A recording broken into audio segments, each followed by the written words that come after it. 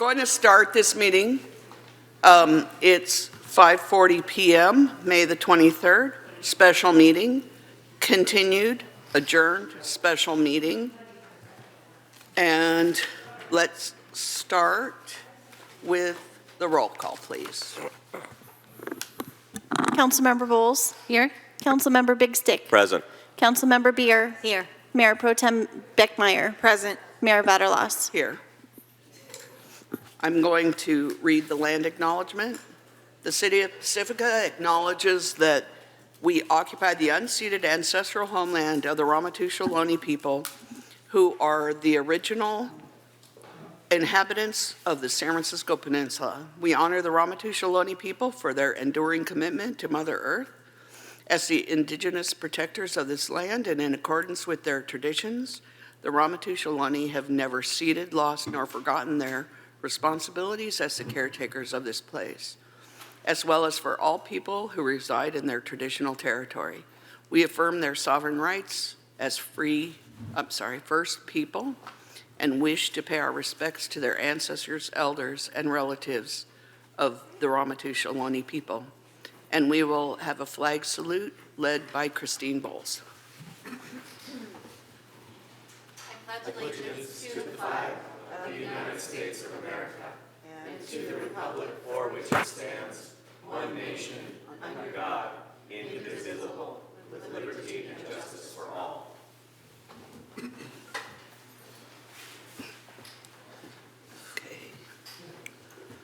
We have an item for consideration, modifications to the City of Pacifica's revised certification draft local coastal land use plan, the LCLUP, including the special resiliency area policies and direction to staff regarding transmittal of alternative modifications to the California Coastal Commission.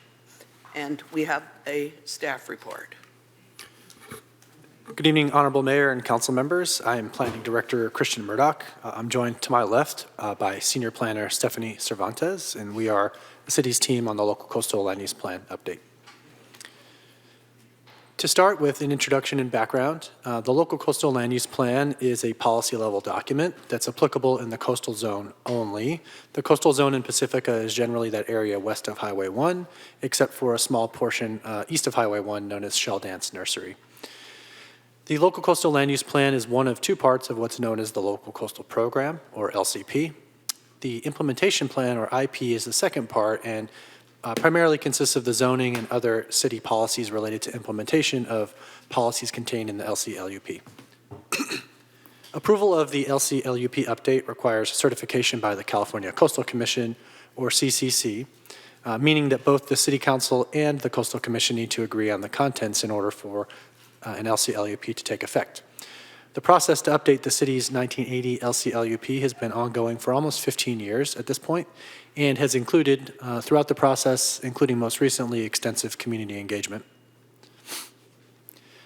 The staff's perspective on this issue is that Pacifica needs an updated LCLUP.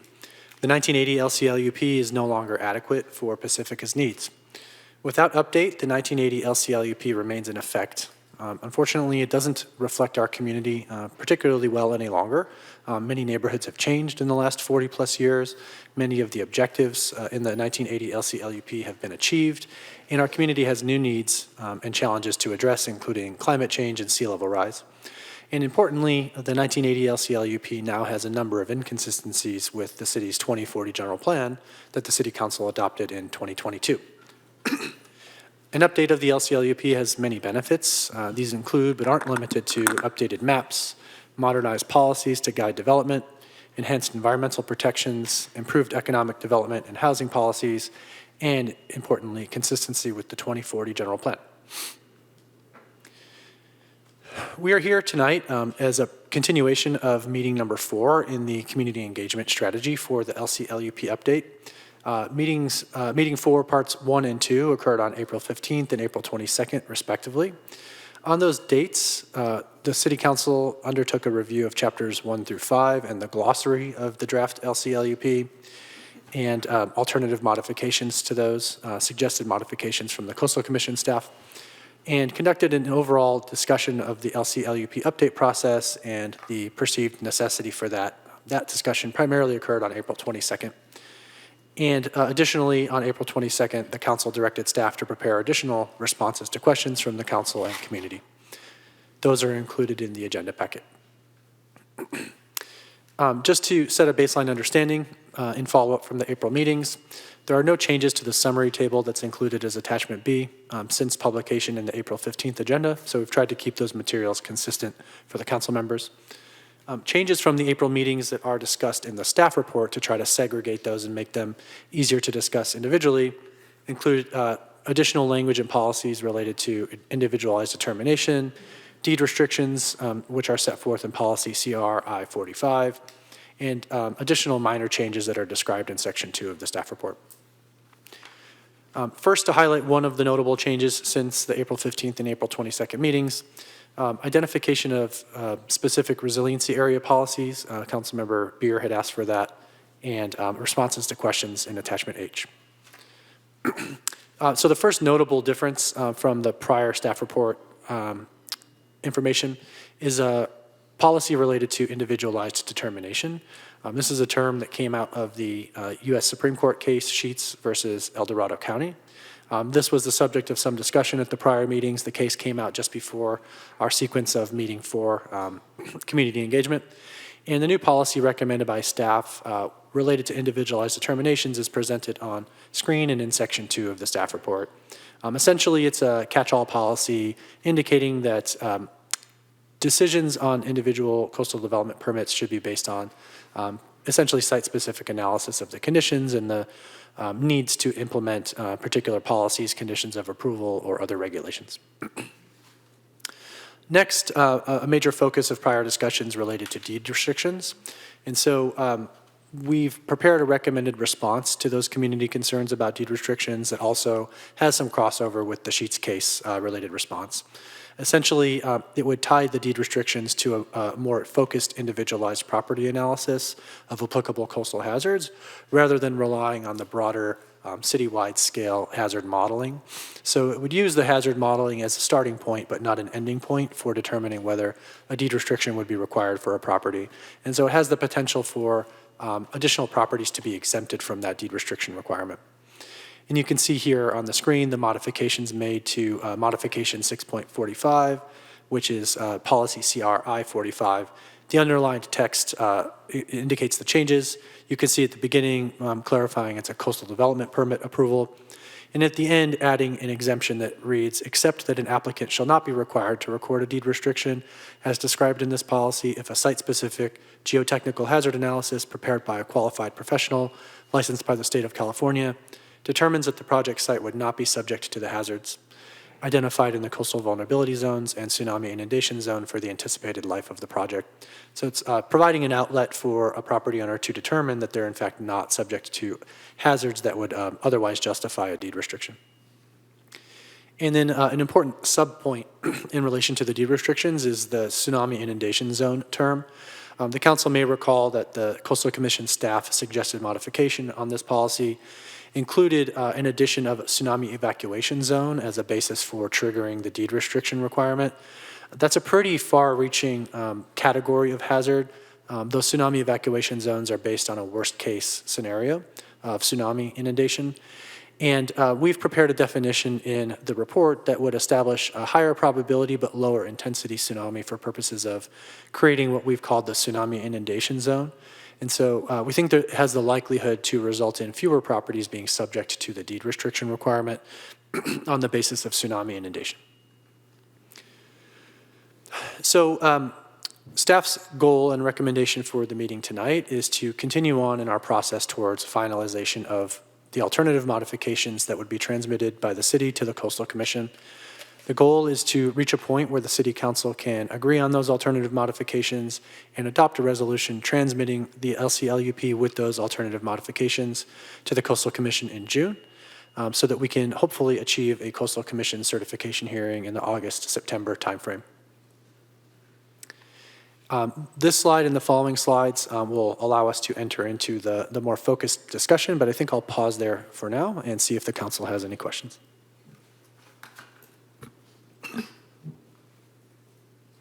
I have one question. On that last slide, if you could go back, please. No, not that one. The one before that. So this concept of tsunami inundation zone, I just want to verify what I think I heard and what I think is running through some of the public comment that I received this week or so. The concept, the definition of a tsunami inundation zone is not a universally used term in hazard, in the world of hazards then, if I'm understanding that correctly. Yes, that's my understanding as well. So it's something that our staff and coastal staff divined from other tsunami measures that are regularly used. Is that correct? I would say that this is a change led by the city staff. We've highlighted this concern to Coastal Commission staff that the tsunami evacuation zone maps are overly broad for the purposes for which the Coastal Commission staff is seeking to use them for deed restriction purposes. And so we were trying to strike the right balance between hazard disclosure and notification and the obligations associated with developing in a hazardous area with a more realistic scenario of tsunami inundation that's likely to occur and cause property damage or potential loss of life, thus justifying the imposition of a deed restriction on a particular property. There are certainly many different ways to do it. We've just tried to keep the terms simple and distinguishable, tsunami evacuation versus tsunami inundation zone. This could be called any number of other things, but the intent is to narrow the area to a more probable or realistic tsunami hazard for Pacifica that would justify the disclosure and deed restriction requirements. And just one more question on that. And if you prefer to address it later, we can. How do you determine what is the right measure to use for defining the tsunami inundation zone? That's a very interesting and complicated question. What we've tried to do is leverage readily available science, and we had the benefit of a public commenter, in fact, pointing us to some recent work that the state has undertaken, the Department of Conservation, California Geologic Survey. They have looked at different frequencies, if you will, of events that reflect generally lower intensity earthquakes triggering lower intensity tsunamis, but predicted to happen potentially more frequently, as little as 75 to 100 year type of occurrence, versus 1,000 to 2,000 year type of occurrence, which reflects much more significant earthquake and thus much more significant tsunami event. It's that type of event that the tsunami evacuation zones are based on. We're advocating as city staff a less significant seismic event and thus a less significant tsunami event for this purpose, but one that may be likely to occur more frequently, but still at a several hundred year type of interval.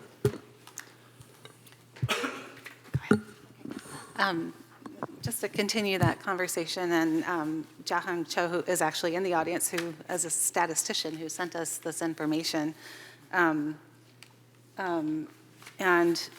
later today, so the language in the staff report is using this recommendation, this 475 average return period, and I was trying to find out if that's actually been mapped, because, right, I mean, what can we include in here, or is it still just so vague that we can't tell people whether they're in the area or not?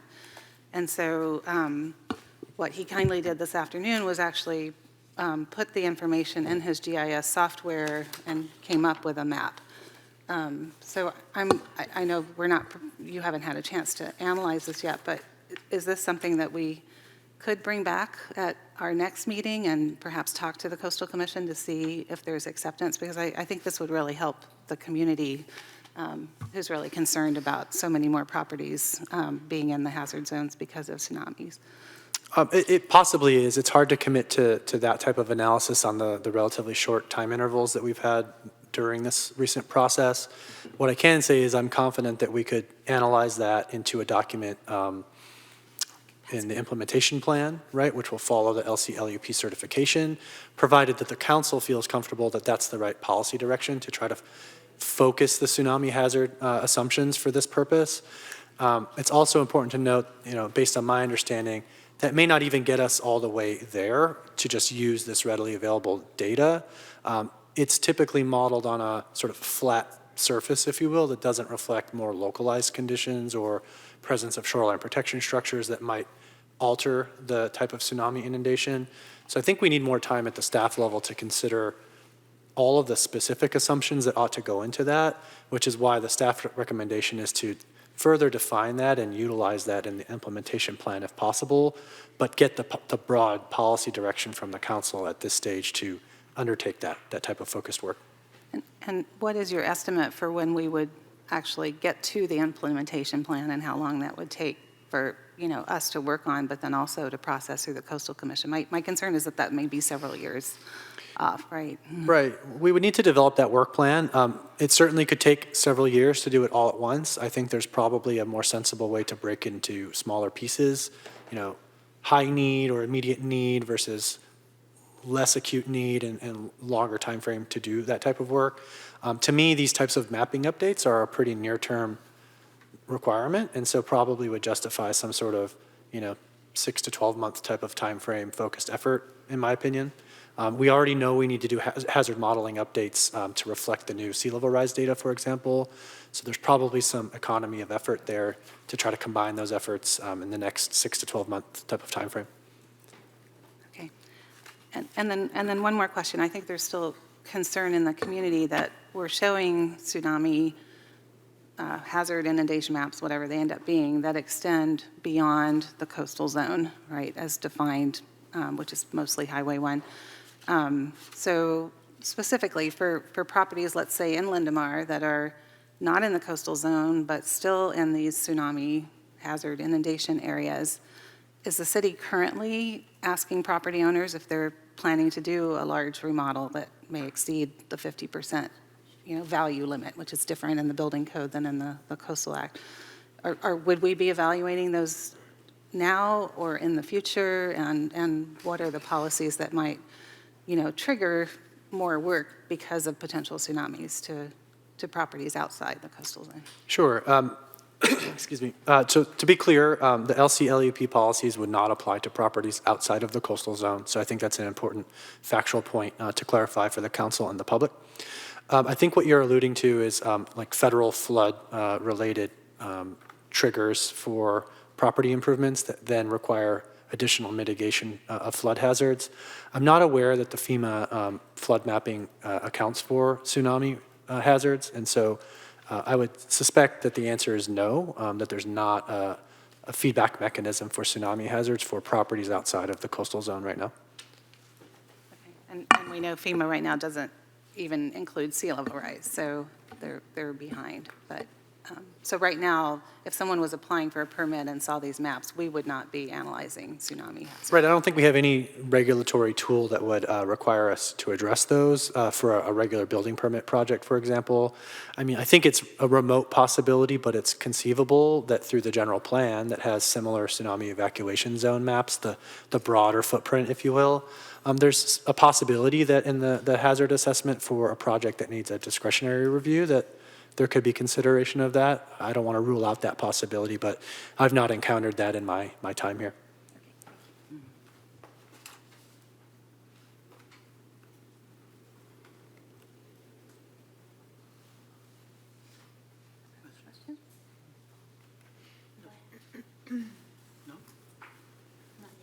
I think he has more for us, right? You have more in your presentation? So the presentation from here leads into the line-by-line alternative modifications. We're ready to undertake that whenever the council's ready. And the previous approach was the mayor would sort of introduce and read through. We can undertake whatever process the council would like to. This evening, staff recommends starting with Chapter 6, which we haven't gotten to yet. I have a couple other general questions, if you don't mind, before we go into the policies. Okay.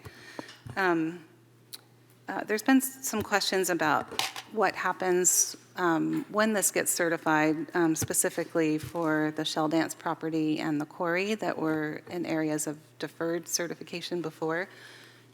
Can you tell us first what that means? What's the history? Why were they deferred certification? And then what would be different once we certify?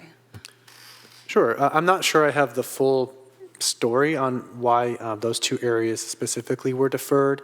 I have less knowledge of the Shell Dance Nursery decision and deferred certification than the little bit that I've heard from prior Coastal Commission staff indicating that the quarry site was so important and significant at the time of the 1980 LCLUP certification and the later implementation plan certification.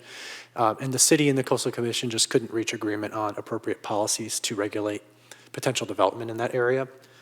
And so as a result, they essentially punted and kicked the can down the road and kept it out of the city's certified local coastal program, which has the effect of the Coastal Commission retaining coastal development permitting jurisdiction in those areas, the ADC or areas of deferred certification.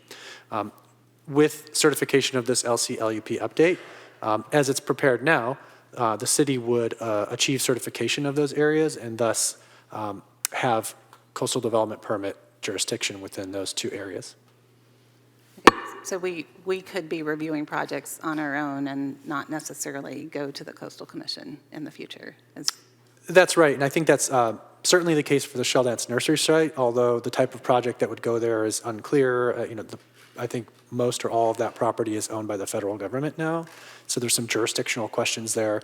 But for the quarry site, yes, we would have the first action on a CDP, but it would be appealable to the Coastal Commission in that location. Okay, that was my other question. So it would still be in the appeals jurisdiction based on their definition? Right. The bulk of the appeals jurisdiction in that location is the result of the first public road parallel to the shoreline, which is Highway 1 in that location.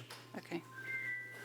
And then just a process question. So I thank you for sharing the letter of comments from the Coastal Commission about the general plan amendments that we sent late last year. Can you just tell us what you see as the process for those? Would those need to come back to us so that they become revisions as part of the total document that we're preparing to send back?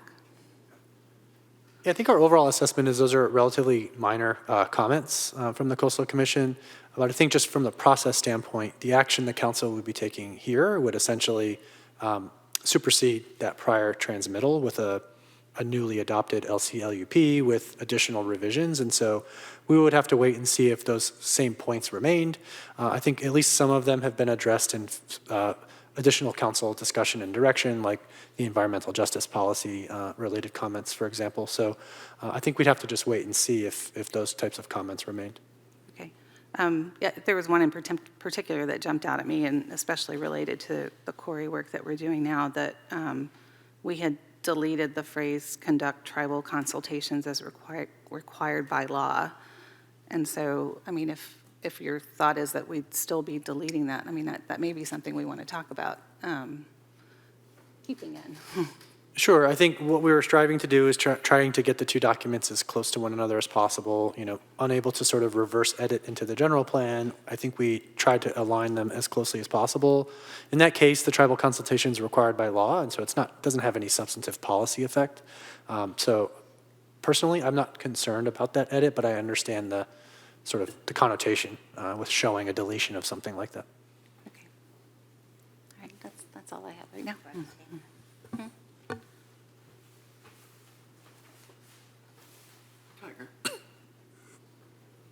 I might have just one general question at this time, but before I do, I am curious, is our intention, first of all, to take public comment?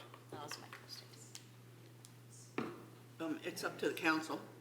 I would certainly favor it, but Public comment now, and then go through the greenies. that was going to be my next question. I am agnostic on that point.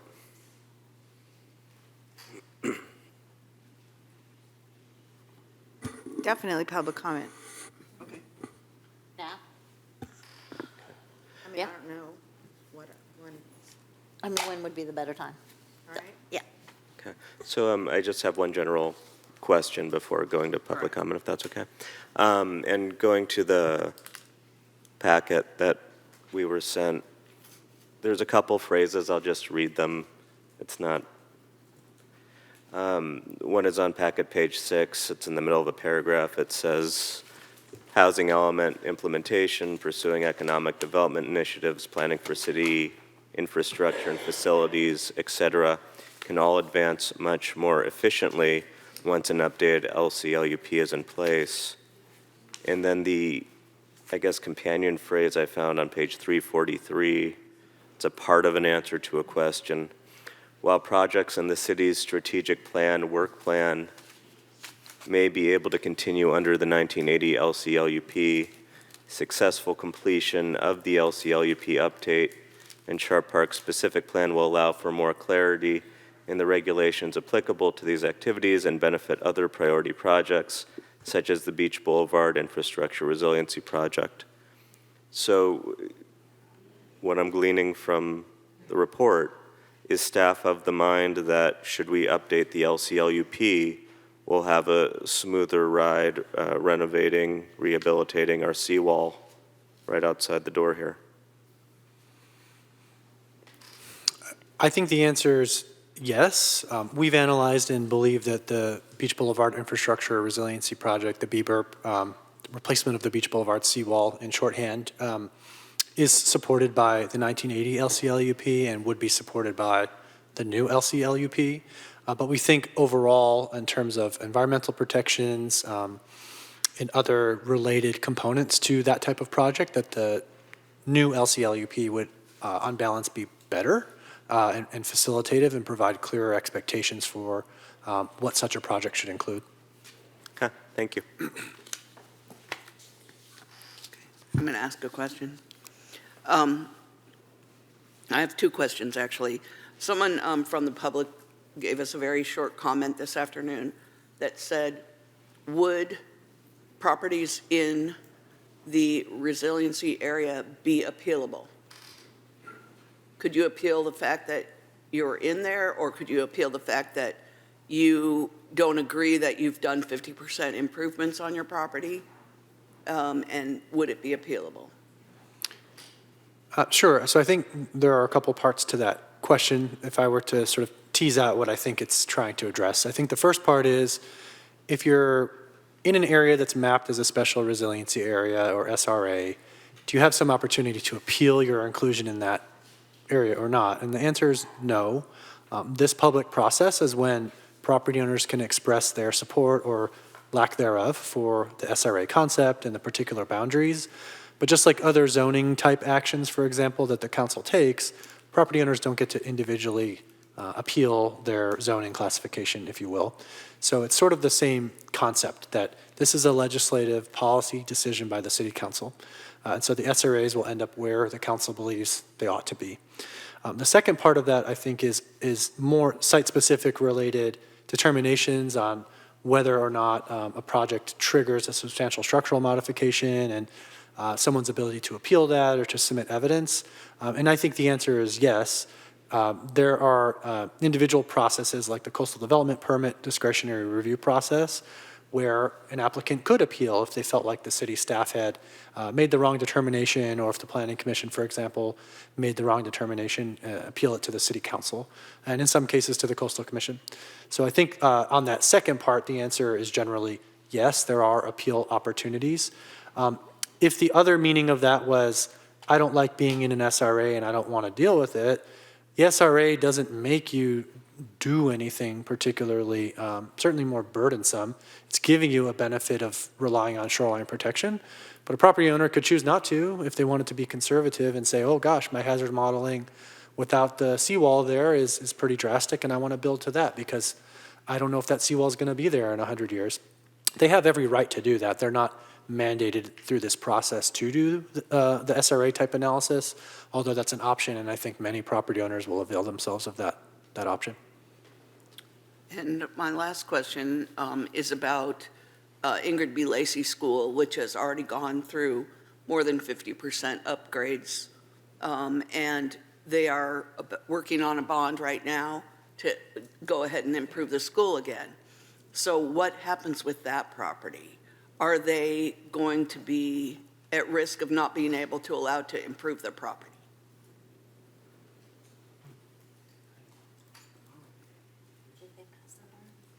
Oh, they passed the bond, sorry. Yeah, they do. Yeah, the bond has already been passed. I don't know that we can immediately answer that question. There are sometimes some complicated jurisdictional issues between school districts and local governments, and so we would need to do further research on that question to provide an informed answer. Thank you. But one thing in general that I think you answered before is that if someone does a substantial structural modification over 50% and has the deed restriction, that doesn't prohibit them from doing other remodeling in the future, right? There's nothing else that would stop their projects unless the hazards and so forth change that, would be analyzed as part of that. Right. I think it's a misconception that the substantial structural modification definition prohibits projects from occurring. It may have, important impacts on a project. To be perfectly transparent, it requires a property owner to look at applicable hazards and determine are there inconsistencies with the property and the existing development or proposed development that would be inconsistent with hazard-related policies or habitat protection policies or what have you in the local coastal land use plan and in the implementation plan. So a project would need to do more analysis and possibly would be modified. In some cases, it will be, importantly impacted, and that is a possibility. But as we've indicated, right, with the suggested, individualized determination policy, there are opportunities to consider the best way to proceed with the project, even if the project is different than it's initially envisioned.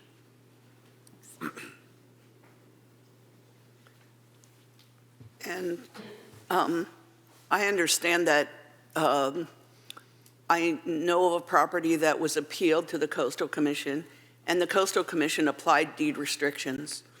So it's already happening. And, sorry, I'm trying to make that a question. Is that true?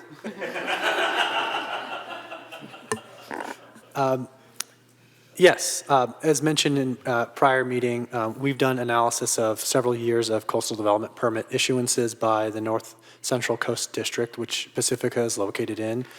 All of those coastal development permits that we identified and analyzed included the deed restrictions of the sort that are described in the LCLUP. What I'm not aware that the Coastal Commission process has is what we're recommending, which is some opportunity to do more focused analysis and determine if a hazard is actually likely to affect a property. I feel like the Coastal Commission has taken sort of a broad brush approach with the deed restrictions. We think there's a way to do it a little more focused and based on more specific evidence of hazard presence and potential or likelihood of affecting a property, which I think gives a stronger basis to the city requiring what can be perceived as an onerous restriction on a property. And so we should only be doing that in the right circumstances when the data really suggests there's a real likelihood of an important hazard affecting a property. And I think that would be a key distinction between what we are advocating in this document and what the Coastal Commission is doing already. Thank you. On that point, if you could back up a couple slides, because you addressed this with an edit. There. So if I'm looking at the underlined point, except that an applicant shall not be required to record a deed restriction as described in this policy, if a site-specific geotechnical hazard analysis prepared by a qualified professional licensed by the state of California determines that the project site would not be subject to the hazard or hazards identified in the coastal vulnerability zones and tsunami inundation zone for the anticipated life of the project. So that analysis, absent any pre-existing analysis that the city has, it would be incumbent upon the property owner to obtain that. My question is there a process by which we could undertake in updating our hazard policies or some other process that is either a good idea or that we're mandated to do for some reason? Is there a way we can kind of like the way OPC is the best available science, using NOAA data, Cosmos, blah, blah, blah, that we could have our best available geotechnical hazards that doesn't require everyone on the block to go get the same thing for $30,000?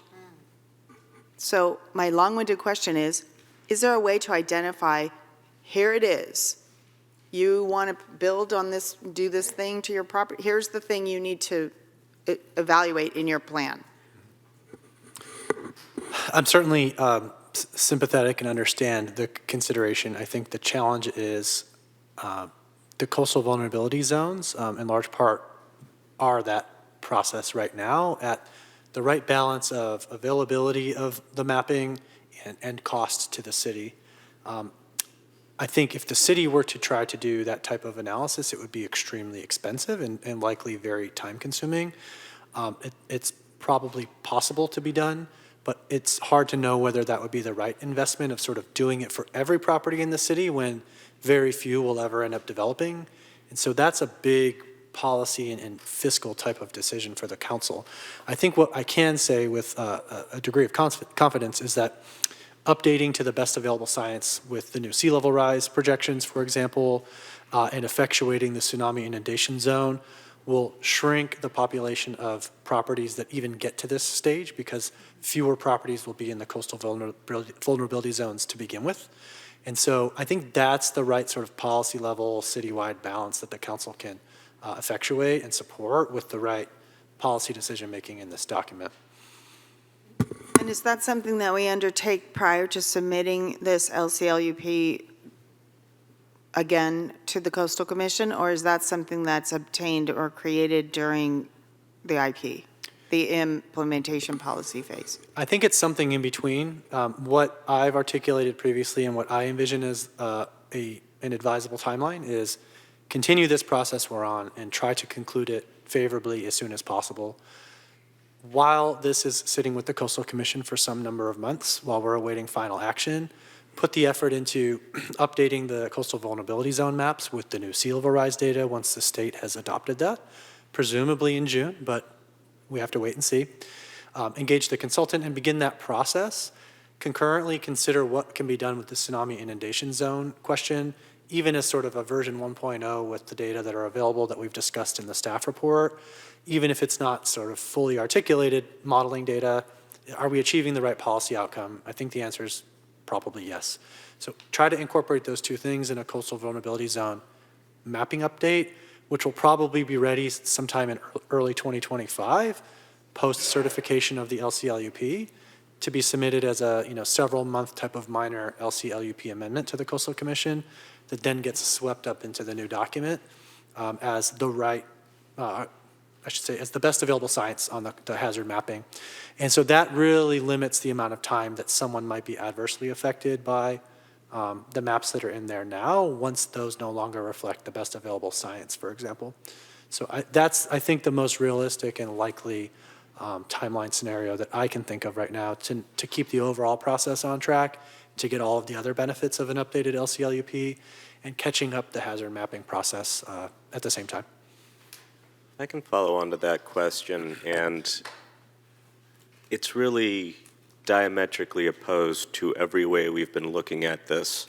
So humor me for a moment, because it's coming apparently out of nowhere. And the question is it possible that, and what this is predicated on is I was walking along the berm with a friend of mine who's an ecologist and an evolutionary biologist, and we were looking at the West Fairway Park neighborhood, and this is somebody who's fairly familiar with the Coastal Commission. And he turns to me and says, I'm not quite sure what the fervor is about. If you look at that zone that's between the berm and the West Fairway Park neighborhood, it seems like it's perfectly in alignment with all the kinds of mitigation strategies the Coastal Commission would normally advocate for. So my question to you, is it possible that after we do this work, we get there, the Coastal Commission looks at it and says, well, it's actually too onerous. Can we change our equation in such a fashion that maybe the neighborhood doesn't have to worry as much?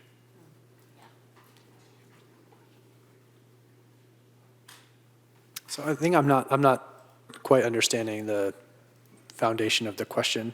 Well, we're debating over tsunami evacuation, inundation. Maybe some of these folks who are qualified scientists look at this and say, well, really that neighborhood shouldn't have to worry for reason X, Y, Z, and deed restrictions in this particular area might even not be necessary because they have this buffer zone. Could they then make a recommended change at that point into how that equation around deed restrictions might pan out at the end of the day, or introduce a different scientific basis by which to calculate what right now we're regarding as a potentially onerous issue for the property owner? Right, I think Mr. that's... Murdoch, before you answer, I just wanted to chime in that keep in mind for that particular neighborhood, as a reminder, we've talked about this before, the hazard is not coming from the sea level rise along the coast there. It's coming from flooding through the Clarendon Gap or other flooding. So Sure, but this is a question that in theory could apply to elsewhere in the city as well. Yeah, And I see your this is general- predicated on a particular instance, and I'm using that as an example, but the question remains in terms of process and potential outcome. Right, I think it's difficult for me to imagine that outcome you're describing based on my understanding of the Coastal Act and the Coastal Commission's longstanding practice. I think in part some sort of the common sense approach that you seem to be articulating is that, well, there's this big berm and it's providing some degree of separation for the neighborhood. The neighborhood's distant from the shoreline, and so obviously, it's not threatened, acutely from these types of hazards. So common sense should prevail and find a way to make it work. I think what's challenging is that it is a low-lying area. It's already subject to flooding. Sea level rise is likely to exacerbate that through the Clarendon Gap. The Coastal Commission's reliant on the best available science as a matter of practice. And the law says that new development cannot rely on shoreline protection, of which the berm is a particular form. And so I think all of those factors align and suggest that something quite different than we've experienced before is not likely to occur in the absence of some sort of scientific change like reduced sea level rise projections or a modification to the Beach Boulevard seawall to close the Clarendon Gap or some other type of flooding infrastructure project that would mitigate that hazard and change the technical modeling that informs the best available science. So hopefully that answers your question. It does, and thank you for humoring the musing.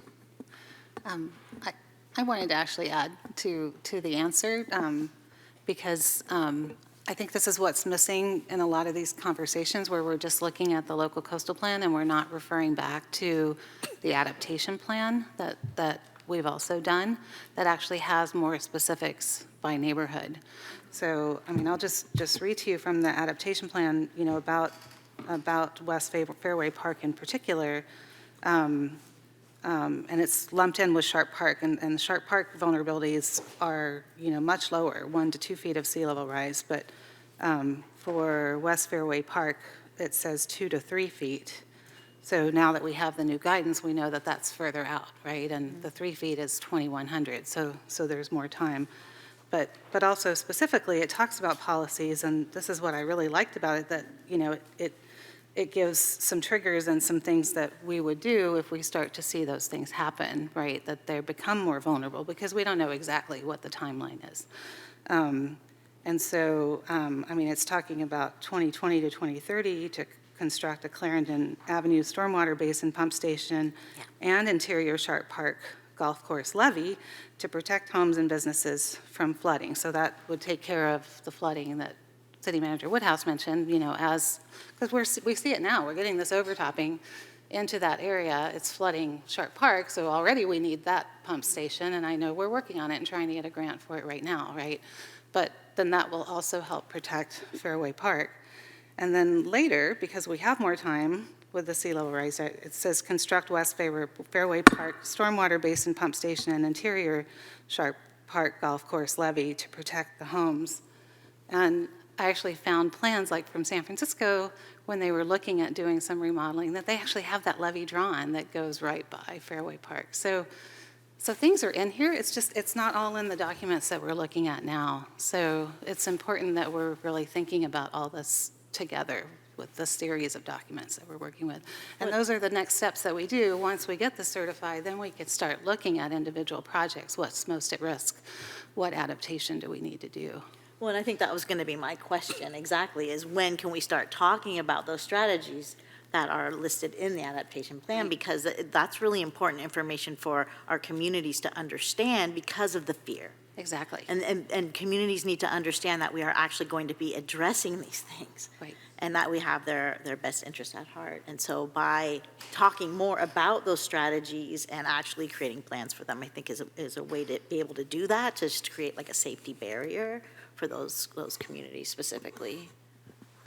And on this particular point of flooding, we've mentioned previously that the LCLUP update has a number of policies that are supportive of flood hazard mitigation. And so with or without further work on a sort of neighborhood level adaptation plan, there's broad policy support for those types of projects in the capital improvement program or through whatever mechanism the city wants to identify and carry them out. And then certainly I imagine that a post-certification activity that's of great importance is to go back and revisit the adaptation plan that Councilmember Bowles is describing, take lessons learned in the last 5 to 6 years since more communities have been doing them and the science and the technical methods have improved, and really get it right in a way that the Coastal Commission feels is a complete, effective plan. And that's the main reason that they stripped them out, right? They felt like it needed to be done a little bit more or a little bit better, and I think we can do that once we moved on from LCLUP certification.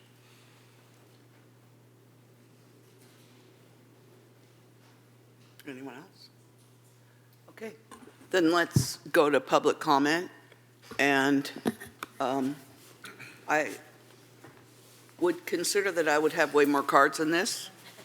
And there are only 3 cards here.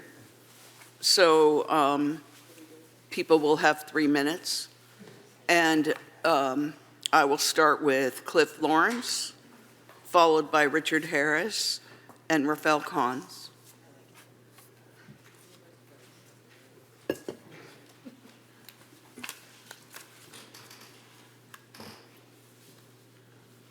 Hello, Cliff Lawrence here.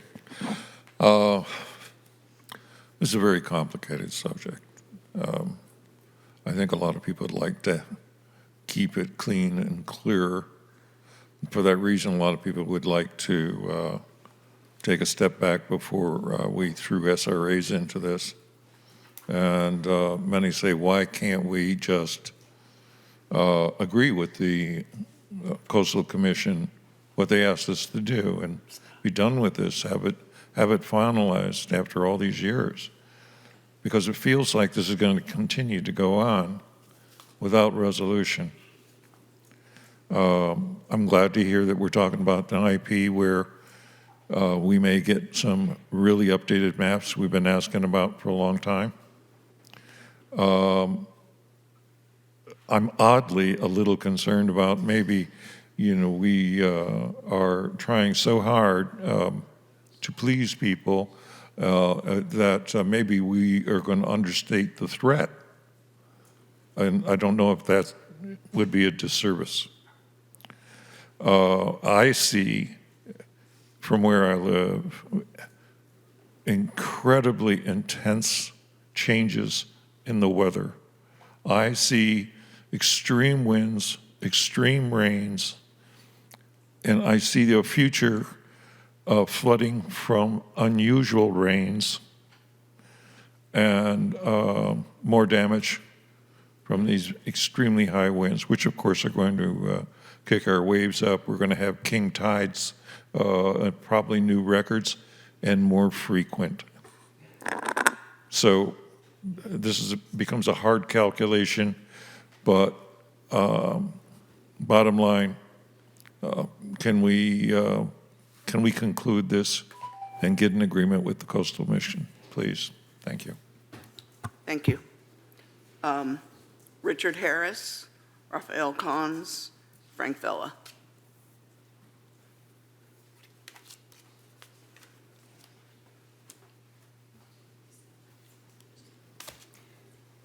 Good evening, Council. I'm Richard Harris with the Public Golf Alliance.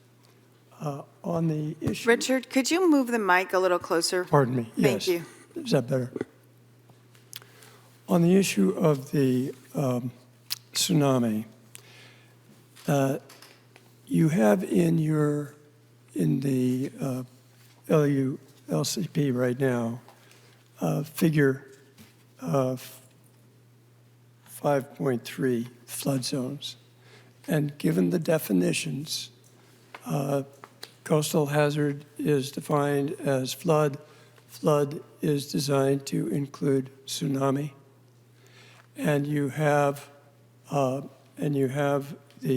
tsunami zones that are shown on your figure 5.3 that go to the freeway.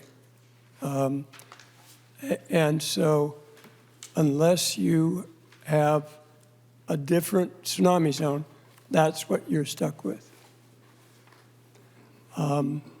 And so your staff is saying, well, there may be other ways to calculate, but no one is saying, where are these lines and how will they fit the neighborhoods? And they're saying, well, maybe you can figure it out, but they haven't figured it out. To the extent that Coastal Commission is telling you to use those, they have better ability and resources to do that figuring than you do.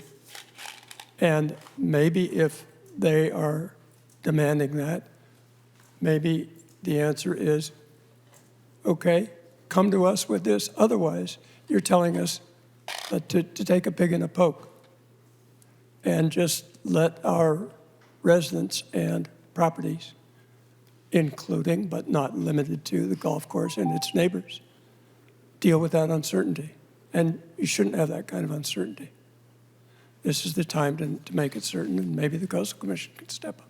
Or maybe the Coastal Commission will say, or could say, until these things are defined, limit the tsunami zone to the 100-foot flood that you already have. Tsunami, not to exceed 100-foot flood.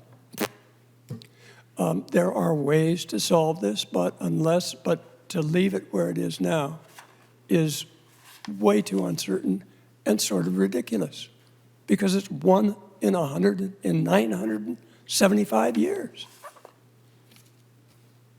So I have addressed other points, including the environmental justice point. That needs, I believe, much more specificity. I've given you a draft which quotes in detail from their policy and suggests that you consider that seriously. Thank you, very Richard. much. Raphael. Frank Vella.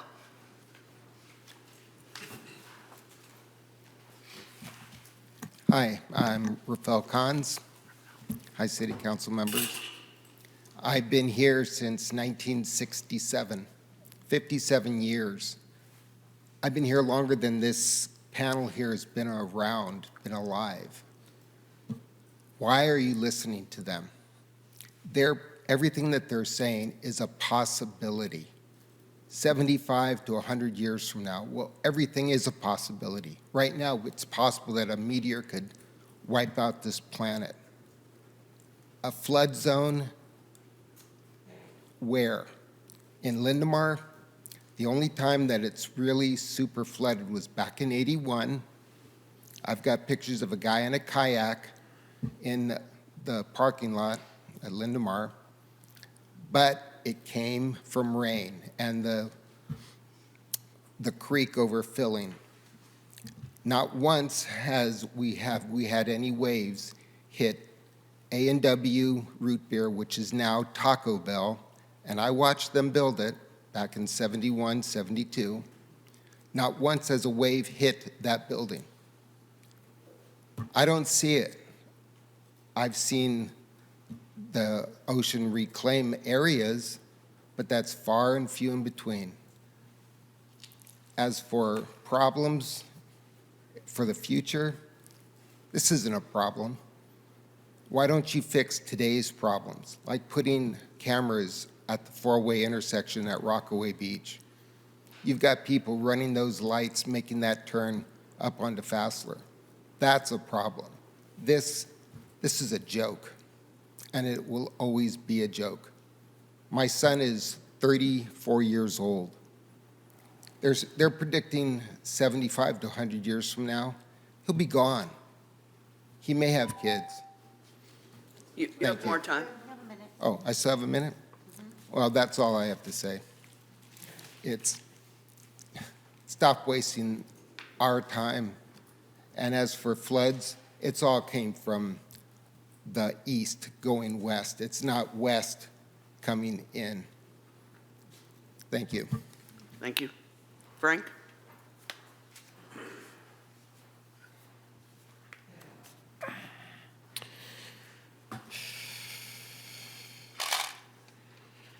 Hello. I'm glad that the questions on the inundation zones was brought up, but by this time, we should already know where that zone is, what it is including. Is it up to Peralta? Is it not? Why don't we have a map of that? And it seems that we are waiting for the Coastal Commission to tell us if that inundation area, wherever it may be, is it going to be included or not? I'm not sure who's driving this, us or the Coastal Commission. As far as a tsunami, I'm not aware of a tsunami ever happening in the Linamar area, certainly not since the 1906 earthquake over 100 years ago. I'm hearing that we've got a statistician to come up with some probability of this happening. With what data? Revised sea level rise data is coming out in the next few weeks. Why are we not looking at that data prior to moving on with this plan? This process is too important to be moving forward at this point. Pacifica should not be the test subject for the Coastal Commission, especially now when the main person who's been in charge of this, Christian Murdoch, is now leaving. Not sure what we're going to be left with. A lot of uncertainty, a lot of possibility with people having a hard time getting insurance, financing. It's too confusing. Nobody seems to have answers that are clear on anything. The city council doesn't have clear answers. This should be stopped, let alone postponed. Thanks. Thank you, Frank. Marie Swan, followed by David Hines. Hi, yeah, so Mr. Murdoch, the question was asked about the seawall using the existing LCLUP versus the new one. And I wasn't quite clear on your answer. It sounded a little bit vague to me, but it sounded like we could replace the seawall with the existing LCLUP. So it makes sense to me to get that done and then move on to the new LCLUP. Because there could be things in the new LCLUP that would prevent us from, doing what we want to do with the seawall. So do you have a response to that? He can't respond to you. We can ask after, if someone wants to do that. Are you completed with your public comment? Do you have anything else? Okay, David Hines.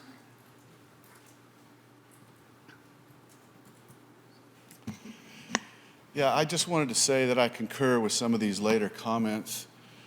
I've been here since 1963, living in Fairway Park. Been there all my life, pretty much. And I still don't understand all of this. There's so many questions and unanswered questions about what this means to me as a property owner. Where are the dividing lines? And I can never get an answer of where it actually is, how it'll affect me. And some of these statements that were made recently, I concur with. I've been here this long and not seen all these eventualities that might occur. But I think you can't just say, just agree with them and then let it go. I don't believe we should turn over our sovereignty to somebody else, an outside entity, to tell us how to live.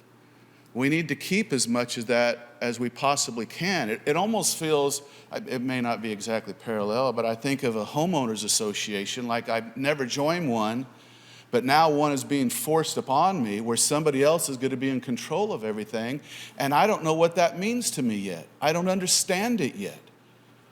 And I've been listening, I've been going to the meetings when they were at the community center, and it just keeps going on and on. I don't think you could just say, oh, just turn it over and let the chips fly where they, or fall where they may. We need to have more answers, what it means to us, because it's not making sense. I don't even know if what I said makes sense, but I hope it does a little bit.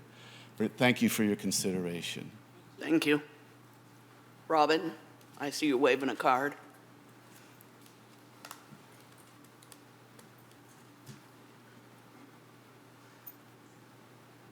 Thank you. I'll turn this into staff. Robin Renneals, resident in this neighborhood since 1976. What really concerns me about this and where we are right now is Christians leaving, our negotiator, our man, talking to the Coastal Commission and the way he does, and we all appreciate how he does it and what he brings back to us. But after we lose Christian, what's that funnel? What is that communication? Who takes that place? Who's going to do it that well? Because he's been with us and done this a really long time. The other thing is I'm so concerned because out of the hundreds of people that are in my neighborhood and the homes and the residences and the businesses there, I'm the only one here from West Sharp Park standing in front of you at this microphone from my neighborhood who is concerned about preserving our home and my neighbors' homes and what we have in this community and how unique it is in preserving it. My neighbors don't know. They don't come to the meetings. You send notices, and I understand the extent of reach out that staff has done for to every household, okay? But still, they do not know what's coming from this. And when they do find out, it's just gonna be, everybody's gonna come up to you with questions like from day one. How did this start? How did this happen? When did this happen? Did this just happen? That's exactly the way it's gonna be. It's gonna be shock, massive shock to the neighborhoods and to these people, and they're just not gonna, they don't understand what's coming. I know you understand, I get it. There's a lot of people out there that think that we're overreacting, but in my opinion, they're the ones that are denying the reality of what this means. Please don't rush into this.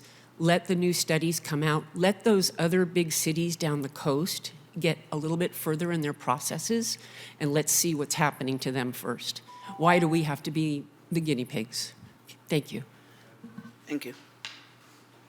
Okay, and I have no additional yellow cards. Would anyone else like to come forward and speak now? Or forever hold your peace? I had to say that. Okay. Is there anyone on the phone? We have 3 raised hands. The first is for Suzanne Moore. Okay, go ahead, Suzanne. Good evening, honorable council members and staff. Again, thank you for your work to the date that you've done it on the LCLUP, and I'm grateful that Pacifica is updating the 1980 plan, especially as we become more aware of the science on climate change, sea level rise, and coastal erosion. And thank you, staff, for reminding us all that the LCLUP must be consistent with the Coastal Act. I understand today's meeting is intended to conclude the detailed review of the alternative modifications and determine whether the City Council intends to submit the city staff recommended alternative modifications. As staff stated, an updated LCLUP is needed to address emerging community priorities while also addressing issues that are all the more pressing in the coastal zone, such as climate change and sea level rise. The staff drafted alternative modifications, including the Special Resiliency Area Policy Framework, in an attempt to provide a better balance between development and coastal protection than that provided by the CCC. As I review some of the staff recommendations that differ from the Coastal Commission, I see examples of staff's intent to streamline and reduce perceived prescriptive guidance. However, I can see how some of staff's modifications might result in speculative manipulation. The coast can be a speculator's dream. I'm concerned that our SRAs, although new and creative, do not take into account the much more measured expertise of the Coastal Commission. Our coastline is a Pacifica treasure, and I bow to recommendations of the California Coastal Commission and suggest council decline language suggested in the SRAs. Thank you. Thank you, Suzanne. The next raised hand is for Sam Casillas. Go ahead, Sam. Hi, can you hear me? Yes? Yeah, hi. The current draft of Pacifica's proposed LCIP is fatally flawed and requires multiple changes due to the current draft CEQA and Coastal Act violations. These fatal flaws would require the full revision of Pacifica's 2040 general plan, and as it will not align with the LCIUP once the CEQA and Coastal Act violations are rectified. Staff is conflating plan use designations in the LCIUP to requirements for project permit level environmental review. Inherently, projects are speculative, and planning around speculative projects is circuitous and prejudicial. It assumes impacts caused by a project will be feasible to mitigate, which is the reverse of mitigation sequencing, to first avoid, then minimize, and as a last resort, compensate for unavoidable impacts. In other words, the city is setting itself up for a taking.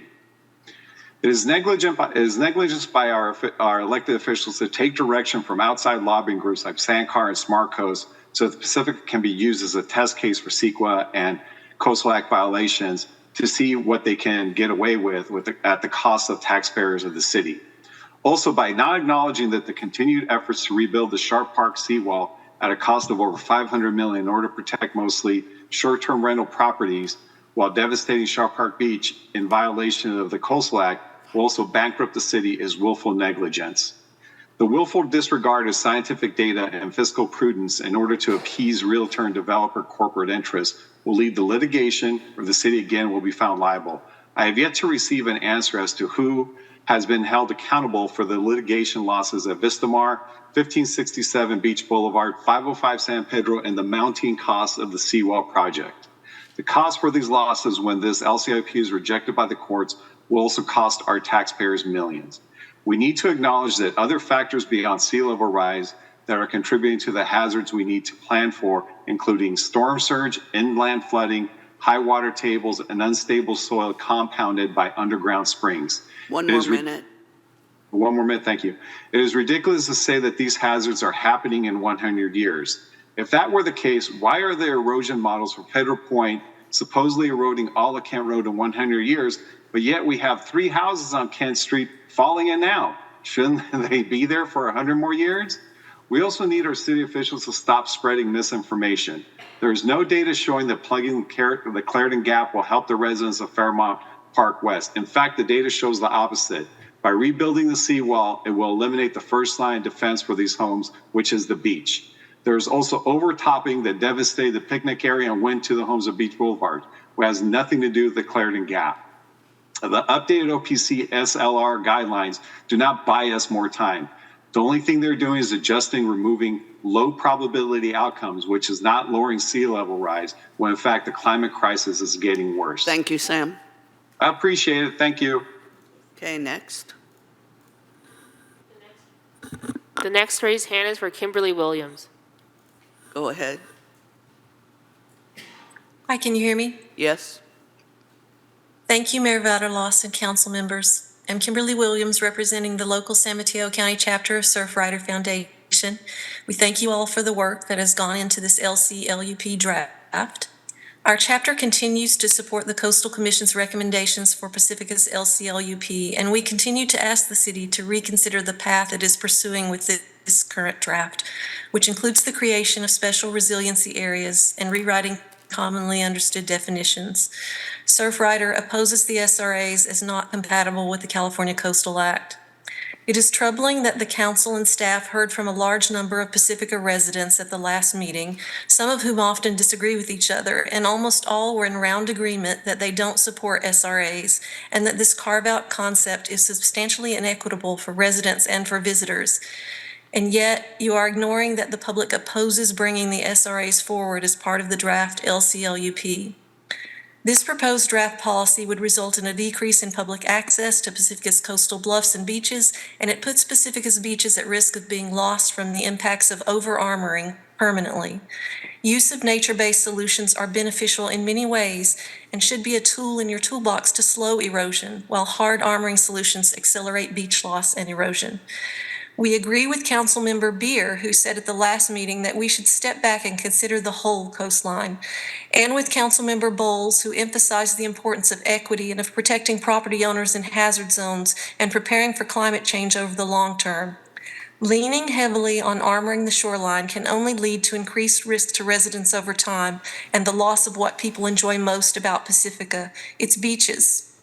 Surfrider continues to encourage long-term planning to nurture the coastline and to employ a strategy that includes nature-based solutions to ensure Pacifica has a more resilient future, both environmentally and financially, one that does right by the long-term residents whose properties will eventually be impacted in some way as strong storms and flooding increase. 1 minute. Having an LCLUP in place that meets Coastal Commission requirements would put Pacifica on a path to smarter solutions that benefit everyone.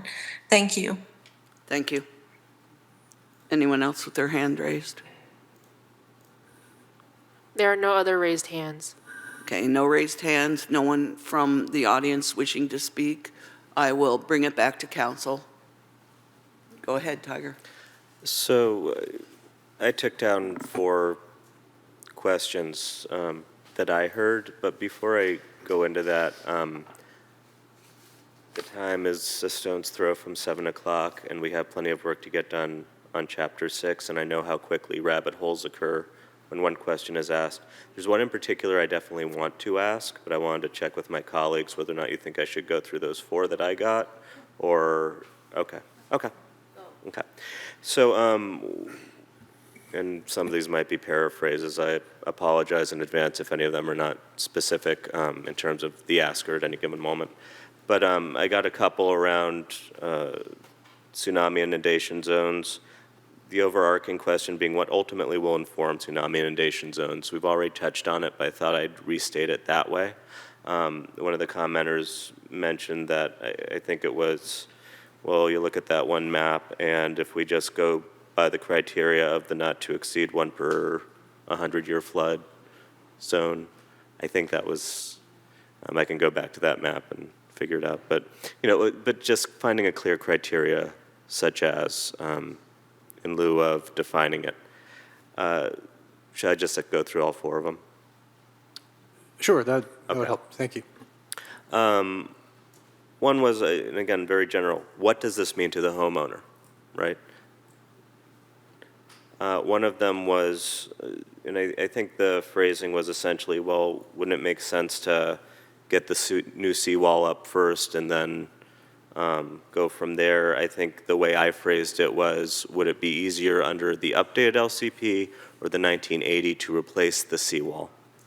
And I think your answer was updated would make that easier, but by all means, please answer that again, and the more detail, the better. And then the 4th question that I got down had to do with your leaving. The question being, what does that look like? Especially if we're at this kind of potential apex moment. Are you just walking out the door now and we get to figure this out on your own without you? Those were the 4 that I took down, and others might have tracked with others. I think there's also one more that I would like to answer, and that is, why do we listen to them?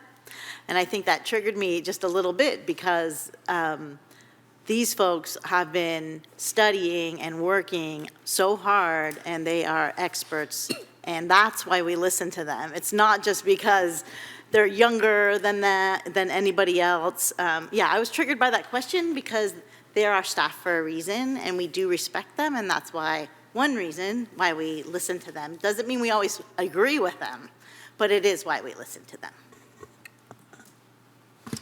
Well, thank you. I'll try to go back down the list of questions from Councilmember Big Stick. So I think there was just a broad question, as I understood it, about what does this LCLUP update mean, to me as a homeowner?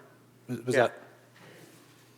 that? I think it means a number of things. I think it means that the city's trying to do its best to plan for the future by acknowledging science and facts and the evolving conditions of the coastline and of the earth and the world and society overall. That's what these land use plans are intended to reflect and respond to, right? The variety of conditions and the ecology of a place and what that means for what's safe, what it means for how do we support our economy, how do we provide housing for people, how do we protect the environment.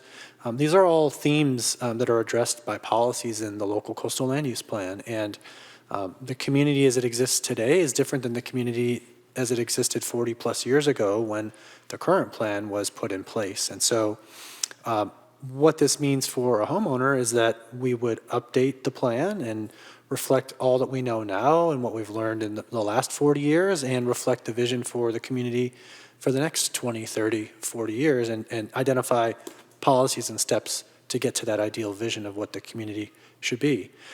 For individual property owners, that may mean more or less restrictive policies for development, for example. But those policies, whether they're more or less restrictive, are rooted in lessons learned about development along the shoreline.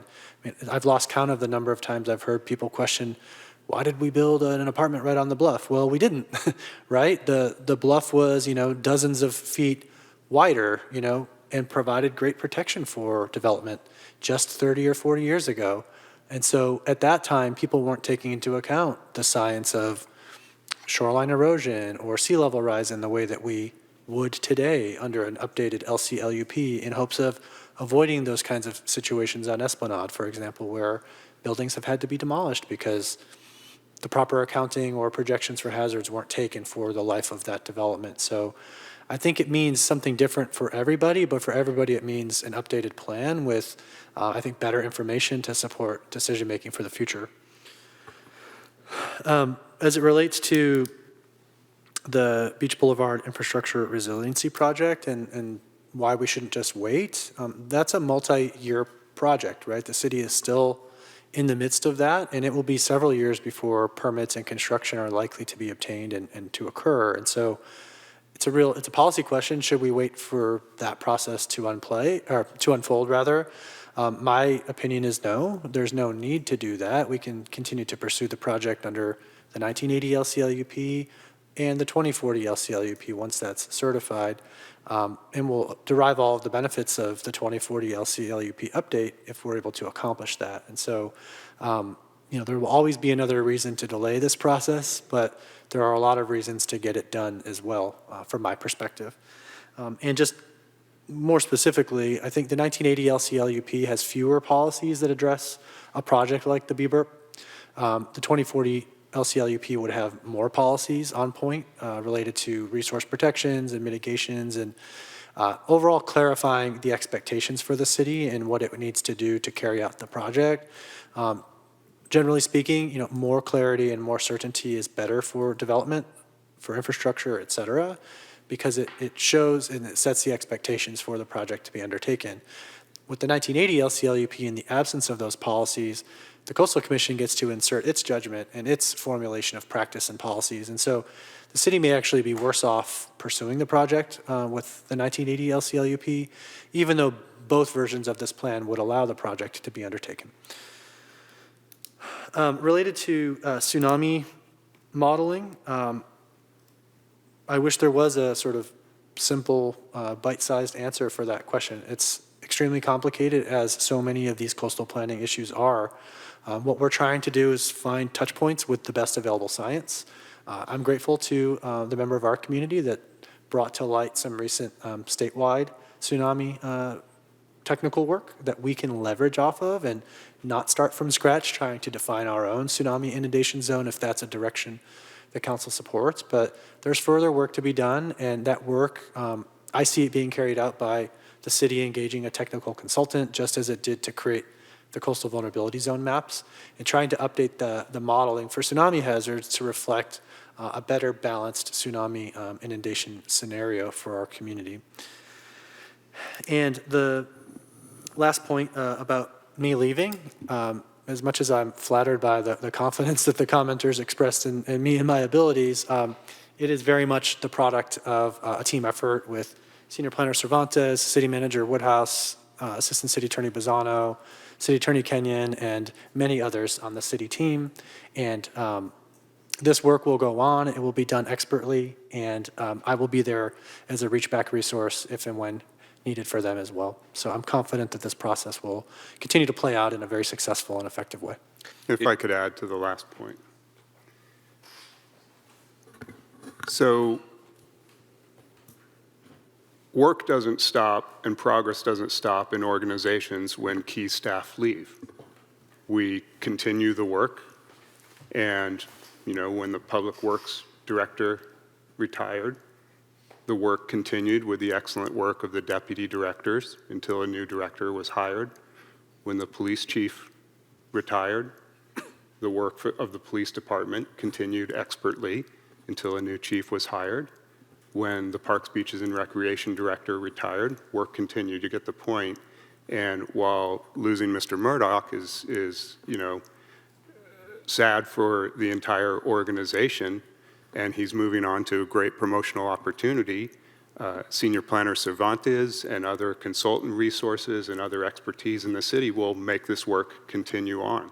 So to say that something should pause because an individual in the organization is moving on to a promotional opportunity is just a different perspective that's not accurate about how organizations work.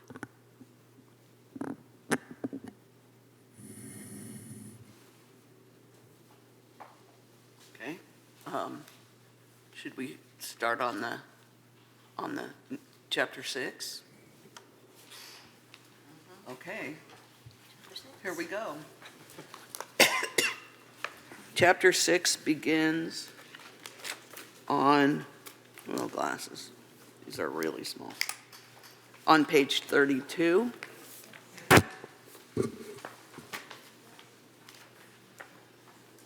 And are we going through each individual item or the ones with changes? Because I believe that the last time I only went through the changes. I think there was a call for going over all of them, wasn't there? Yeah, we can look at each number and say if we have something to say or not. Probably skip. Okay. I certainly have marked down those handful that had specific comments or questions about one by one, and we'll see what we come up with. Okay, ready? 6.1, coastal resilience. The purpose of this chapter is to provide policies which protect existing development from the hazard of sea level rise. Does anyone have anything to say on that one? No. 6.2A, Coastal Act policies. Additionally, for purposes within this LCLUP, no activity undertaken pursuant to Section 30610G of the Coastal Act shall be construed to be a substantial structural modification. I had a question about that, and the question I had about it, I think I wrote down about a month ago, so Okay.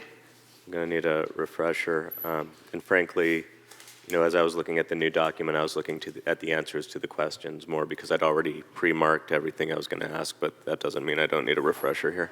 But it was a question around the language, and my understanding is we put this clarifying sentence in because we took a bunch of language otherwise out, but essentially the language is the same even though we've switched around the order. Am I getting that right, or can you help me out here?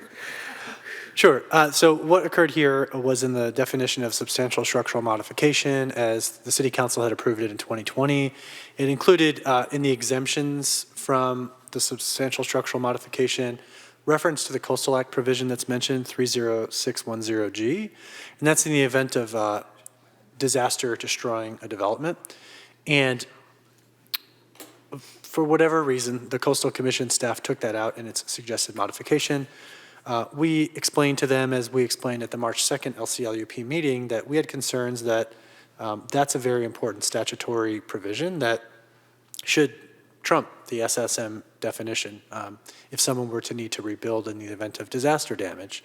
And so they understood the point. We philosophized a little bit on where it should go. Should it go back in the SSM definition as an exception? They said, hey, we'd really prefer to have it be a more global comment just about the relationship of that statutory provision to the SSM definition. We said, fine, and so it's in this sort of global policy position, if you will, talking about how for no purposes should a project undertaken pursuant to that section be an SSM. Yeah, that's about what I said, I think. No, so to that point, there were a lot of questions we got in around, and you answered them, but I think it bears answering publicly.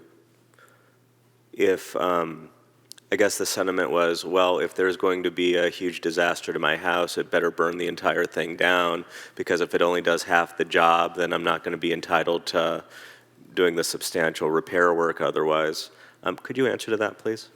Sure, and I think staff earlier had that concern as well, and we took the opportunity to address it with the Coastal Commission staff. What they explained is just as a matter of practice, right, in their expert interpretation and application of this provision, they recognize what that extreme interpretation would mean, or that literal interpretation.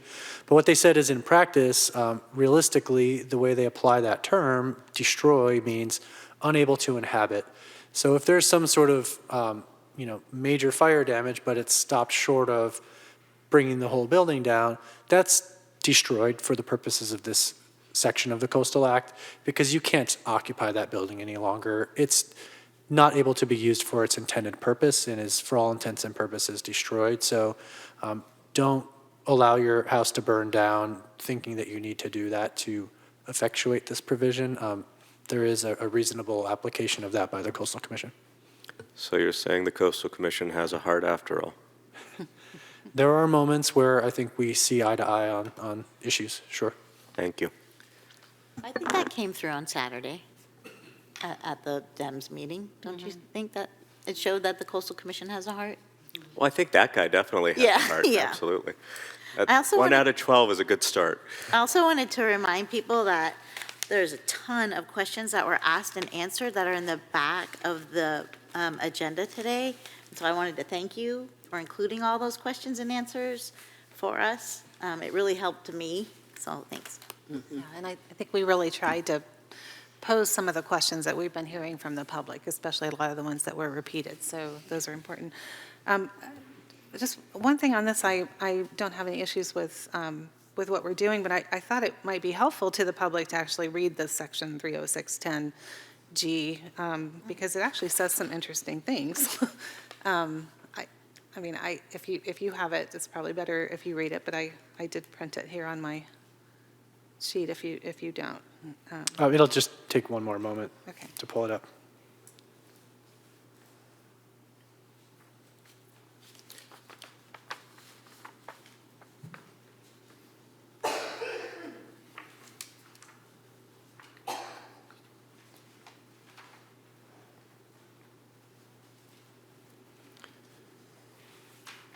So 30610, that section of the Public Resources Code, or the Coastal Act as it's more often referred to, it starts by saying, notwithstanding any other provision of this division, no coastal development permit shall be required pursuant to this chapter for the following types of development and in the following areas.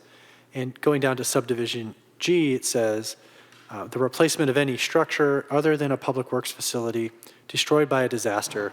The replacement structure shall conform to applicable existing zoning requirements, shall be for the same use as the destroyed structure, shall not exceed either the floor area, height, or bulk of the destroyed structure by more than 10%, and shall be sited in the same location on the affected property as the destroyed structure. As used in this subdivision, disaster means any situation in which the force or forces which destroyed the structure to be replaced were beyond the control of its owner. Bulk means total interior cubic volume as measured from the exterior surface of the structure. Structure includes landscaping and any erosion control structure or device which is similar to that which existed prior to the occurrence of the disaster. Okay, thank you.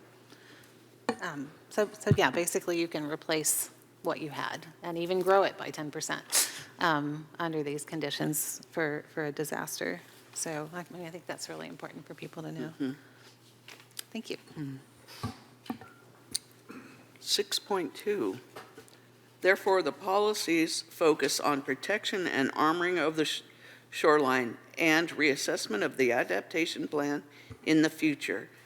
The policies do not include managed retreat as an adaptation strategy unless and until a future local coastal land use plan amendment and public input process culminates in supporting the strategy. I'm sorry, which one are you reading? 6.2. Okay, sorry. And then, so that was the certification draft in the column 1. And then, because you're reading across, right, Sue? Yes. Do you know where she is, Christine? Yeah, I do know, Okay. sorry. Okay. And there's a similar one a little bit later. So would you rather that I read 6 point. the summary or the initial? Well, I don't know how needed it is to read line by line, except insofar as identifying that we're going over that chunk and that. I mean, it's up to you, but I have mine that are carved out where I need them to be, and I don't have any questions around that one. Okay. I don't know how others feel about any given line item. I don't have any questions for that one. Me either. I don't have any questions. I'll just make a statement. You know, this is fundamentally the big crux of the difference between the Coastal Commission and the city, and many cities, not all, the issue of managed retreat. It's certainly been a big hot topic in this city for a long time. And when I look at the city certification draft, and by that I mean the 2020 draft that we submitted, and that we received back with a lot of red ink on it, it was clear that this policy, or this statement of policy, was going to be a point of contention and a point of difficulty that we had to move past. So, as far as I can tell, and what I believe is true, is that there's been an attempt to balance both this position the city took in the 2020 draft and a pretty far opposition position that the Coastal Commission took in its response to that draft. And this statement in the second column, the suggested modification, is clear in the sense that it doesn't have the word armoring. Oh, no, it does. It does. It does. It doesn't have it in the second line. So, and it doesn't specifically limit or reduce or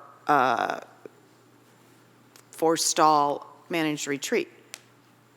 So, you know, the opposite of including it is excluding it. It's clearly not in there. And so, you know, we've had many people in the public, I certainly have heard from many who say, don't give an inch, you know, just keep it in there. And realistically, we won't be able to move forward if we take that hardline position.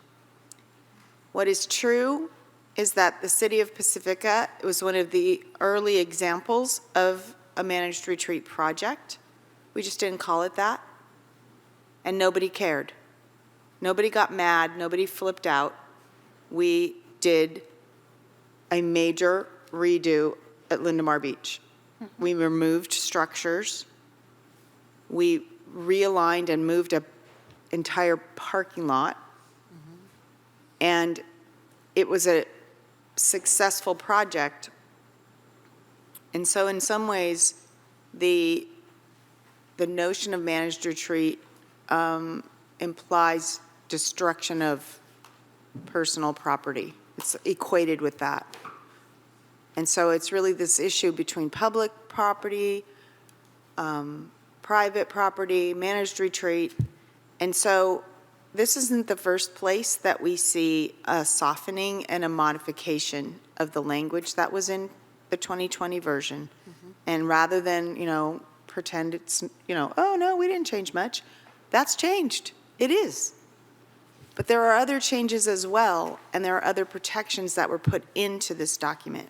It's really our process here to look at all of it in totality and decide what can we accept, what is a bridge too far, and how can we deliberate and decide on what is in this document. So that's a long-winded comment, but I decided to go ahead and make it at this point because it's, kind of a trigger when, the word managed retreat's right there and then it's not there.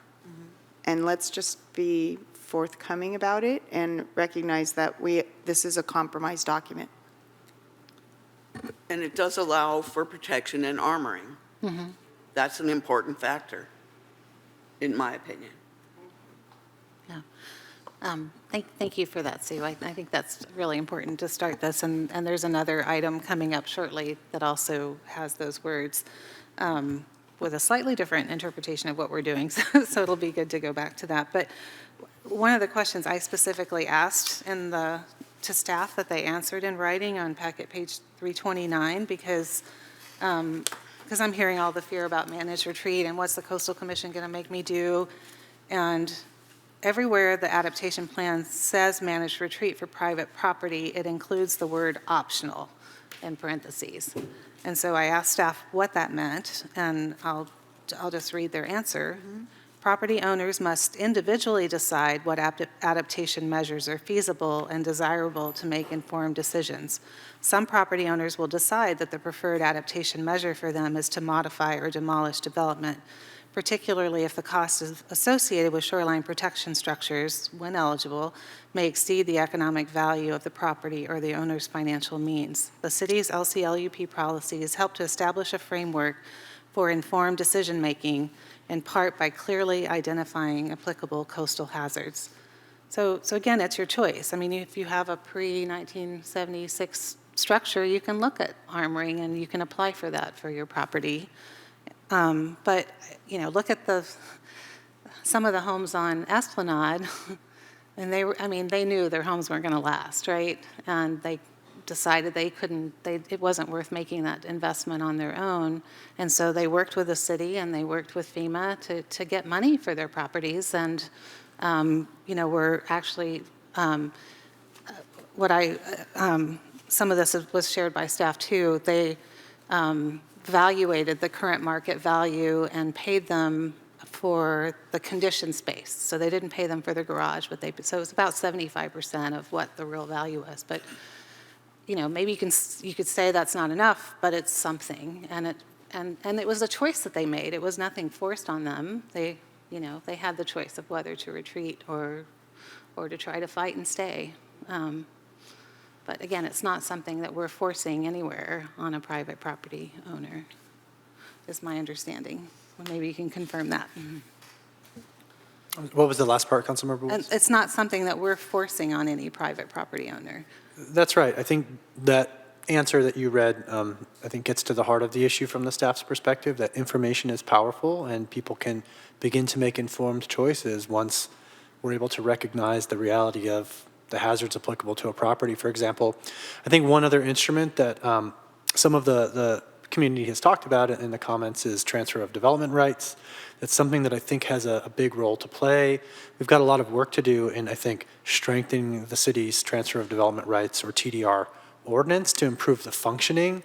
But that's something where people can also receive economic development or economic value for their property, but transferring that somewhere else outside of a hazardous location. And so I think it holds some promise. And then that property that it's transferred from is taken out of the potential for development for the future. And so sort of a win-win in the sense of mitigating the hazard, but also providing economic use if we can make that function in this local marketplace. And is that something that would be further worked on in the implementation plan also, or? It is, and the general plan also calls for revisiting the transfer of development rights ordinance, and so it's sort of one of those nice points of crossover if the plans are consistent, where we can try to do something that works throughout the city, because there are, of course, other hazardous areas outside of the coastal zone as well where TDR may make sense. Thank you.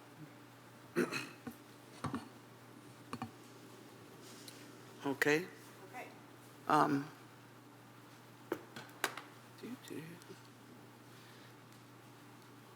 I have to go back to where I was.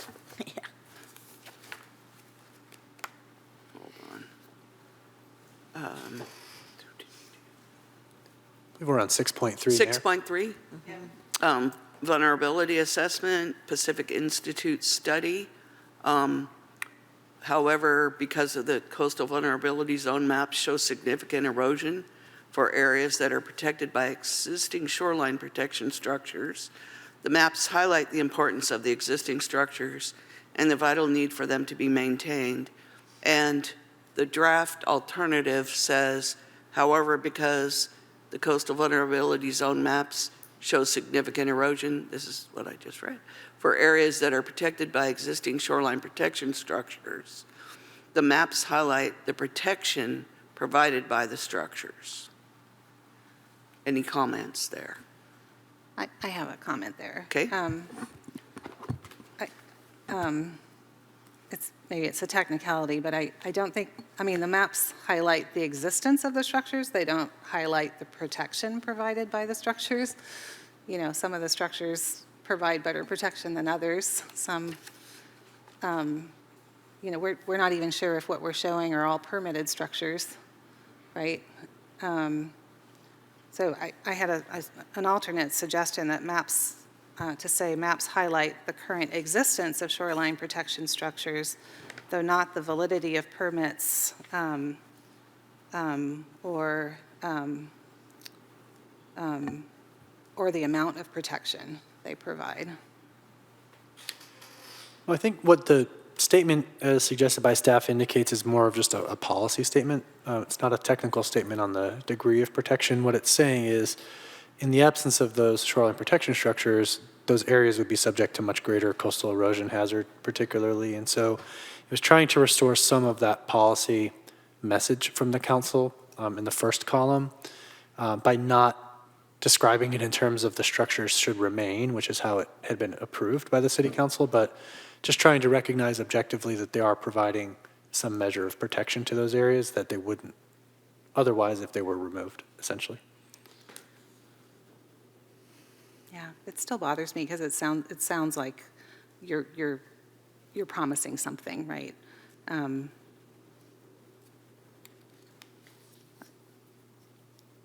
says existing shoreline protection structures.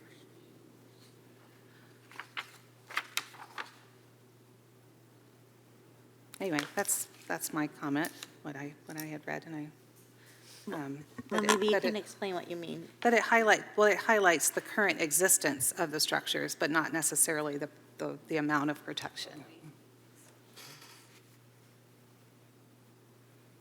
I think that he was saying that it wasn't meant to. I know it's not meant to, but it could be construed that way, just the wording. I don't know. It seems, I mean, the wording is important, right? This is a policy document. So, Councilmember Bowles, do you have any suggested revisions? Well, that's what I just said twice now. So the maps highlight the current existence of shoreline protection structures, though not the amount of protection they provide. They do not define the amount of protection they provide. So staff has indicated that that's not, so Director Murdoch has indicated that it's not intended to reference whether or not the permits are valid or anything like that. So would you consider removing the last portion of your suggested revision? Yeah, that so just say the maps highlight the current existence of shoreline protection structures and leave it at that? That would be okay. And thank you for clarifying, because I didn't understand that you were asking for a change in language. I thought you were just asking a question in general, so I appreciate, Yeah, I clarification. missed that too, sorry. Sorry, So I asked. to be more clear. So Director Murdoch, is that language amenable, or do you need more time to consider that? I think it's really a question for the council. We were trying to reflect as much of the prior policy intent about the importance of shoreline protection and maintenance of it as we could without saying that specifically. And so we've crafted our alternative modification to talk about protection provided by the structures, which is code for let's hope that they remain there if they're able to remain consistent with the LCLUP and the Coastal Act, because the alternative is significant impacts to those neighborhoods from coastal erosion. So it's sort of cloaking an important policy point in more neutral language, which I don't think would be evident or conveyed in the modification. But that's a question for the council. Is it important to say that, or can we make it even more neutral and not sort of cloak the important protective point in the language? I mean, I think at the end of the day, the general investigation from the Army Corps, whenever it arrives, will help us to inform where we should actually go. And in the meantime, the protections we have there are really important, and it's what we have to work with between now and when we get to that point that maybe there is a more natural adaptive strategy that we can utilize to do it in a better way than we currently are. But in the meantime, it feels like we need to maintain what we have because there is so much infrastructure there. All right, and I don't know if it helps the council, but you can read the whole sentence in context on packet page 235. Thank you. You'll see the modification 6.3 indicated on the left.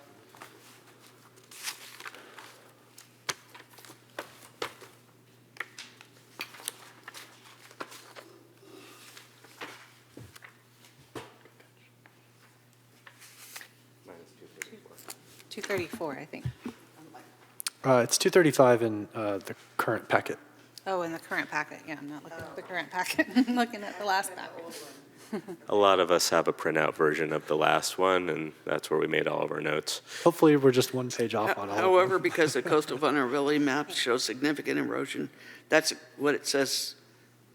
Right. The city acknowledges that the coastal vulnerability zone maps would not be appropriate for the use of site-specific erosion analysis, but the maps do show important information necessary to make general planning level decisions about the vulnerability of portions of the coastal zone. Want me to read on?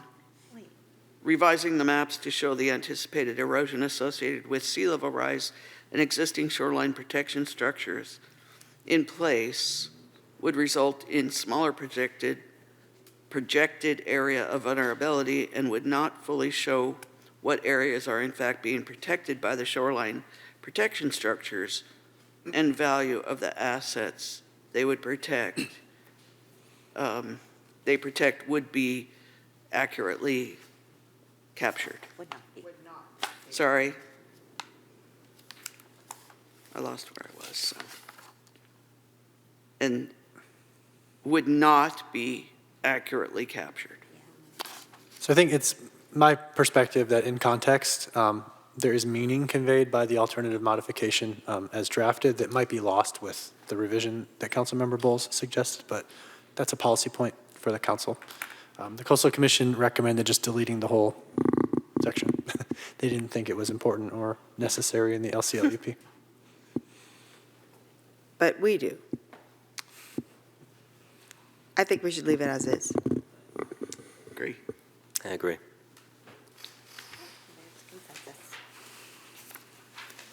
So we have 3 council members that agree to leave it as is.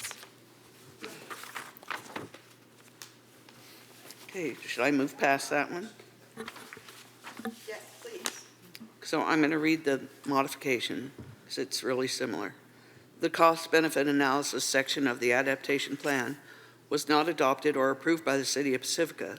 The purpose of the cost-benefit analysis was to provide information regarding various sea level rise scenarios and adaptation options and was not intended to prescribe specific adaptation policies. The cost-benefit analysis was perceived to require additional work to adequately analyze the value of public recreational amenities. So this is on packet page 235, correct? As far as yes. 6.4. 6.4, okay. For the public, it's on the current packet page 236. Sorry. I think my concern about this area is I want to make sure the point that the cost-benefit analysis wasn't fully comprehensive.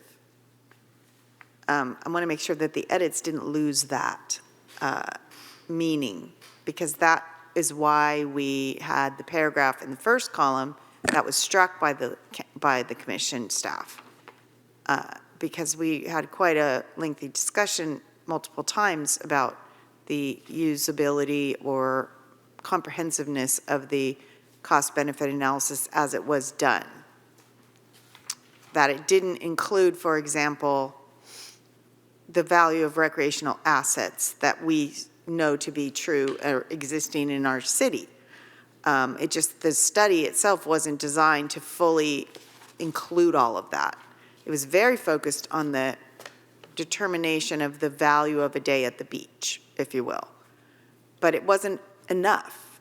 And so I just want to make sure with that in mind, because that was the pain point, if you will, or the discussion point that we had in 2019, I guess, for the 2020 draft. And so I'm asking co-council members to look at it from that point of view and make sure that we are okay with the modification and that it still conveys that. I think that last sentence conveys it. The cost-benefit analysis was perceived to require additional work to adequately analyze the value of public recreational amenities.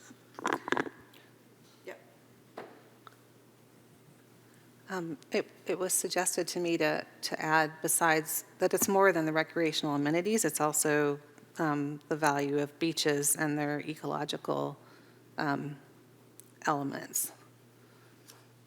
If we're going to be that specific, I mean, I think the main point was the cost-benefit analysis wasn't complete enough, right? So do we need to be that specific to just say it's about the recreational amenities? Because there's more value than just public recreation. Yeah. Well, the beach, I mean, are you talking recreation at the beach also? Yes, but also ecological value of the beaches, right? Not just about people.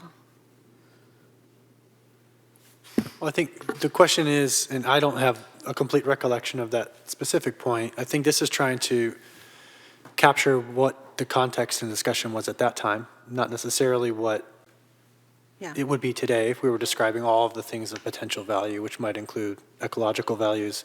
My recollection, and it may be incomplete, was that it was specifically focused on questions about the appropriate valuation of the public recreational amenities, the beach versus the trail versus the golf course, specifically for what I recall. So those were very much public recreational amenities, and those seemed to be the biggest point of concern by the community and the council at that time in terms of adequacy of the cost-benefit analysis.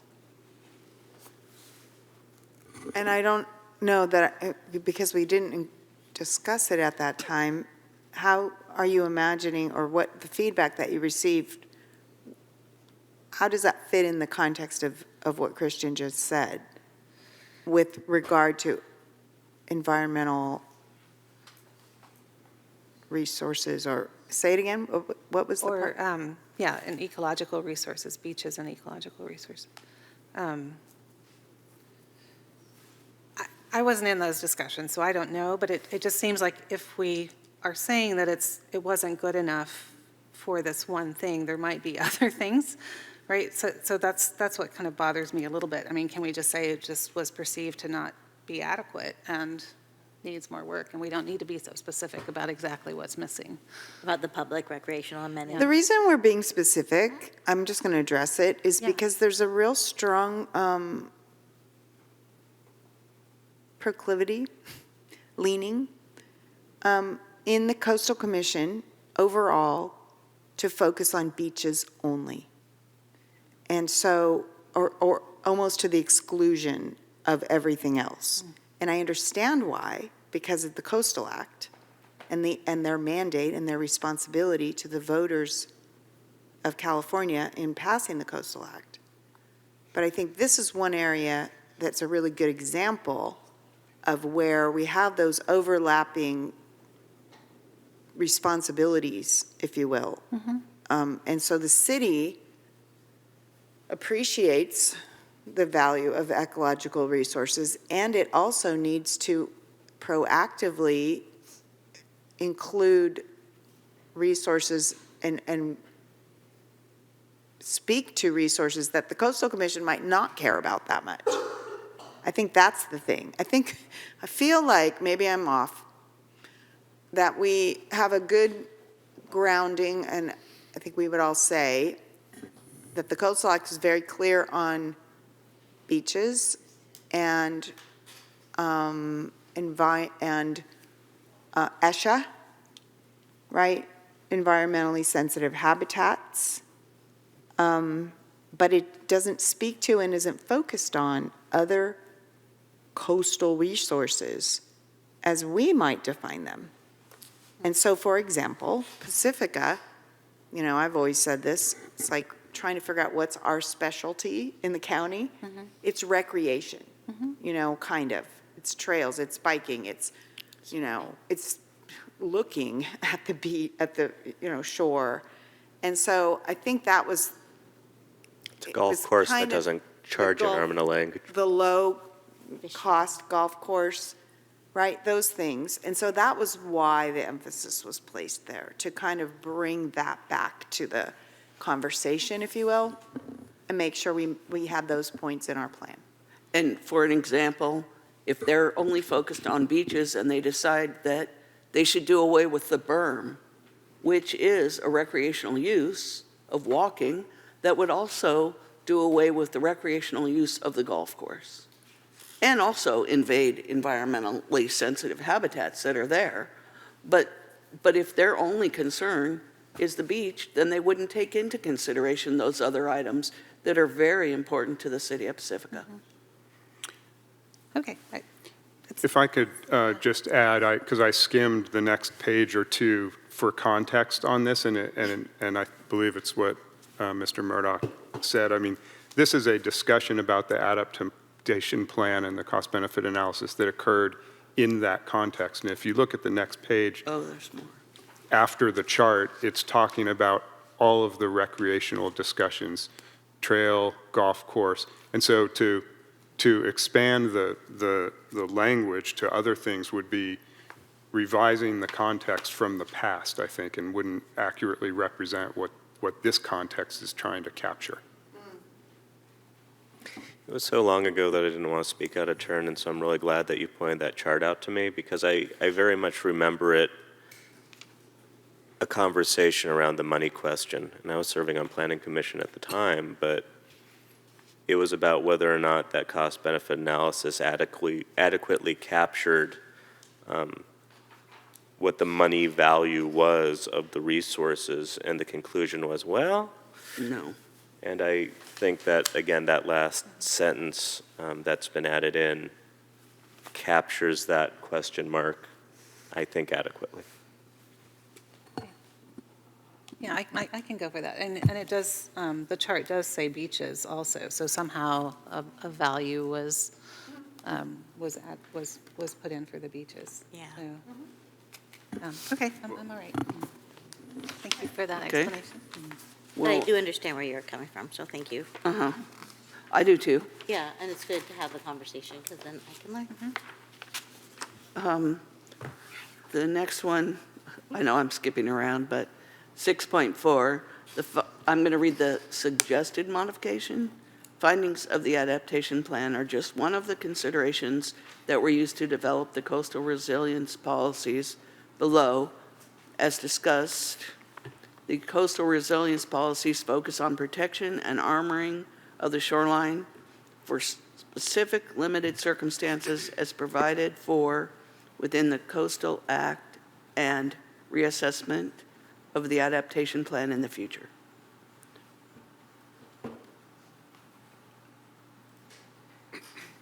And that was clarifying language. Sarah, can you move the slide? Oh, never mind. You already did. You're so fast. Okay. Nothing there? No. I don't think so. No.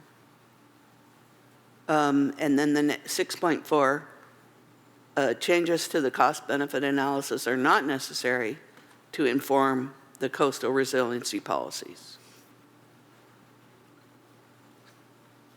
Was the alternative modification. And they just deleted that totally. So why do we think this is important to add?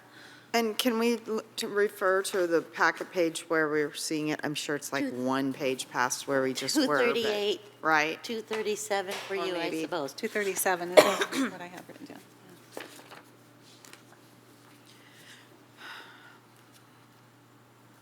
Why do you think it's important to add that, Kristen? My recollection is at the time, there was concern about whether the city should take the time and spend the money to prepare a revised or new cost-benefit analysis. Yeah.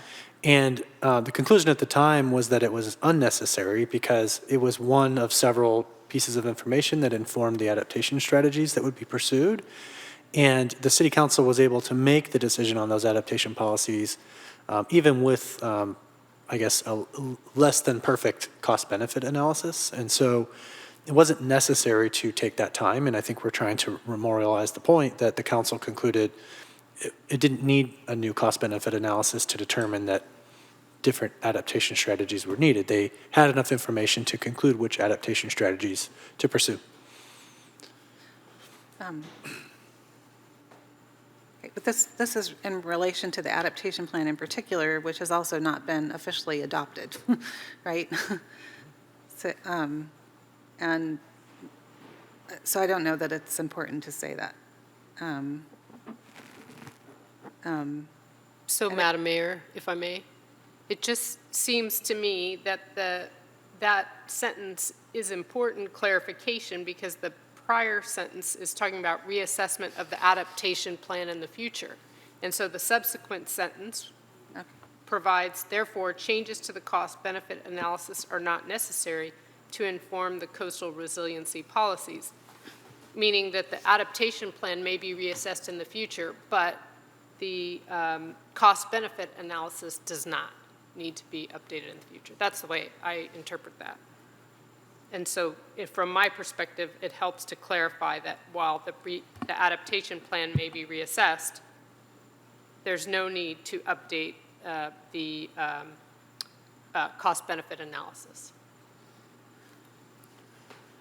But we might want to update the cost-benefit analysis if we're making big decisions in the future.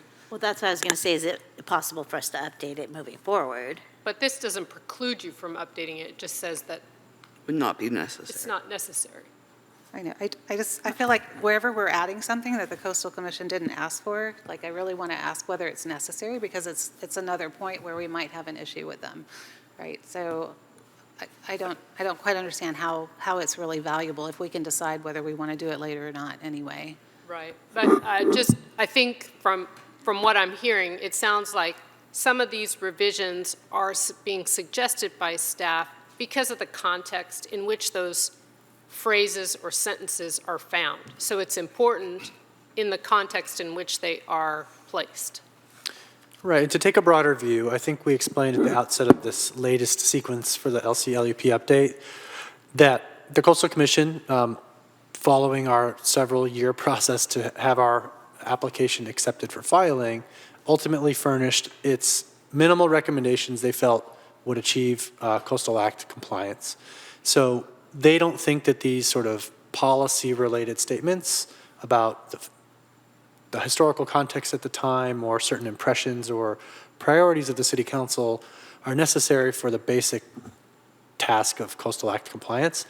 But this is a document of the city, and Bingo. the city council needs to convey issues of importance and context that's important that shaped the decisions that came out of this document. The city council needs to tell a story in addition to achieving Coastal Act compliance. The Coastal Commission does not. And so that's why we're suggesting in some of these more narrative-related sections that some key points do need to remain, even though we can try to maybe water down some of the language that maybe was overly aggressive or overly wrought at the time about armoring and protection and no managed retreat. But some kernel of those messages needs to remain, I think, to tell the truth of the process, which is really what this section of the document is doing. Right. I know that originally when we saw this many moons ago at this point, we were pointed to the so-called, and God help me for saying it out loud, greenies, as being those places where there was enough of a substantial disagreement with the language that the Coastal Commission was offering that we thought we'd push back a little bit at those points, or at least have a little bit more discussion around them because they seem to be a little bit more important than maybe some of these other places where it was easier just to say, you know, it's going to happen one way or the other, or it's an administrative modification or what have you. My understanding is since we had that first conversation, it's not like you've stopped communication with Coastal Commission staff. And I think my understanding has been that you've been making sure to relay to them where we are in the process, and I would think up to and including what the proposed alternative modifications to the Coastal Commission modifications would be.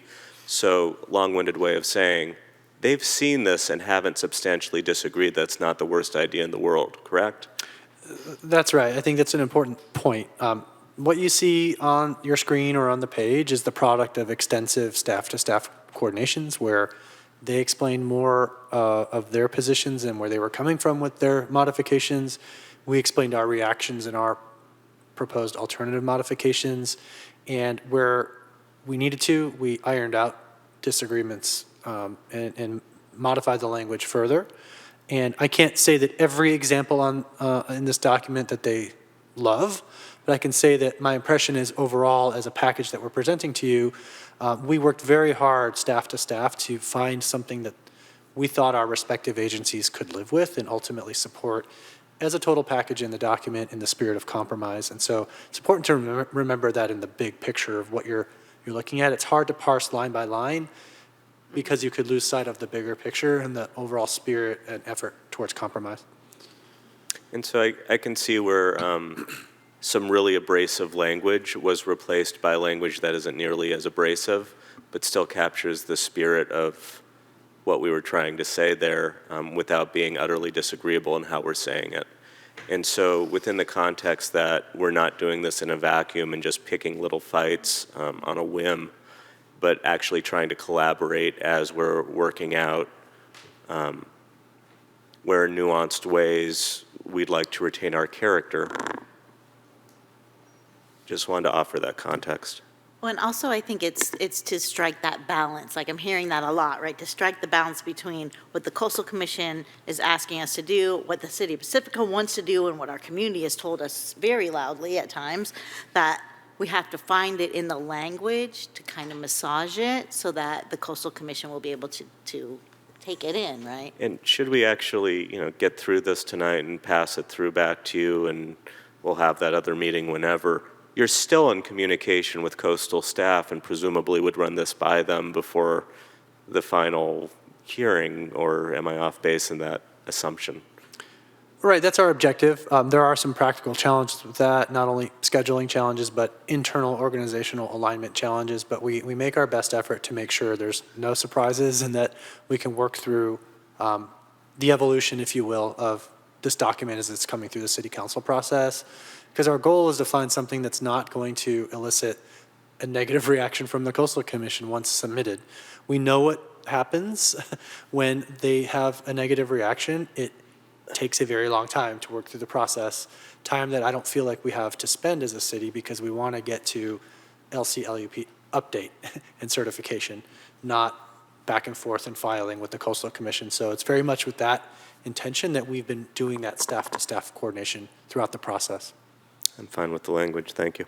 And I like what you said about communication to our public, that these are not necessarily things that the Coastal Commission cares are in here, but they're important for our public to know where we are and what we're going through here, so that they can actually see what we're doing, that Coastal Commission could care less about. But it's important for us. Yeah.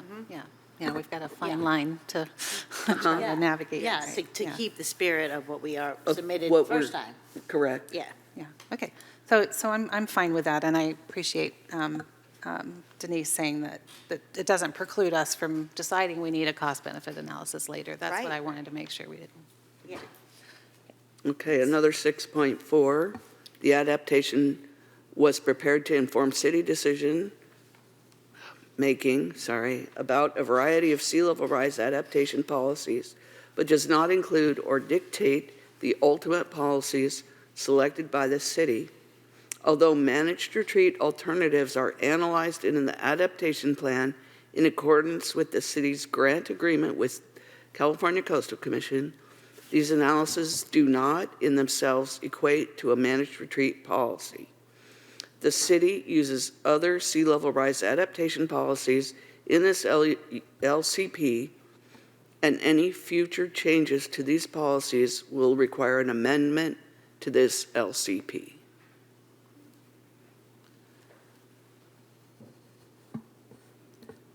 And that's our draft alternative modification. So is this saying that we cannot do any managed retreat and that people in town can't opt to do managed retreat without having to go through an LCP amendment? So that was the original draft language, and then there's proposed modification language that you did not read, correct? That's what I read. No, that's what she. Oh, that was the modification language. Yeah. It's very similar. It It's very is. similar at the beginning. It's just the end part that's different. Right, so this is another instance where you have to read this through a 2020 context, right? And there was significant concern in the community that the Coastal Commission was pushing and that the City Council may have been sympathetic to and supportive of a managed retreat policy as something it was going to force on the community and take very aggressive, assertive government actions to force managed retreat and de-armor the coast and all of those things that are sort of in the horror movie version of what managed retreat means to some people. The truth is not that in terms of what managed retreat means, but that's a way that it was characterized by many in the community, and there was fear that that would result in property, loss of property value and disinvestment and so forth. So I think the City Council was striving at the time to make clear that a very aggressive, robust managed retreat policy was not the intent of the LCLUP. And so this language is coming from that place, and we try to restore and preserve some of that in this policy that the Coastal Commission had deleted. And so I think it's really talking about the city having a managed retreat policy for its infrastructure and its major decision-making, not an individual property owner's decision, as we talked about earlier, to, move away from the coast in some fashion if that suits his or her individual interests. It's about the city taking these robust actions as a matter of sort of broad city policy. How that reads today as a policy point, that's for the council to decide, but in proposing the alternative modification, we were trying to give credence to that 2020 context in a way that was a little bit more balanced. And ultimately, the other policies bear out that final sentence that the city is using other sea level rise adaptation policies, correct? That's right. And so in this case, right, we recognize in many instances in the near term, shoreline protection maybe is a necessary adaptation policy to buy time to do more thorough, infrastructure relocation, planning and funding and construction, for example. So there are many ways to interpret this, but I think I tried to articulate what it meant in that 2020 context from my recollection. I think that was going to be my question too, that this language doesn't say we're not going to plan for eventual retreat of things if necessary. And back to what you were saying, Christine, like, is it going to negate private property owners from deciding to do it? Like, to move their infrastructure? Is that what you meant? Well, that's one of the questions, but also makes it difficult for this. I mean, we have a sewer line in the RV park that needs to be moved, probably in the next few years. So does that mean that, and that's a retreat policy, so does that mean that we would have to go through an LCP amendment to be able to do that project when we might have to do that project even on an emergency basis? That's what I'm concerned about, that we're blocking ourselves from doing things that might be necessary. And the truth is, in Manor, I mean, retreat's already happening, and we're going to need to be planning for it, right? And I don't see where it blocks it, though. well, it says, you know, this is not a managed retreat policy, and we use other adaptation policies, meaning that not that.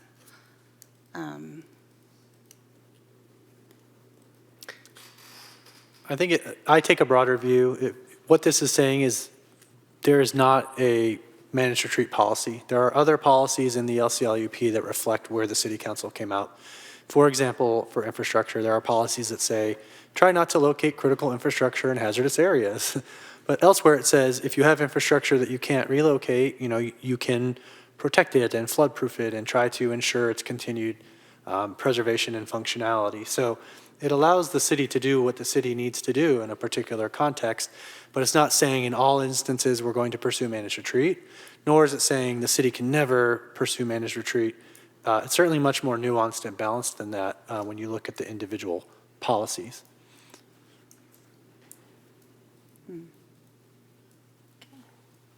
I don't know. I read this as saying that we can't do it if we wanted to. I mean, I understand it's not the first choice, and for most of the policies in the adaptation plan, it's a long-term choice, right? It's not something that's needed, you know, even in 40 years, but in some areas, especially in Manor, it may be needed. But thinking about it in that. Yeah, again, going back to the context of this section, it's about the context, the historical context of the adaptation plan. When it comes to actual projects and evaluation of consistency with the LCLUP and the general plan, that's what all of the other policies are about, not this historical adaptation section, right? That's right. It strikes So, a balance. and so all of those other policies support, you know, if a property owner proactively wanted to relocate dwellings or infrastructure, they could. There will be policies in the LCLUP that supports that. Right. I don't think I could point to a single policy that says a property owner cannot locate its property outside of a hazard area or demolish the property if the hazards were more than they wanted to continue to grapple with. There's no such policy that would sort of suggest that there's a anti-managed retreat policy that would need an LCP amendment to allow people to adapt their property. And so rather than rejecting what isn't here, we're merely pointing to what is here.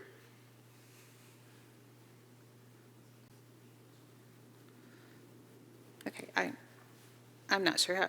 I want to think about that one a little bit more, but I can look at it in context as we go through the others, so we can move on.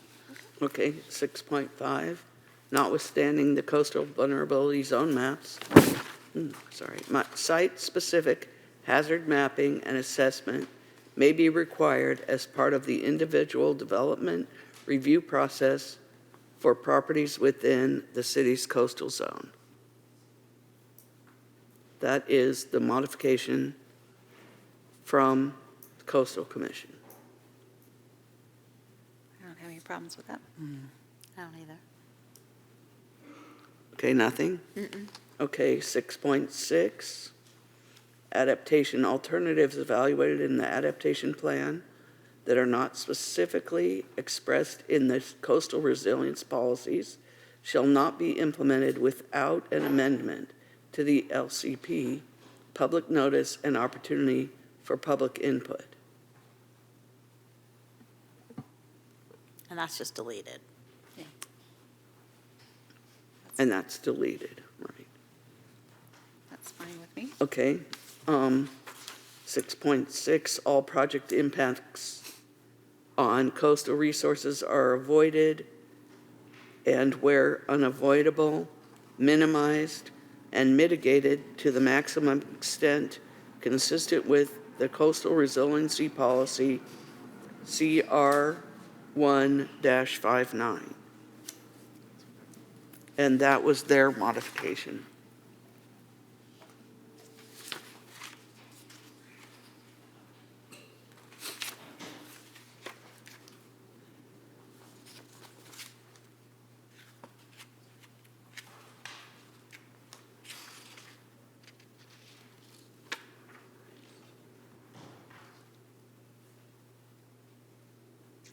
Okay, 6.6, we have a lot to go. The project will not pose unacceptable risks to life or property, and they added for the anticipated life of the development or otherwise create a nuisance. Sounds good. Okay. 6.6 CR 1-2, the project will not encroach on public trust lands for the anticipated life of the development. And Christine, if I might, since this is the same edit both times, can you give us a little bit of context on why it was desired by Coastal to include that additional phrase for the anticipated life? So in the certification draft from 2020, there were, I think, a couple terms used to describe the same intended characteristic, right? The amount of time that a particular development was intended to be constructed and serviceable and operational. And so what the Coastal Commission did is they went through and tried to unify those terms. And the term they ended up with was anticipated life, and that's defined in the glossary. And so some of these changes are needed to reflect the reliance on that anticipated life estimation in relation to application of different policies. So, I mean, just again, it's probably a dangerous thing to try to put this in plain English and use regular definitions, but anticipated life is, and I know planners and architects, everybody designs for standard, right? Expected life. But buildings last beyond their expected life.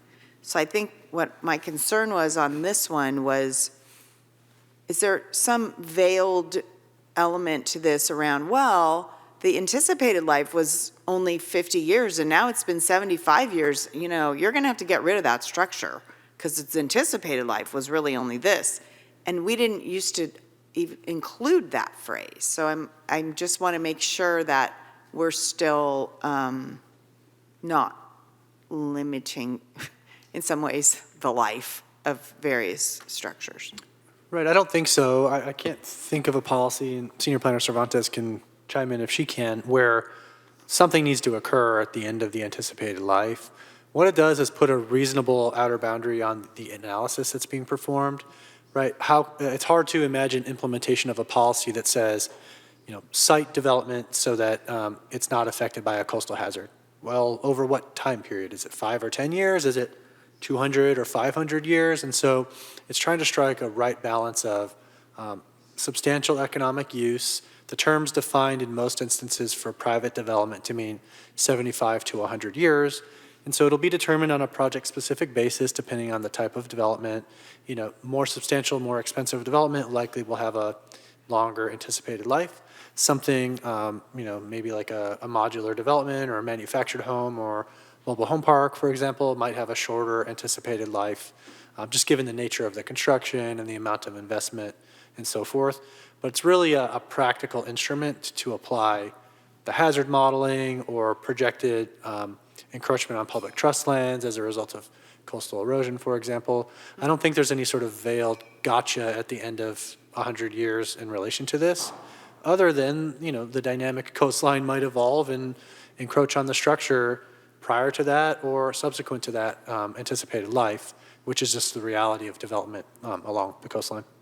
Let me ask if I maybe this is too simplistic, but I took it to mean essentially in a hypothetical that the structure is designed for 50 years and 75 years later it's still going strong, but now the ocean has eroded the bluff upon which it is otherwise sitting. You can't armor it. Well, that's certainly one consequence of the policies in this document. So as we've spent a lot of time talking about the deed restrictions, one of the key provisions are waiving rights to future shoreline protection. So it cuts both ways, right? So trying to get economic use for the property by projecting hazards and building the structure outside of that 100-year projected hazard, but also recognizing nobody knows exactly how long it will be until the hazards encroach, and the Coastal Act doesn't allow new development to have shoreline protection, or to construct its own shoreline protection, I should say, under the current understanding of what those terms mean for existing structure under the law. So that's what this is getting at fundamentally is you can build it, let's try to build it safely for however long we think it will be there, but if those circumstances don't turn out to be as long as we had projected, you're still not able to have shoreline protection. And this is new development? Yeah, that's where I was going to go. Just to answer Mayor Pro Tem's points, I mean, to read it in context, I think really helps. And this is on packet page 239, but this ABCD, this is development in coastal vulnerability zones, so new development or substantial structural modifications based on our definition of development, may be approved consistent with the sub-area policies if the following findings can be made. So saying that, you know, the project will not have these risks for the anticipated life is part of the approvals, right? It's not to say what happens at the end of the life, it's just to approve it, you have to make those findings that it can avoid those hazards. That's right. I think I was trying to provide a more holistic response that other areas talking about coastal hazard analysis over the anticipated life will in most cases or many cases result in the deed restriction waiving rights to future shoreline protection. So there are several factors that are relevant here, the initial permitting decision, as well as the consequences of the dynamic shoreline at some point in the future after construction of the structure. They all tie together in a related way. And the next one clearly identifies absent the need for shoreline protection, which goes with what we were all saying. Right. So 6.7, the monitoring program shall include biennial, minimum following winter and summer shoreline and bluff edge surveys, and also establish thresholds for reassessing the city's adaptation plan. The city, in coordination with Coastal Commission staff, shall create an alternative schedule to perform half of the required surveys each year. And that was our modification. And they seem to be okay with that. I mean, it's less work on our part, but. That's right. They essentially wanted to double the number of required surveys by doing twice a year to reflect the seasonality of erosion and the tides. We said, fine, that makes technical sense, but that's twice the cost and obligation for the city that we had committed to. So let's just split the difference and have an alternating schedule. Right. And this doesn't preclude us if some terrible storm happens one year, oh, it's the off year, we don't have to do it, but obviously we can. We'll make those evaluations as they're needed, but this is only committing us to do what's prescribed here. Right, and it may be too that we have a grant or some, less costly method that someone else is going to pay for because there's data collection involved that they want. Right. We can utilize those things. And as you say, we're not like, oh, no, we can't do it, we have to wait a year, So, yeah. Yeah, I mean, we're not defining how we're doing this yet, right? That's part of the implementation plan too. Correct. So, Okay. Within 3 years of certification of the LCP land use plan update, the city shall adopt a shoreline mitigation program to address the coastal resource impacts of existing and future shoreline protection projects in the city and it shall be submitted to the Coastal Commission for certification as an LCP amendment. That was the Coastal Commission modification. And Mayor, I just need to take a moment. You'll see on your screen, it's not in the agenda packet. This policy has a red arrow next to it. It's the first of several that you'll see in our Chapter 6 discussion.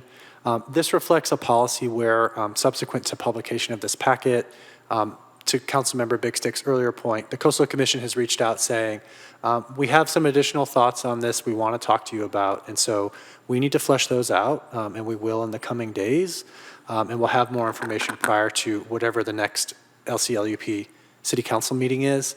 But we do need the council's feedback on what we've put forth here to inform that discussion with the Coastal Commission. And so we just wanted to flag that for you. The dialogue continues to be open with the Coastal Commission, but we do need your feedback to give us the best position to address these points with the Coastal Commission. Thank you. So what packet page is this on? In whatever packet, is it 240? 240, yeah.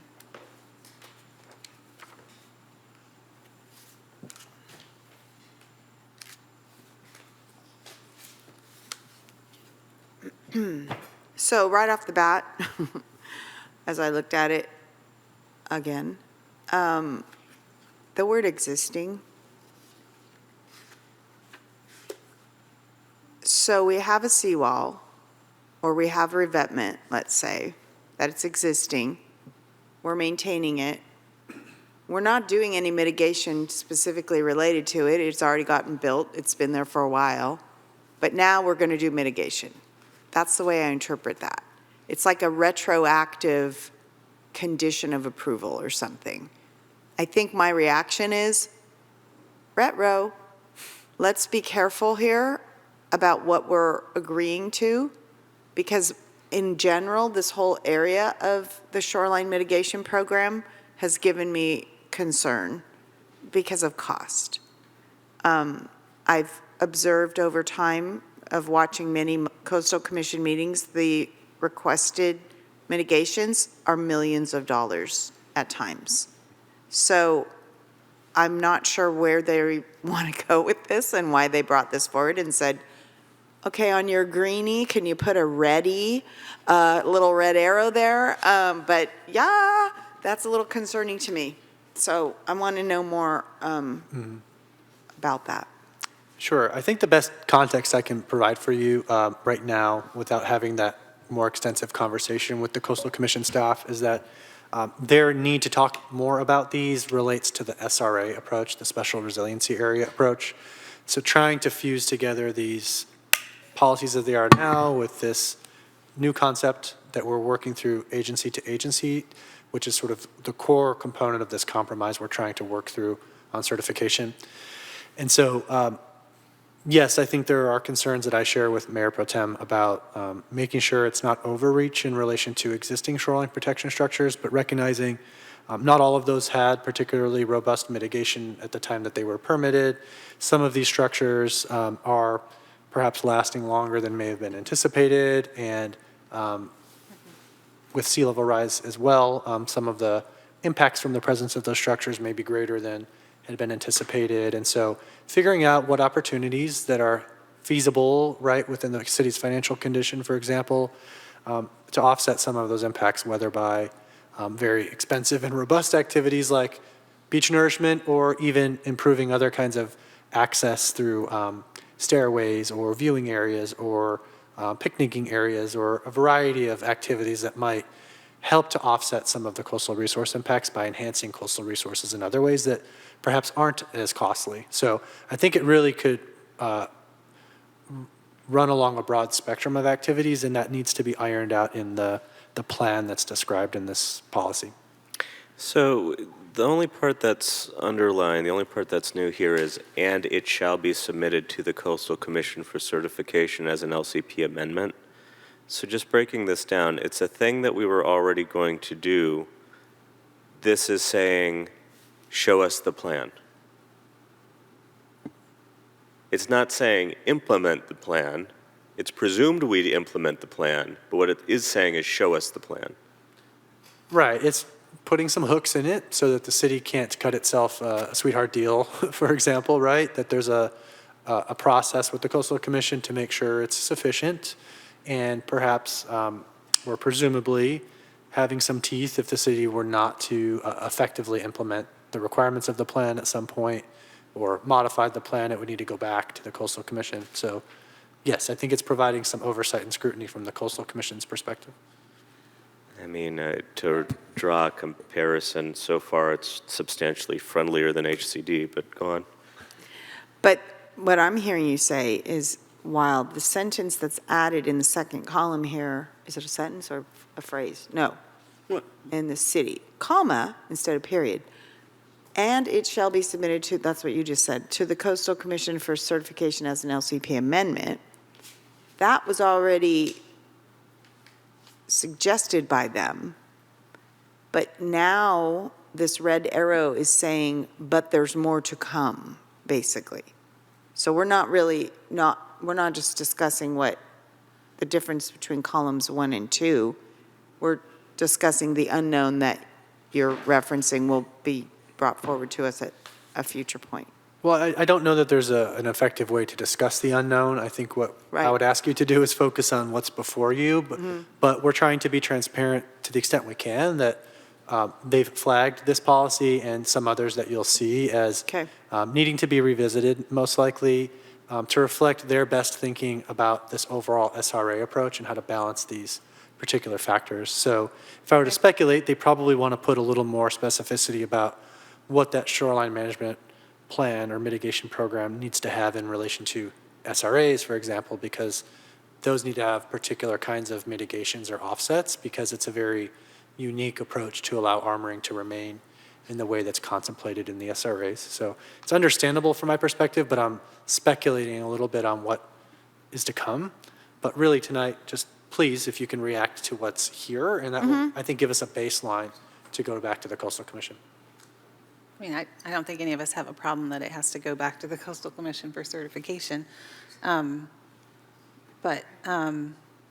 mean, the SRAs are going to require a whole different shoreline management plan, right? So can't we keep those separate so we know if this is okay as it is with the policies, with or without the SRAs?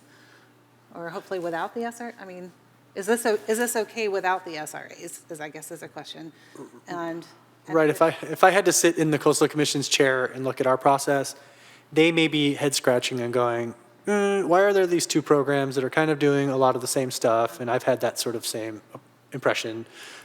They are probably trying to figure out the right way to make a unified program, would be my guess, that touches on sort of citywide components and then has a unique component for the SRA offsets.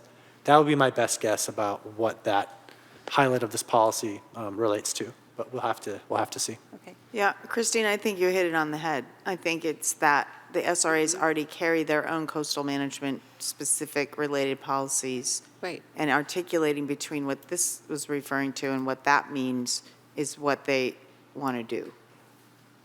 Okay. My guess. So when will you be talking to the Coastal Commission, and when can we get this feedback?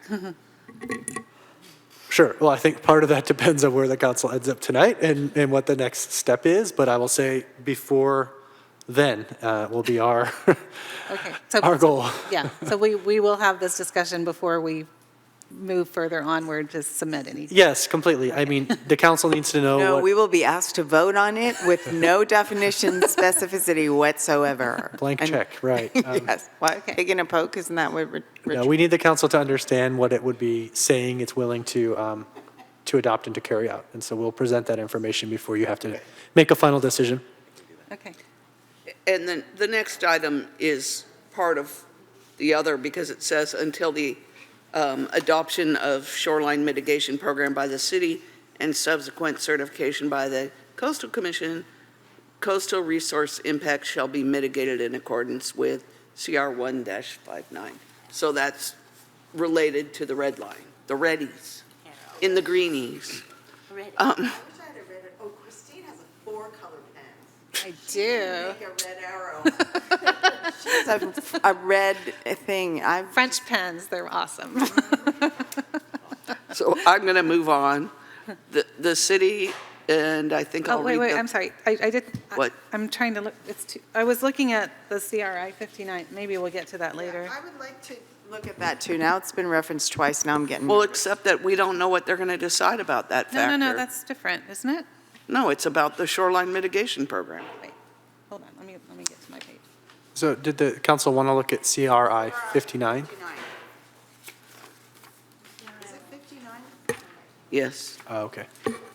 We'll need to take a moment to pull that up. That's not So should we take a break something that and use has, the restroom because I was we've been gonna here say for that. I a didn't long mean to time? interrupt, like- Okay, I so found it on my packet page 258. it's 8:20 and we will strive to be back by 8:30, Emily. She's really good Oh, about, yeah, Emily's really good about telling us when we've exceeded our time. She is. 250 what? 250 what? 58. Recording stopped. Here, Mayor Pro Tem.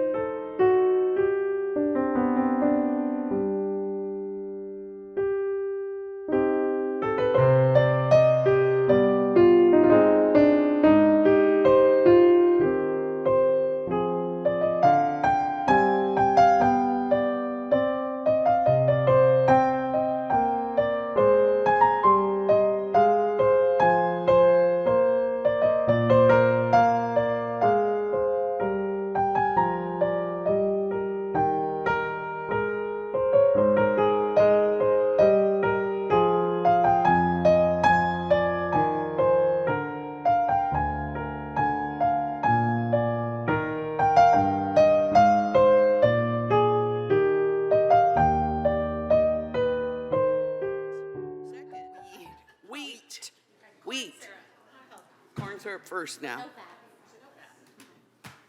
Okay. All right. So we're on to CR 159, mitigating impacts of new shoreline structures. Which is on packet page. Packet page, Thank you.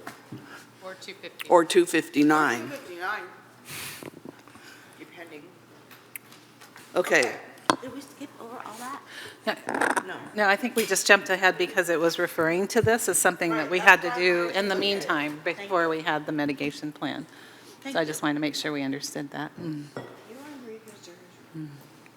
All right.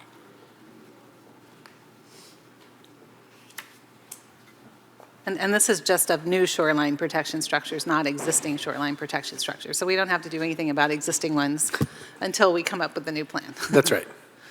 Or reconstructed. But not brand new. And so this is essentially the placeholder policy for shoreline protection structure mitigation until the shoreline, this one's the shoreline mitigation program is prepared. So, just one question I had, it talks about proportional in lieu fees. So I guess that's an option if someone doesn't do their mitigation directly. Do we have a fund established for that now, so that that's something we could directly plug into? I'm not aware that we have a specific fund established yet for that purpose. But we could if someone, if someone. Yes, we would work with the finance department to establish an appropriate place to deposit those impact fees. Okay.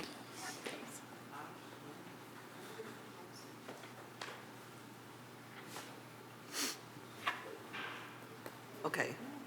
Is everyone satisfied with 59, I-59? Okay. We are now on 6.9, and I'll read Coastal Commission suggested modifications. The city will pursue opportunities to preserve, protect, or relocate critical local transportation infrastructure or provide alternative access to mitigate against isolation and economic loss and to ensure public safety while avoiding and where unavoidable minimizing and mitigating impacts to the coastal resources, including public access and recreation to the maximum extent feasible, and being consistent with prior permit conditions and/or legal obligations pursuant to the California Coastal Act. I probably should have read our draft modification. What? It's the same thing with just one word taken out, the prior. Prior permit, okay. And this change was made. With permit.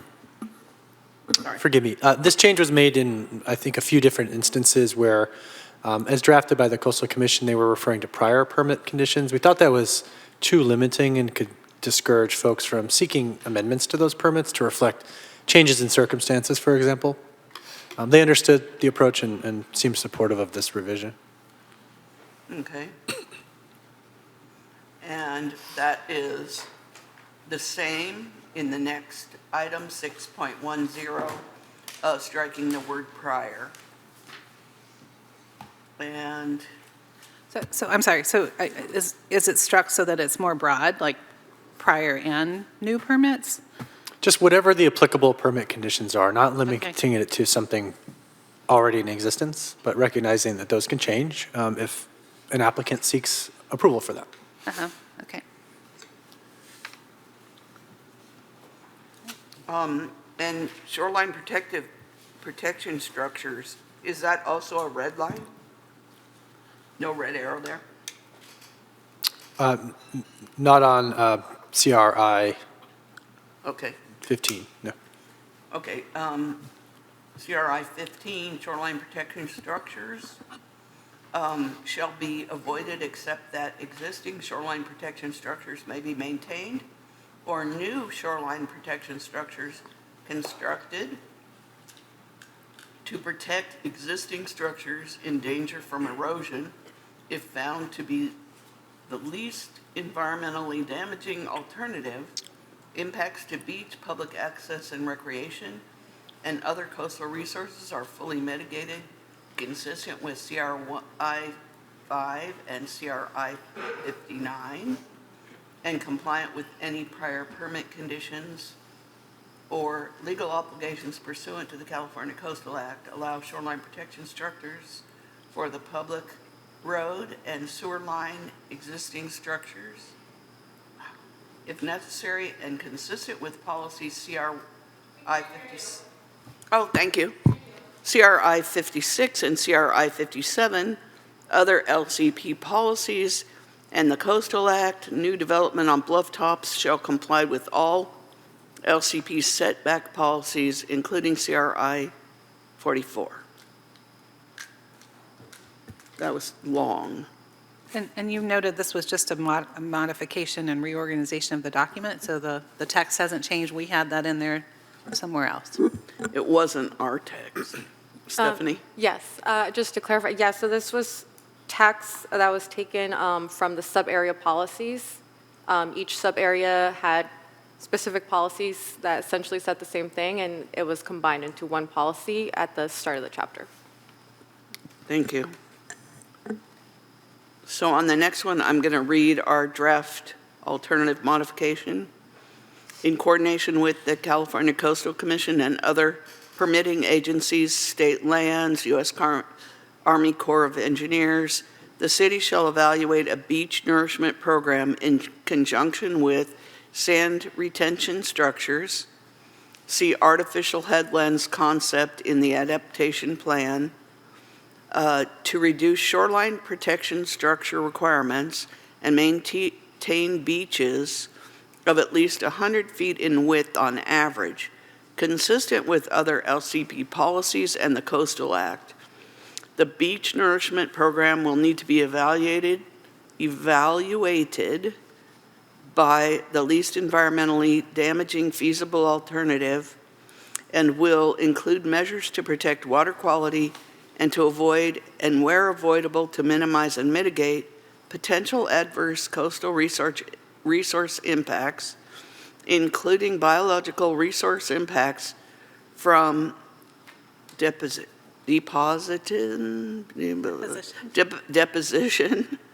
of material, including measures such as sand compatibility specifications, restrictions on volume and deposition. I can't say that. Deposition. Deposition, timing or seasonal restrictions, and identification of environmentally preferred locations for deposits. That's a mouthful. That was a mouthful.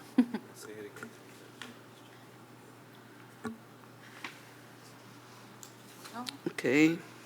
I mean, basically, it looks like we're going to work with everybody and deal with beach nourishment wherever feasible. Yes, and I'll just clarify, again, this is similar to the previous policy where each sub-area had policies referring to beach nourishment. And so the suggested modification was to condense all of those at the beginning. But the city also had a policy under Section 6.7, new shoreline development standard policies, that also spoke about beach nourishment. So that's essentially the green text. We took that policy that was previously CRI 55 and incorporated into this new CRI 16 to further streamline the reorganization of this chapter. Thank you. I have one question that's not related to our alternative modification, but it's in both of them. So evaluating a beach nourishment program in conjunction with sand retention structures. I mean, I know currently the seawall project we're working on is looking at sand retention, but I mean sand nourishment, but without retention. So is this saying that we have to do retention? Because I know those are even harder to permit because they're beyond the public trust lands and have environmental impacts. I don't read this policy to dictate what a particular project must do. I think this is looking just more broadly as a shoreline-wide type of program to try to find these opportunities in partnership with the relevant permitting agencies to determine if beach nourishment and then sand retention structures to sort of maximize the longevity of those beach nourishment efforts are feasible.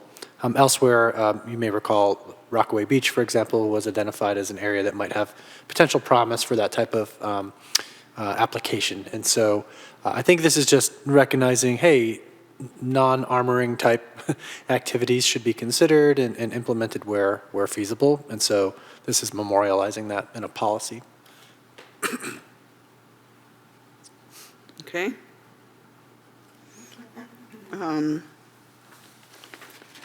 6.13, sub-area policies.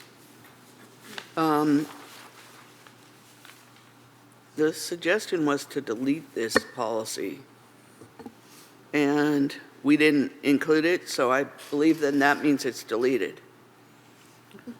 Okay, so we don't have anything to say about that. Sub-area policies and programs 6.13, generally for all lands within the coastal vulnerability zones, utilities, roadways, and other public infrastructure shall be flood-proofed unless other adaptation alternatives are implemented and performing well, and only if consistent with the LCP and Coastal Act policies. That's their suggested modification.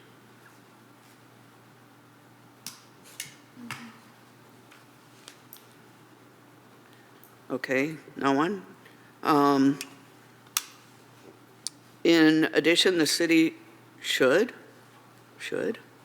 when appropriate, evaluate and pursue flood-proofing infrastructure that may be currently exposed to coastal erosion and flooding to reduce the consequences of underperformance of protection measures only if such flood-proofing infrastructure is the least environmentally damaging, feasible alternative and consistent with the LCP and local Coastal Act policies. And should have read the next one. And is designed to eliminate or mitigate adverse impacts on local shoreline sand supply.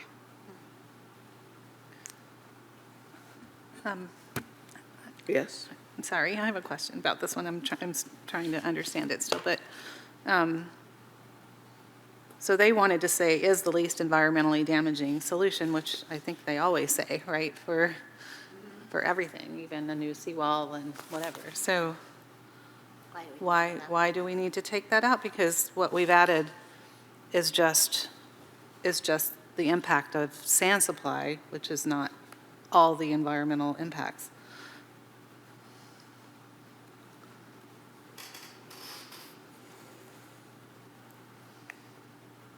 I'm sorry, I didn't understand a question there. I think what we're trying to do is narrow the required analysis for the flood-proofing of infrastructure. I think the concern from staff was having to demonstrate that it's the least environmentally damaging alternative is a much more comprehensive and potentially risky analysis for the city because likely other alternatives would be less environmentally damaging. And so we were trying to say, okay, if you're concerned about shoreline sand supply, let's focus on that. But other types of environmental impacts, it might be difficult to substantiate that the flood proofing results in the least environmentally damaging alternative. I just feel like there could be lots of other environmental issues with flood-proofing infrastructure and not just sand supply. So I'm not sure why they would be okay with that.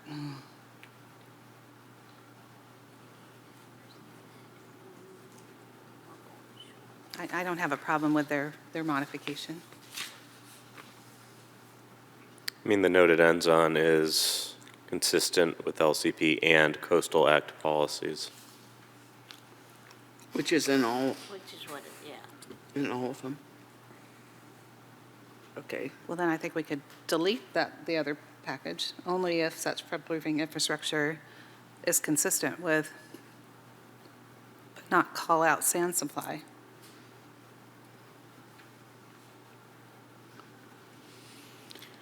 I think the concern is without the alternative modification, it could force the city into much more expensive projects because if we're looking at the totality of potential impacts from floodproofing, where we already have infrastructure that's very expensive to redesign and relocate, probably every analysis is going to conclude that we should be moving that infrastructure, which I think runs counter to the city's near-term ability to do so. And I think we're trying to reflect that practical challenge by saying, okay, well, let's do our best to address issues related to local shoreline sand supply, but we may not be able to deal with all of the other potential environmental issues to demonstrate it's the least environmentally impactful alternative.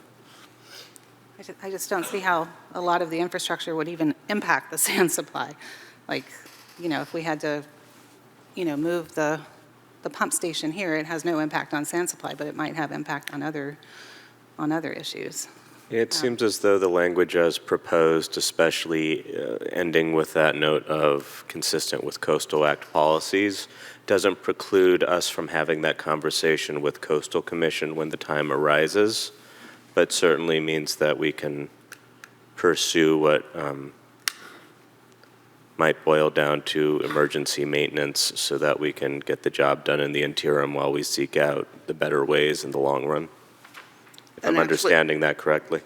And actually, the Coastal Commission is the one who said clarify requirements for sand supply. That's in their comment. Let me go back and read.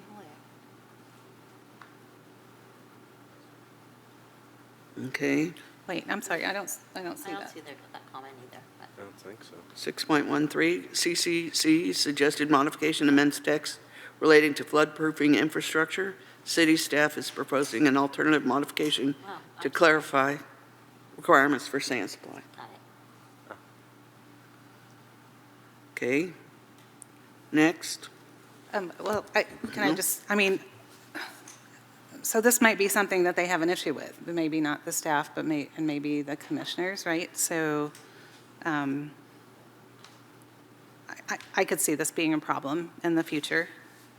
I'm willing to let them take a look at it if you don't think it's that important, but it doesn't seem like this is doing what they want us to do, which is really make sure we're addressing all the environmental impacts and finding the least damaging. And you can look at the cost analysis as part of that, is my understanding when you're looking at a project. But, again, they're the final determination of any infrastructure project we want to do, right? They have to approve it. That depends on the location of the project and whether it would be in their permit jurisdiction or appealable to the Coastal Commission. Right. Not all infrastructure Okay, projects would be subject to those. within the coastal zone and the, but if it's not within the hazard zone, then it has nothing to do with sand supply, right? Yeah, I think related to this issue of sand supply, yes, I think you're right that it would almost certainly require Coastal Commission approval. That's correct. I don't know, it bothers me. So has their staff looked at this, and has their staff said, that's not a bad compromise? They've not raised specific issues with this revision, to my knowledge. Okay. I just hope that, I appreciate that they haven't looked at this fully yet, right? You've kind of said that, and they might come back with some other comments. So I just want to ask that, if they do, let's come back and talk about it before we just submit it as is to the Coastal Commission. Well, sure. My understanding is there's a conversation between our staff and theirs between now and if and when we sign off on this. So I'm all ears if their staff has an objection to anything we're talking about, and I think that that's the way we've been playing it is, much to the chagrin of not just the community, but at times us. But we are trying to be collaborative, and so if they raise substantial objection to what we've said, but in the meantime, we're trying to gear this in terms of what's in our community's best interest and go from there. Okay. Okay. 6.13, the city's overall approach to address coastal hazards is through siting and design of new development to be out of harm's way and to limit shoreline armoring as much as possible, including to help preserve and protect the city's shoreline and beaches. And that was their modification deleting specific language about managed retreat, which said, at the same time, managed retreat is not included in any of the near-term policies, would be reconsidered if feasibility and monitoring warranted. So this is like some of the previous notes on eliminating the words managed retreat. Any comments? Okay. The next item has a red arrow. I'm paying attention now. So should we continue on that special resiliency areas? Yes, Yes. please. We'd appreciate any feedback on the policy as it's presented here. Okay. So, Mary, I feel like at the last meeting, you were the one specifically to bring up the question of delineating between the SRAs and the rest of the policies.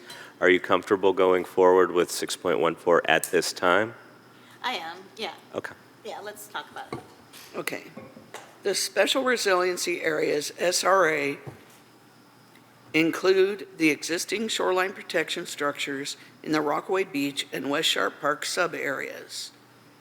The existing shoreline protection structures protect a mix of unified coastal access, including coastal access points and trails, public infrastructure, including sidewalks, roads, water, sewer, electrical, utilities, and public parking, both on and off street. The unique circumstance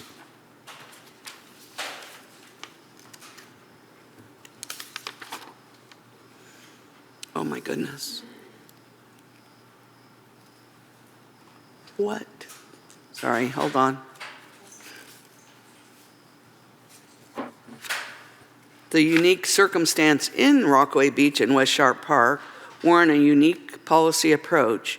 The purpose of modifying policies applicable to this area is to allow ongoing reliance on the existing shoreline protection structures and allow ongoing provisions of public services and protection of robust coastal areas for all persons, including persons with disabilities, within a special resiliency area, SRA.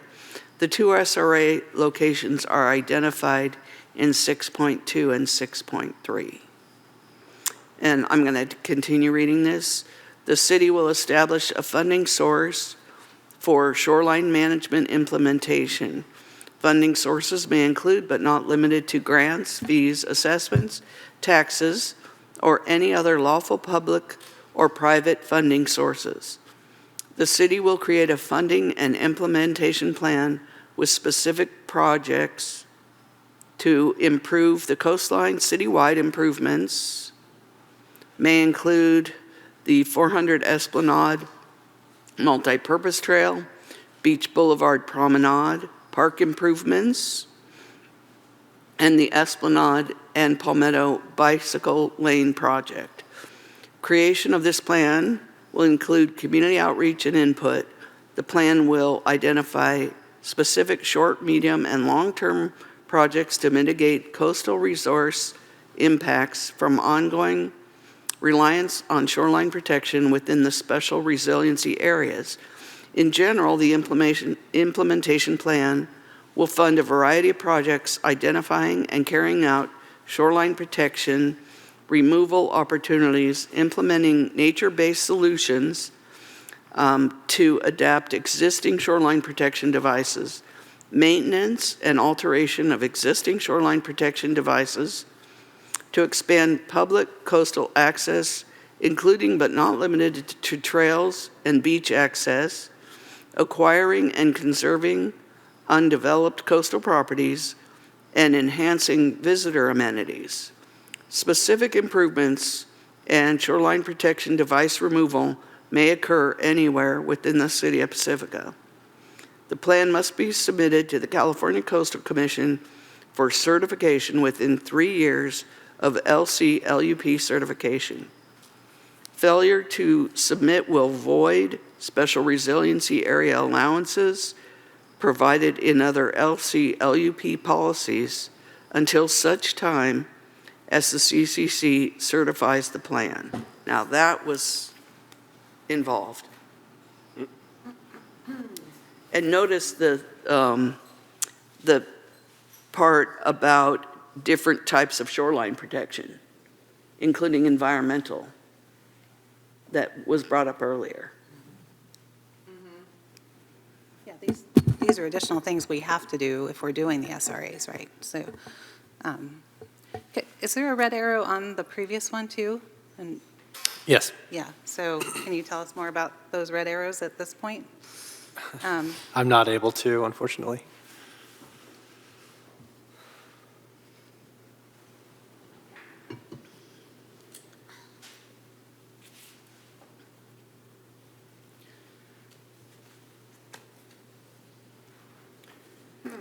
So is this the part where we're like giving our thumbs up or thumbs down to the SRA idea, or discussing in depth, or what?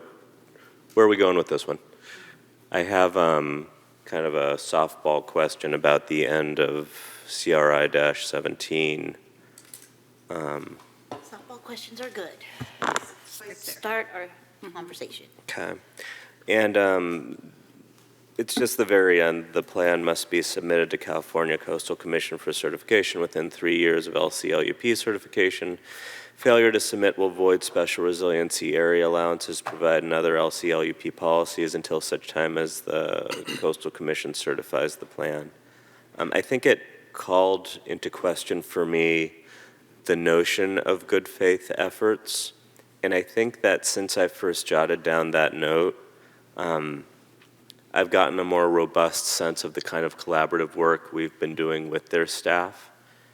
That being said, I'm curious after the nomenclature, and it's probably something that can't be answered right now, except this language around failure to submit will void the SRA until the CCC certifies it, which to me means, okay, we have to submit something, in which case if we submit something, then it won't get voided until certified. But how substantial does that something have to be? Because presumably we would have to make a good faith effort for it to be a something that's accepted as a something. And then after that, Softball. my question is around, could they say, even though we put in a good faith effort, oh, it's not good enough, and so we're not going to accept it as submitted, and now it's past 3 years, even though you submitted something before 3 years, and now your SRA is voided while you figure it out. And I guess I have the vision of the thing on the stick being, nope, nope, nope, like that. And so that's what it called in my mind. Again, it was before having kind of a more robust appreciation of the work, the collaborative work I'm more inclined to think we are doing together, and yet that's what lingered as I was reading it. So you have anything, a response to that concern? Sure. As a red arrow item, I'll just acknowledge that in discussing these policies and trying to hash them out with the Coastal Commission staff, the question of timing was very important to them. Should the city get something before it does the plan? Do we need the plan before the city can get the SRAs? How long is long enough and realistic, but not too long? And so if I were to speculate again and think from the Coastal Commission's perspective, perhaps their thinking has evolved on the question of timing and what needs to be done and the specific triggers. Those are subtle but very impactful differences, right, for our community. And so we will need to see what they want to talk about with respect to this policy and the timing, and the council will need to decide, is this deal acceptable based on the timing and the expectations, and when is something and not nothing, I guess, to paraphrase what you were saying? I think a part of the way my brain works and a part of the way my brain could extrapolate it is with a different metaphor around homework, right? My homework is due in 3 years. But what exactly is my homework? Are they going to give us criteria that would satisfy that, yes, this constitutes a plan that is acceptable within the 3-year timeline? Mm-hmm. And I guess on the one hand, it's hard to say, okay, we can definitely do that within 3 years without knowing more specifically what we're doing. On the other hand, within the context of government, generally I'm of the mind, a thing can be done within 3 years reasonably. It annoys me that somewhere in that 3-year timeline we'll be finding a new planning director, and that may or may not impact the timeline on that 3 years. But generally in government, it seems like 3 years is a reasonable timeline. And I think that the concern's not even so much whether or not we can do the thing in 3 years as whether or not we understand what the criteria for that will be. Because what I don't want to see happen is, well, we did what we thought was a good faith effort putting this together for them, but we didn't hit some mark that maybe they had in mind that we didn't know ahead of time. And the only reason that's a concern is because, as I'm reading it, it's in general terms, right?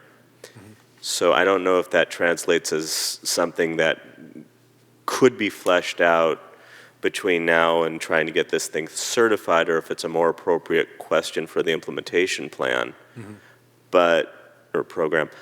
But that's where my brain goes with it so far. Sure, and those are all really important components of this policy, right, and knowing what we're expected to do. I mean, the general sort of policy level thematic is we need to come up with this variety of actions to help offset the benefits we're getting from reliance on shoreline protection. And so the conversations we've had on the substance of that plan thus far have reflected varying degrees of cost and complexity over essentially short, medium, and long-term horizons for the SRAs. And so knowing that, removal of a shoreline protection structure or including nature-based solutions to adapt that, it's going to be very costly and take more time.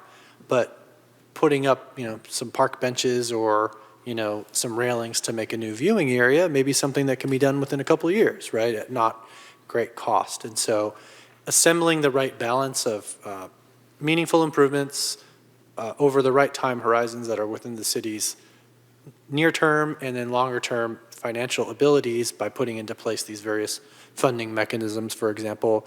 All of which is to say, I think good faith effort is really the essence of what's expected here and not trying to shortcut our obligations for what would be very substantial benefit to the city in the SRAs from reliance on shoreline protection. It has a huge beneficial impact to property owners that want to develop their property if we're able to get those policies in the LCLUP. Thank you. The word submitted to me was important. It didn't say approved, it says submitted. Right. I mean, later it says failure to submit, but it keeps saying submitted. Right. It's sort of implying to me that you don't get to just agree to this and then never do it. Right? And I appreciate the use of the word submit because we know that once having submitted something, it can take a long time for approval, right? So if it were to be approved, then that's areas outside of our control, where submitting is within our control. I guess what I'm, this is the condition, so we can't really argue it too much, but is it feasible? 3 years, And how much staff time is it going to take, which our staff already has no time? And Right. how much financial resources are we committing to, too, that we don't really know at this point? And then if what you're saying is, it might not be okay to have it in 3 years, you mentioned that there's a possibility they may want it sooner or even as part of this, right? I mean, Santa Cruz County tried to do something similar, and it was denied. I mean, they weren't providing enough mitigations. That was part of it. They weren't agreeing between their staffs, too. But, I think, basically, this is an offset to the Coastal Act, which says new development can't rely on shoreline structures. So for them to approve something that says new development can rely on shoreline structures, I'm guessing they're going to require significant mitigations. And when we first saw the list, it was prioritized, and those little amenities were at the very bottom of the list, right? So, I think we can assume that we're going to need to do a lot more. So So my question is to go back, like, what are really the benefits? What are the drawbacks? I mean, I think I've seen one letter from the public that's supportive of the SRAs. Maybe you've seen more, I don't know. I've heard more people talk against it, the unfairness that it creates or whatever.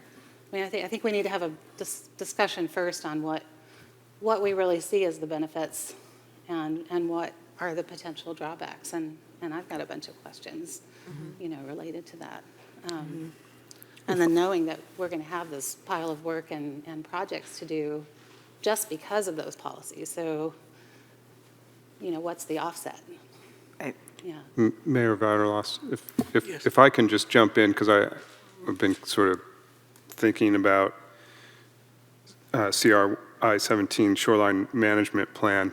And I guess what I would say, my perspective on this is that, number one, in terms, the details of this would be developed, post-certification in the kind of implementation plan work with Coastal Commission staff. Based on conversations I've had with the executive director, they understand we're a governmental entity and have certain processes and procedures that we have to do with our budgeting, development, and strategic planning. And this is essentially a version, maybe a subchapter of a long-range CIP, where we're identifying improvements that can occur over next year, next 5 years, next 10 years. The CIP, as we currently do, identifies funding sources. So it's sort of, and Mr. Murdoch, correct me if I'm not capturing this very well, but it's kind of repackaging in a way that makes a lot of sense for a coastal city, how we plan for, develop, and manage all of our projects on the coast. So it's like a coastal CIP with all of these amenities and improvements over time.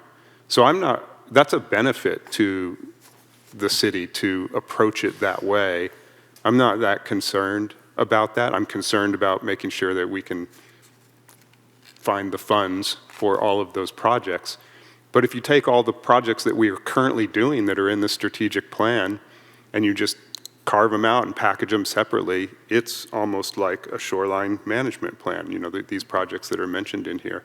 So I think, I'm confident we can work with coastal staff, we can work out a great model that would fit in nicely with our annual CIP, or maybe it's however frequently, and we can achieve that.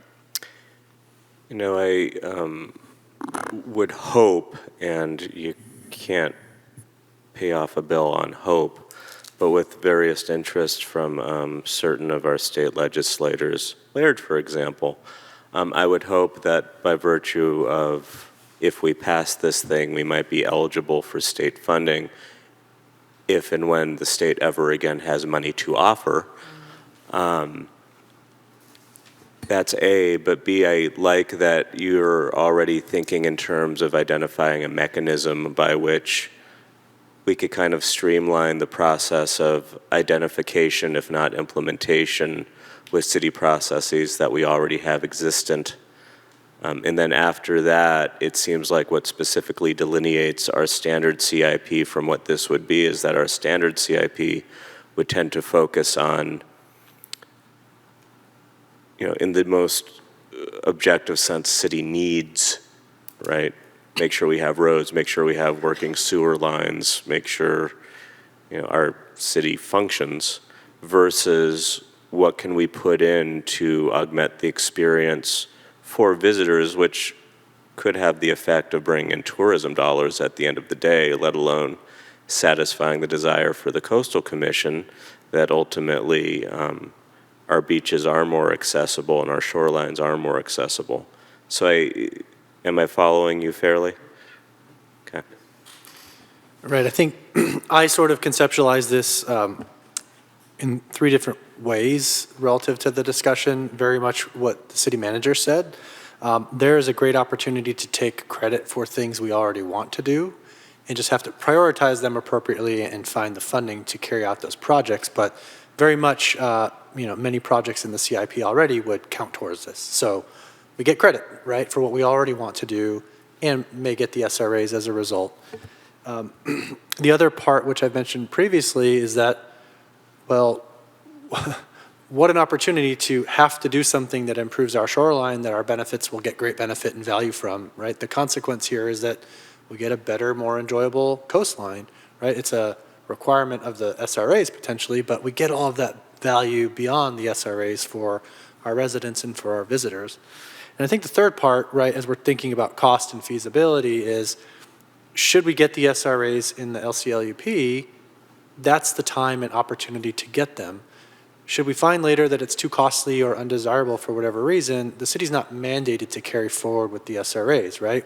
We could see here that if we don't do what we're supposed to do, they may lapse, right, or be suspended. And so the city's not on the hook for this by your vote to support the SRAs, but this is really the only opportunity we have for the foreseeable future to get them and to get those other benefits of economic development, investment, and an improved shoreline, all of which I think are positive outcomes that the City Council is likely to support. It seems like with the planning efforts we've made with the Sharp Park specific plan specifically, and the general plan more generally, but the SPSB specifically, this would enable those planning efforts to come to fruition, which is important because that's the, it seems, most likely identified place as an economic engine that we could have. And, we were all at the budget meeting, a week or 2 weeks ago. It felt very much like, unless we start generating revenue somehow, this city may fall under its own weight. And I could paint a picture and extrapolate what that looks like if financially we fall under our own weight, but I'm going to leave it there for the time being, except to say that this SRA concept could enable those planning efforts. What I think I'd like an answer to is, for the areas in the updated general plan that are not Sharp Park specific predicated, is there a downside to this LCLUP?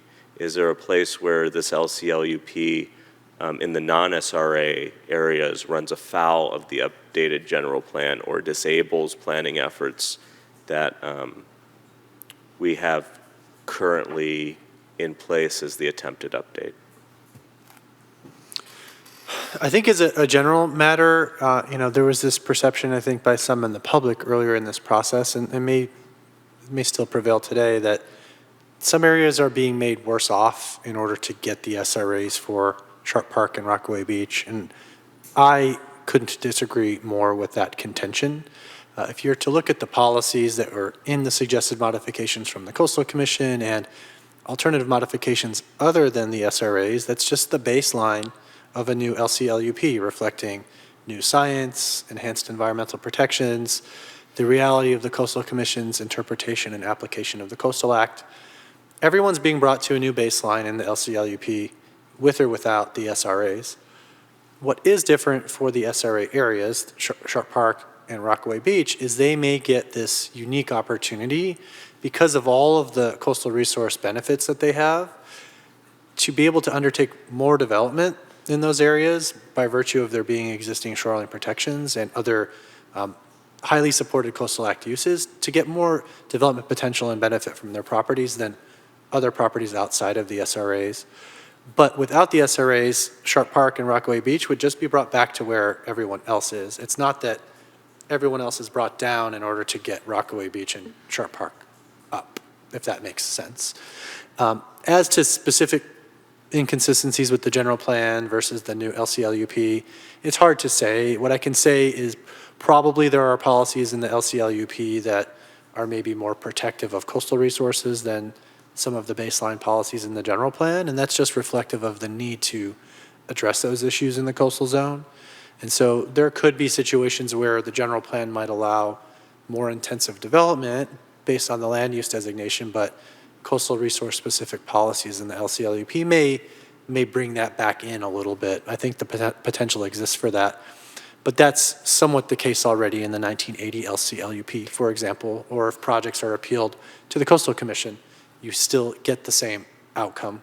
So I think on balance, it's better to get the new LCLUP and all of the other ancillary benefits that we've discussed from the updated document. In a eventuality of discrepancy, the LCLUP prevails, or would we have to seek an amendment in one document or the other, or both? The LCLUP prevails if there's a direct conflict with the general plan. We do our best to interpret them in a way harmoniously, but there are some instances where a land use designation is just different, and we can't harmonize those, and so the LCLUP does take precedence. That's the case now, and there are many more conflicts now between the 1980 LCLUP and the general plan than there would be with the new LCLUP and the 2040 general plan, which we've tried our best to make as consistent as possible. So if we're harmonizing between the two documents, it's going to be a lot easier to harmonize between update LCLUP and the 2040 general plan than it would be between a 1980 LCLUP and the 2040 general plan. That's correct. Thank you. Yeah, I think there's a lot of confusion in the community too, like the SRAs are not protecting Sharp Park and Rockaway. Like that, there's confusion around that. Are they or are they not, right? And as I see it, so there's already armoring in both Sharp Park and in Rockaway, right? And we're spending money on that armoring, replacing the armoring here and maintaining the one in Rockaway. So there's already city resources to these special areas that we've already prioritized.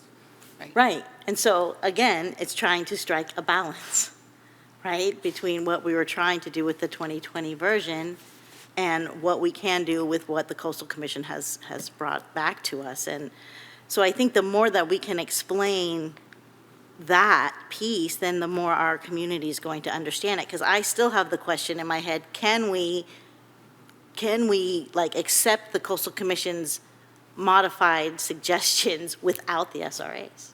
Like, what if we pull them out? What would that mean for Sharp Park and Rockaway? It would result in a more equitable LCLUP for the city overall. That's an objective fact because all of the same policies would apply throughout the entire city. The policy question that you're being asked is where we can convince the Coastal Commission that it's consistent with the Coastal Act. Can we get a better deal for two of our neighborhoods that have existing shoreline protection, protecting broad public assets, to use that term broadly, in a way that would facilitate more investment, more development, and more continued existence of those neighborhoods in the way that we understand them today. And in order to get that, are we willing to commit resources and effort to do some of these offsetting activities, like developing this shoreline management plan and committing to carrying out projects and finding opportunities where they may present themselves to remove armoring or adapt it to be less impactful?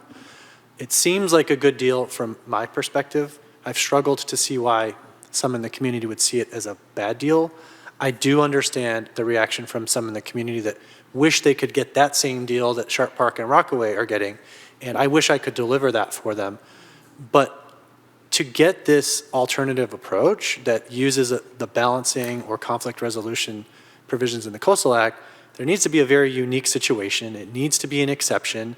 It can't be the rule in Pacifica because then it's not a special area. And the reality is we have very good conditions and circumstances and facts to support this approach in Rockaway Beach and West Sharp Park that we have not identified, nor has the Coastal Commission identified as being present in our other neighborhoods. And that's hard to accept. And I wish I didn't have to say those words, but I think that's the objective factual reality. And we're asking the council to try to get the best deal you can for the city and these two neighborhoods specifically. And that's the SRA approach as we've ironed it out so far with the Coastal Commission. And if I could add to that, that the benefits of the SRAs is not just to particular neighborhoods in the city, it's a benefit overall to the entire future viability of Pacifica as a community, because these are thriving economic centers that are critical to financial sustainability to the city for decades to come. So the benefits accrue to the entire city from the specific, geographic, technical location that we're suggesting they be approved for. And I think another component here, right, I think we understandably spend a lot of time talking about what do these mean for property owners, right, because sewer pipes don't vote. But the city has the benefit of protecting its infrastructure, which would cost millions of dollars to relocate. And that has the potential to exceed the city's means in any sort of, immediate or medium term to relocate these infrastructure systems that would need to move if we weren't able to get support for the continued presence of the shoreline protection structures. And so the ostensible basis for the policies is the public benefits, right? The infrastructure, the streets, the coastal access. The ancillary benefit is the private property protection, but that is significant and is not going to be something that we can achieve without the SRAs. If you look at those coastal hazard or coastal vulnerability zone maps, significant swaths of these neighborhoods are subject to coastal erosion, flooding, et cetera, and they would be able to take the benefit that's derived from the shoreline protection to allow development on those properties, which will make or break, many of those property owners in their long-term investment decisions. Not to mention 2212 Beach Boulevard, where we are today, and potential redevelopment of this site from a long-term city financial stability standpoint as well. To that question of equitability, in contrast to the question of economic viability, it seems as though if we take as a truth that this SRA would lend itself to economic viability, it's in contrast to the question of what does equitable mean. And to that question, it occurs to me there are two versions that have been presented by the community. And one is sticking with the 1980 LCLUP, and the other is accepting the recommendations of the Coastal Commission without incorporating the SRAs, the special resiliency areas. It seems to me if we were to stick with the 1980 LCLUP, that would grind our development efforts not to a standstill, but to a place where generating that economic viability seems unlikely because of how slowed that potential would become. Whereas if we were to accept the Coastal Commission recommendations independent of the special resiliency area concept, it seems as though the likelihood of development in these areas, specifically the Sharp Park specific plan, although the Rockaway area certainly has the most visitors serving lodging options, and there's something, I think, to be said for that. I think some members of Coastal Commission might agree with that.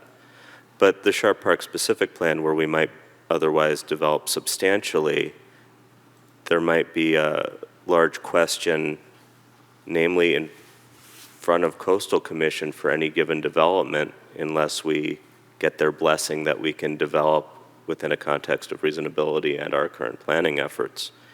And so again, I would think that it would substantially slow the development of our economic viability.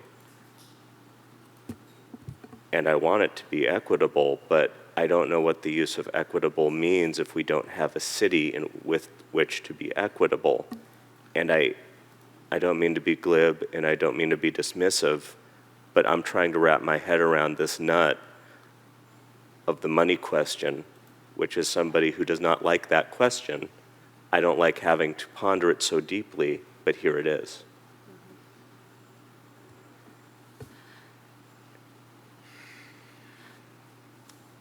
I'm still not convinced that the SRA policies really help development.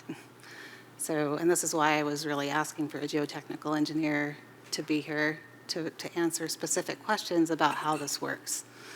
I mean, we've asked before, these are hazardous areas already, right? I mean, even with the new seawall, it's still going to be a hazardous area. There's still going to be overtopping, there's still going to be flooding. We're not solving that with our new design. In Rockaway, right now we don't have any plans. The adaptation plan actually calls for sand nourishment there as a perfect test site, which maybe we need to be working on now, because if we're thinking about it for Beach Boulevard, you know, that's the test site because it's got a point on each side. We don't have to do the groins or, you know, structures. And so if sand nourishment works there, I mean, we don't need a seawall. And you know, I mean, there are ways to address hazards that aren't just armoring. So I'm a little afraid that this is just pushing us into that. And then also, as Christian has said, I mean, you know, even the new seawall, we're only designing for 50 years. Buildings have to be designed to last 75 to 100. So we're basically committing to replacing the seawall in that same location forever. It's going to get more expensive. It's going to need to get taller as the hazards increase. And, you know, at some point it may not make sense, right? And at some point it may not be able to be permitted if it's in the public trust lands. But even right now, so all the SRAs could help with, and Christian has said this before, and correct me if I'm wrong, is it could help some with erosion, right? Because if you've got some armoring there, it's not going to erode. Well, the armoring we have here is actually eroding behind the wall, right? Because the overtopping actually undermines it. So that's You're where we get talking north of the pier, correct? North of the pier, right? But that's what happens. I mean, whatever kind of armoring it is. Well, it's a different construction, and that's a different. Yeah, but I'm just saying that the erosion can still happen behind it. Maybe the new seawall won't for the 50 years that it lasts. You know, I'll give it that. But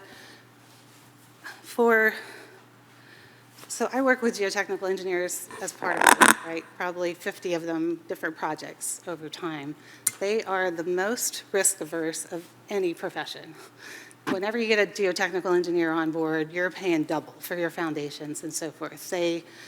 You know, the liability that they have to take for their determinations is so strict on them, and that's why.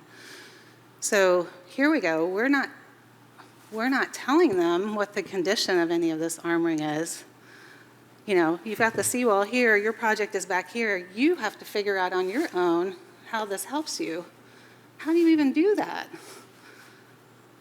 You know, I mean, even the seawall GHD, so they're capable of analyzing armoring. Most geotechnical engineers can't. So a normal homeowner that you're going to hire to do their addition, their geotechnical engineer doesn't have the training to evaluate, you know, sea structures and armoring. So it's a whole different profession. So what is the cost to the homeowner? Is it even possible? Those are the questions, you know, I think are important to answer. We're committing all this time and money for a policy that we don't even know necessarily can actually be used. And then, you know, again, their liability. So there's nothing to say that you can't design a building now right here at this property, 2212 Beach Boulevard, that doesn't rely on the armoring. You just have to design it to meet the coastal hazards. So you have different foundation systems. Maybe you have piers that go deeper. Maybe you have to let the flood water go through, which you're going to have to anyway, because it's still the flooding going to happen. I haven't been shown that this actually helps a project. And we can still have development here. If we get this approved, we can update the Sharp Park specific plan that lets us increase density and commercial without the SRAs. You know, we can't under the 1980 because that limits heights to 35 feet. But I think we can still develop safely, right? Sure, but sorry. Let me continue for a minute, and then, unless. I was going to just offer some information to Councilmember Bowles' comments. One is that the Sharp Park specific plan approval will take a lot longer without an updated certified LCLUP. Oh, I agree. We need the Yeah. updated certified LCLUP. Yeah. The The Bieber project, while it won't prevent overtopping or flooding potentially, it'll vastly improve that. In addition, with the storm drainage that would be built into Beach Boulevard, improved. So that's the goal of that project. Built to a 50-year lifetime. We know, capital assets like that can often last longer than that. And so I think that's important to acknowledge, especially also if the seawall is pushed back on the south end and the beach widened there, then that's an improvement in the area. But mainly the thing I wanted to offer is the benefit of the SRA related to, for example, marketing and development of this property is substantial. Because while maybe something could be built here if you envisioned without a seawall and you had to design to that, that is going to vastly change the marketability of this property that would bring in the big economic interests that need to develop this. So having the SRA and being able to factor in the benefit of the seawall into that analysis would be an incredible economic improvement to this property. Right, and let me say that a different way, because that's actually where I was going to begin.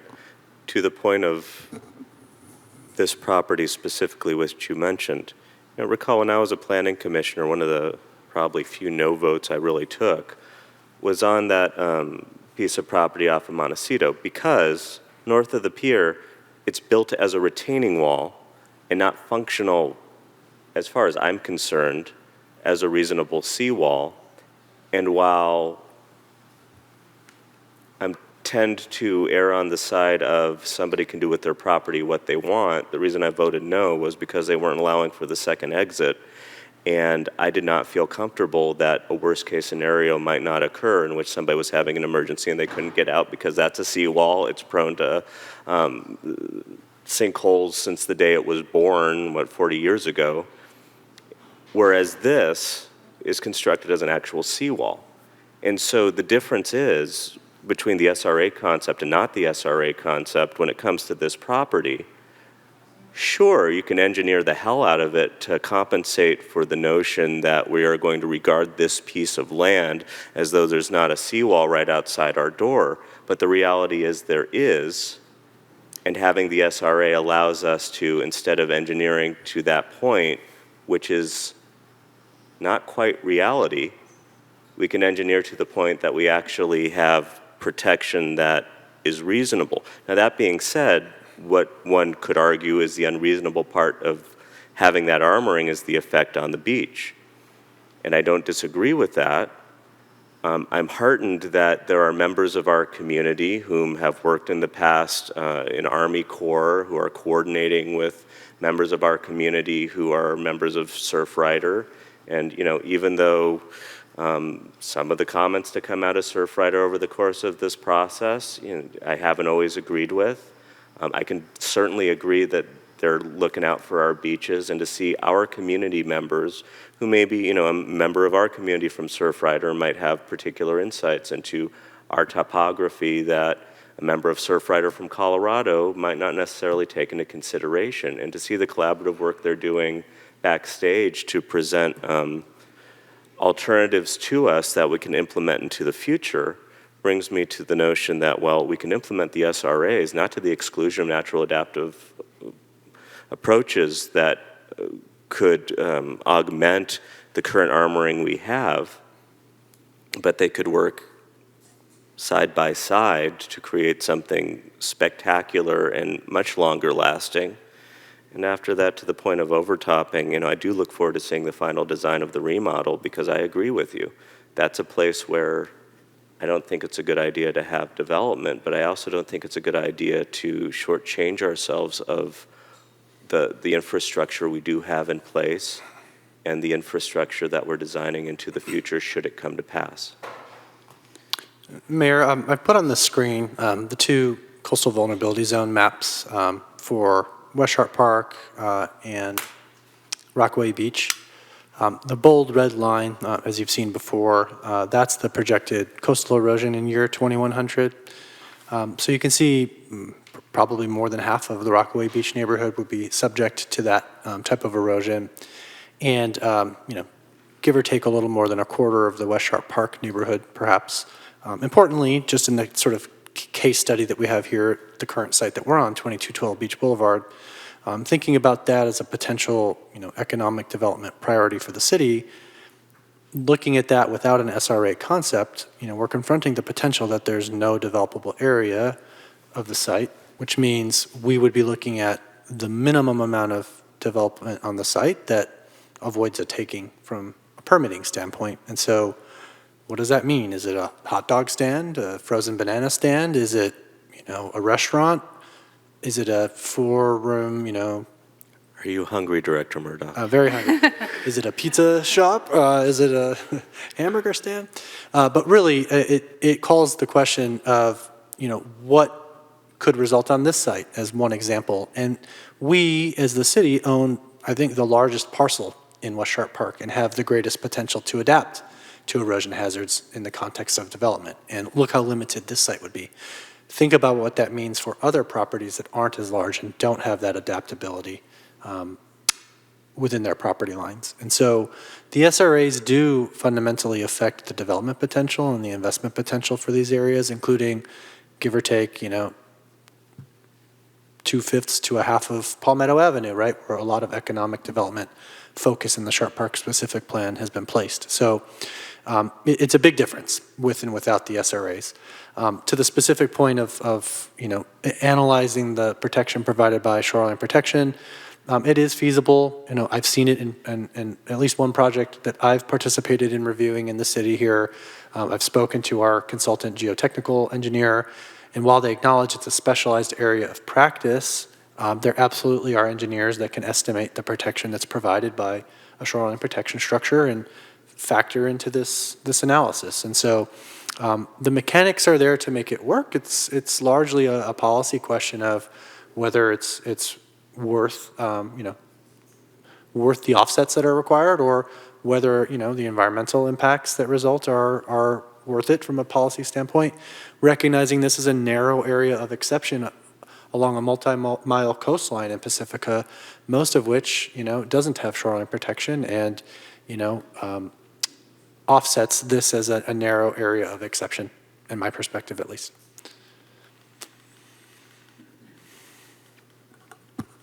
I've never asked this question before, but the shoreline protection for 50 years could buy us some time to actually get funds to move the infrastructure at some point.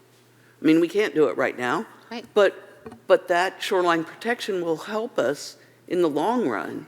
Yeah, And most things, like people have said before, I mean, these houses that are here weren't expected to last 70 years, and most of the houses in Pacifica are more than 70 years old. Well, but the Coastal Commission requires them to last 75 to 100, so a geotechnical engineer would have to sign off on that. And I don't think, I mean, nobody's, we're working on our shoreline protection and our new seawall to protect our infrastructure. I agree with you. I mean, that buys us some time, right? I do have a problem with saying we're always going to be able to hold that same line, and that's part of the problem, because eventually, maybe not for 50 years, but maybe if a building has to last 100, that line's not going to be there. So what is a geotechnical engineer signing off if he has to say that a building's going to last 75 or 100 years and that protection won't? I mean, even the seawall south of the pier here, GHD didn't fully analyze. They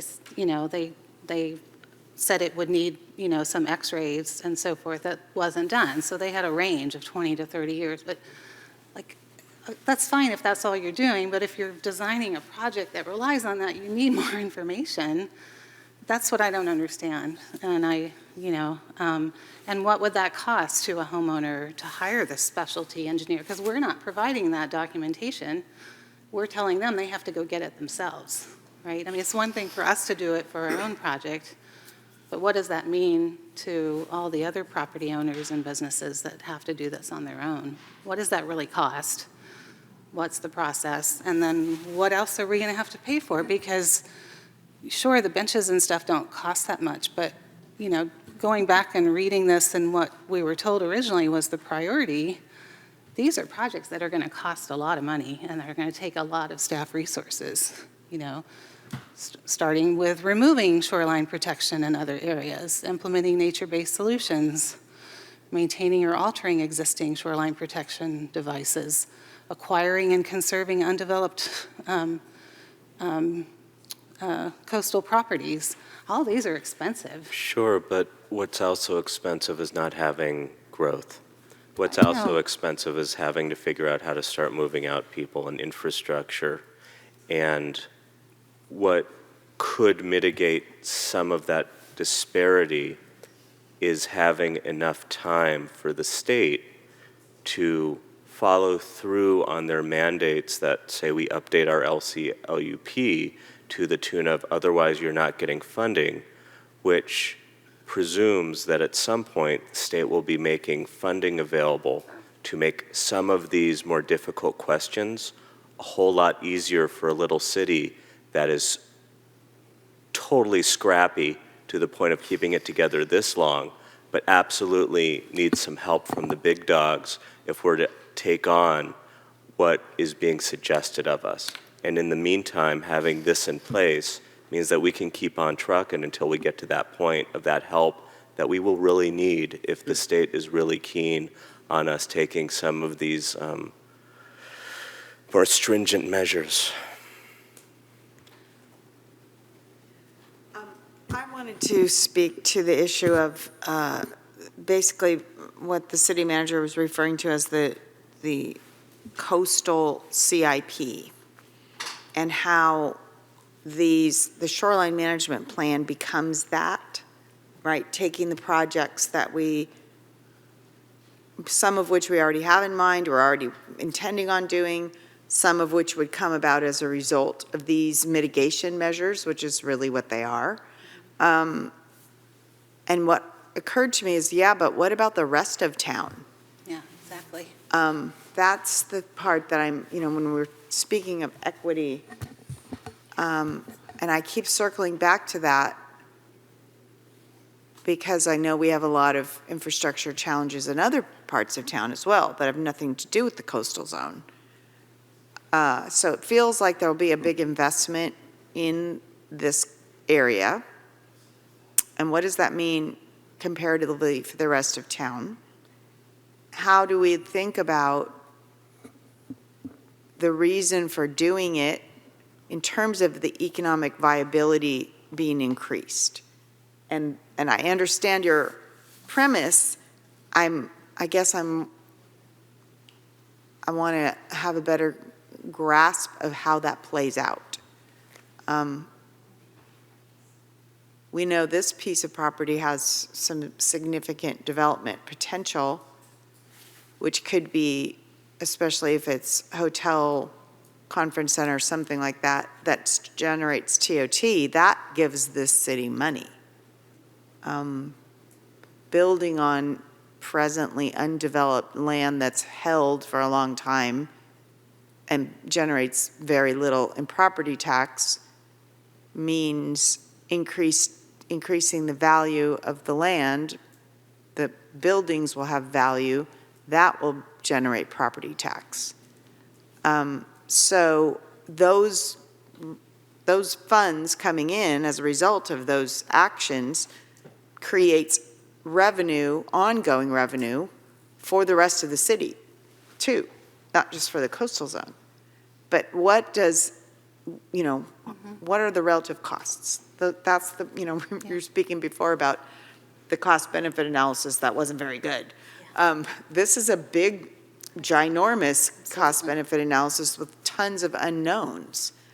And so there's that. And then another nagging thing that's been eating at me all the way along has been, what does the Coastal Act currently say about this city's ability to maintain its seawall by virtue of the fact that it is protecting public infrastructure? Is there not a Coastal Act policy that says you can? I think there is, but I think it's limited. I think there's some constraints around it, and I'm not sure that for example, the B-burp design we presently have would meet the criteria. I feel like it's bigger. It's a, you know, and I don't know, and I don't have specifics on that. So I just feel like, but can't we maintain the seawall anyway? Not that the seawall is the whole point of the SRA, but it's a big chunk. It's a very important part. So there's that.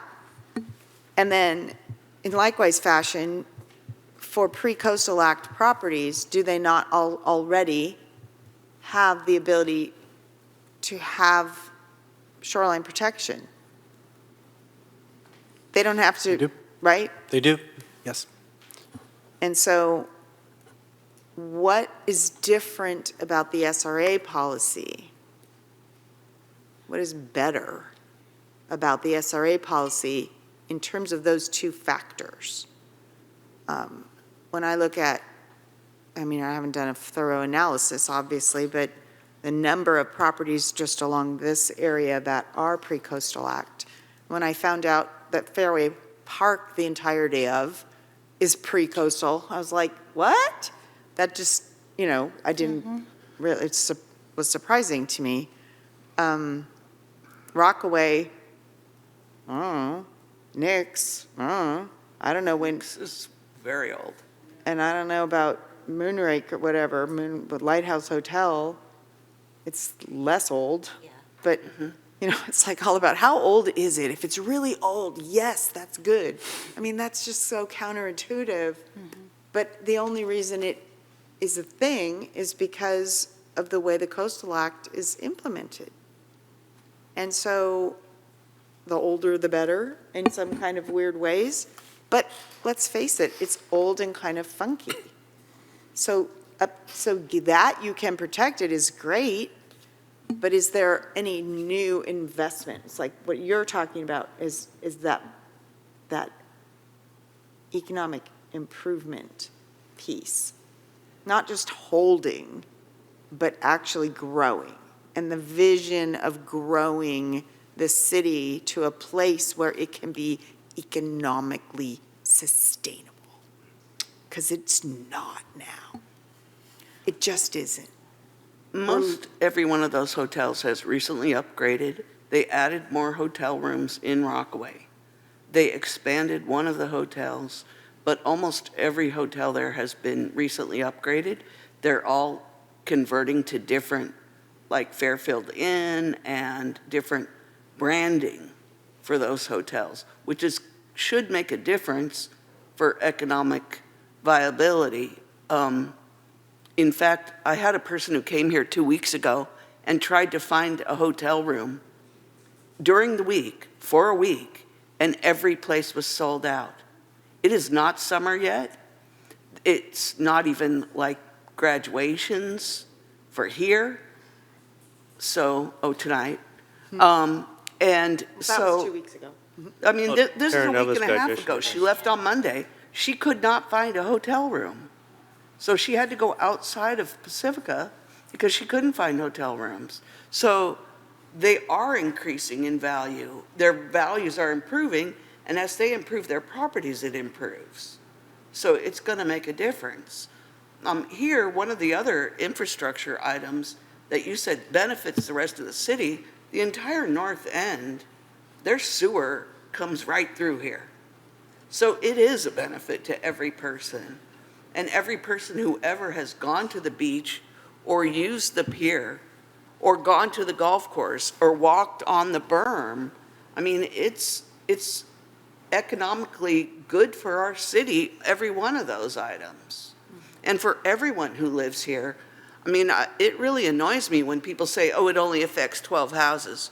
Well, that's just entirely wrong because it affects every person who lives here. Everyone. Mayor Pro Tem, I did want to address part of your remarks a moment ago. You know, the SRA in relationship to these properties in West Sharp Park, for example, that may be pre-coastal act properties. One of the major benefits from our perspective, you know, recognizing many of those lots are 30 to 50 feet wide, while they may be entitled to coastal act armoring or to shoreline protection under the Coastal Act, I should say. Yes.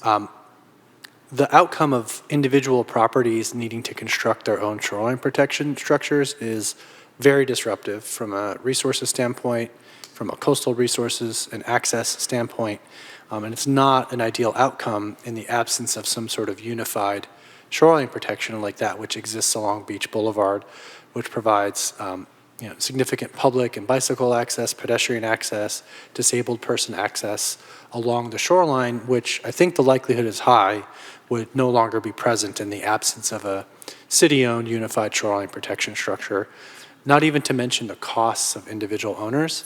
Right, there's a lot of discussion tonight about sensitivity to costs to property owners. Yeah. Imagine the immense cost of every individual property owner needing to pursue their own shoreline protection, plus mitigation fees from the Coastal Commission. Immense cost, highly disruptive to coastal access, perhaps more coastal resource impacts than the unified approach we have now. And so that's one of the key outcomes that would result from the SRAs, is avoiding that kind of piecemeal, site-by-site approach.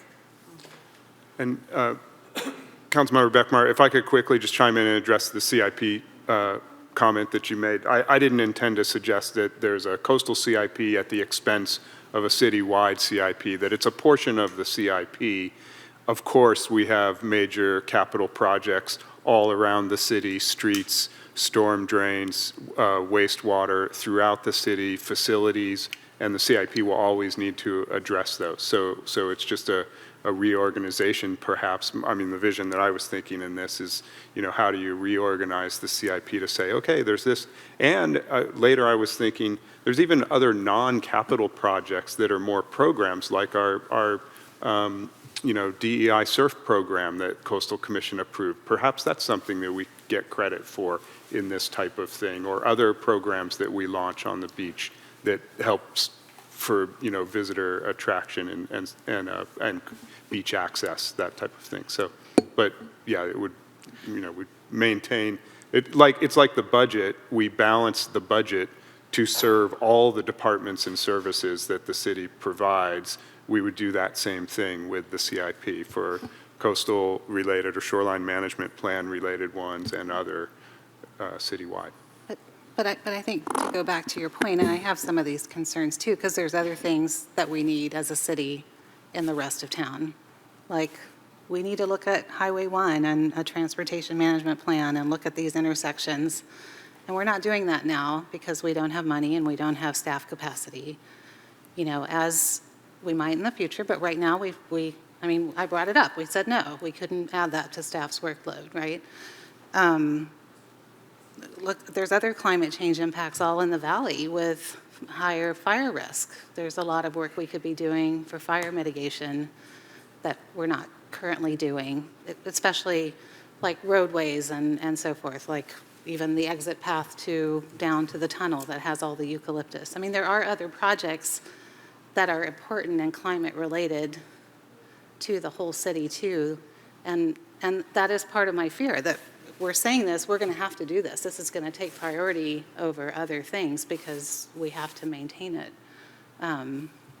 to do these programs. So, yeah, I feel like we don't have enough information of what's needed. And maybe, those red arrows tell us that the Coastal Commission hasn't necessarily given us all the information that we need either at this point. And I feel like in the short term, the low-hanging fruit being mentioned of benches is something that's fairly low cost, whereas in the long term, something like sand retention structures somewhere off the coast that is proposed as something that might be very viable for grant funding given the need of the moment in time.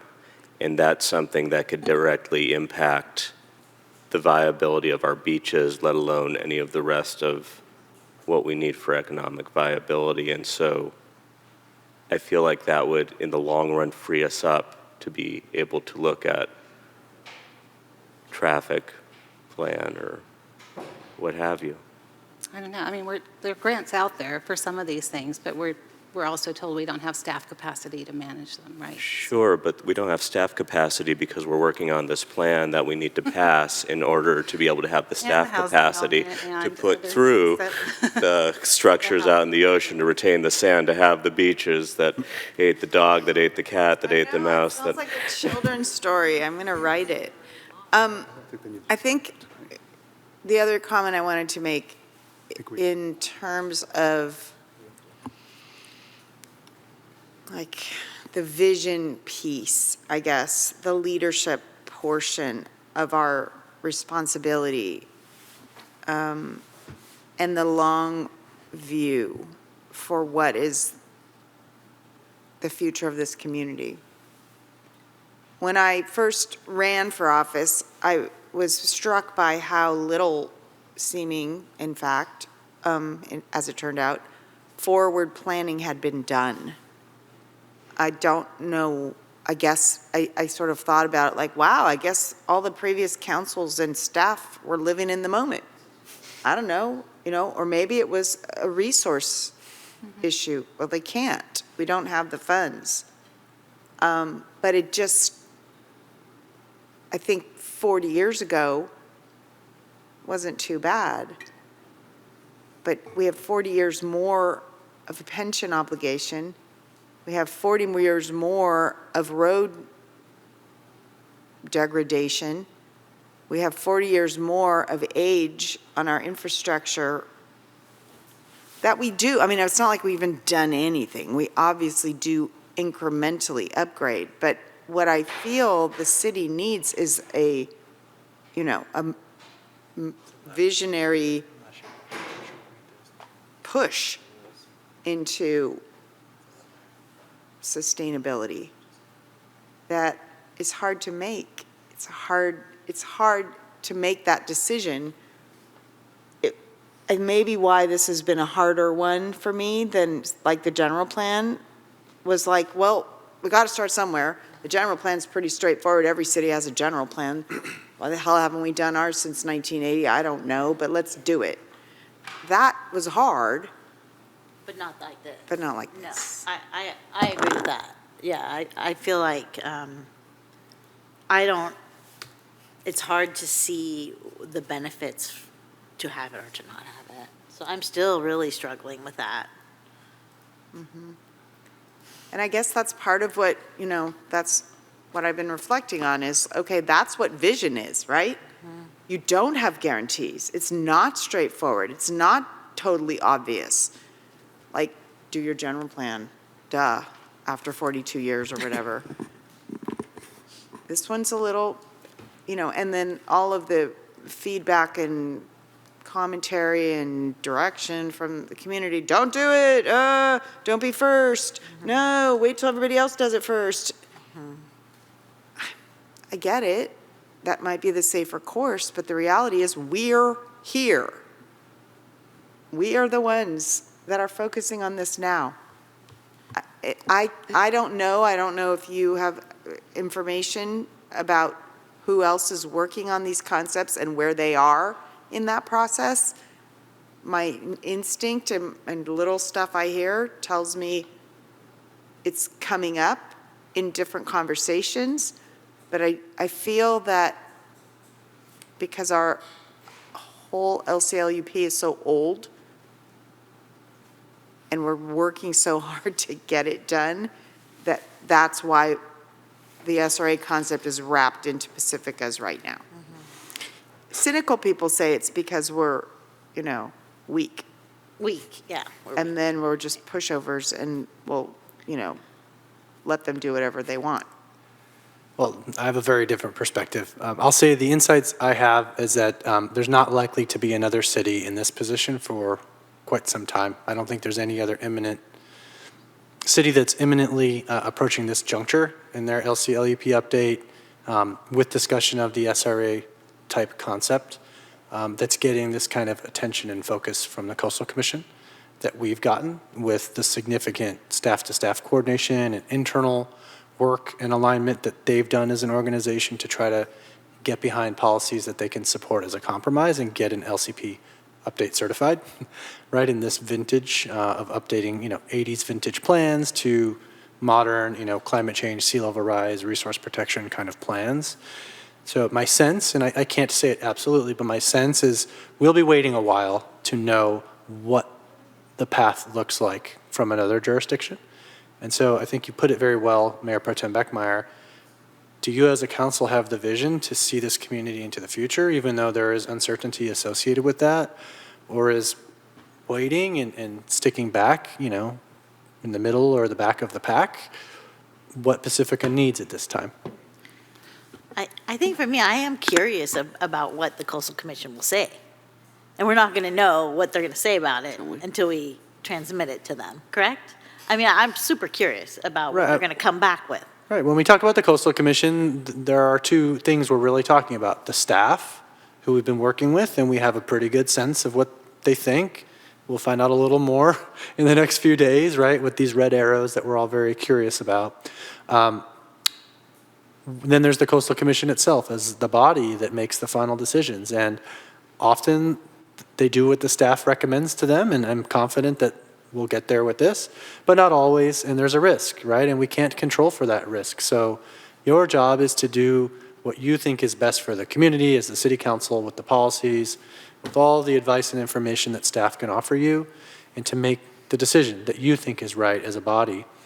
I think there's no realistic way to eliminate all of this uncertainty that you may have an instinct to want to do and to eliminate risk. So are you willing to sacrifice the potential benefits to offset the potential risks? That's one of the key questions for you.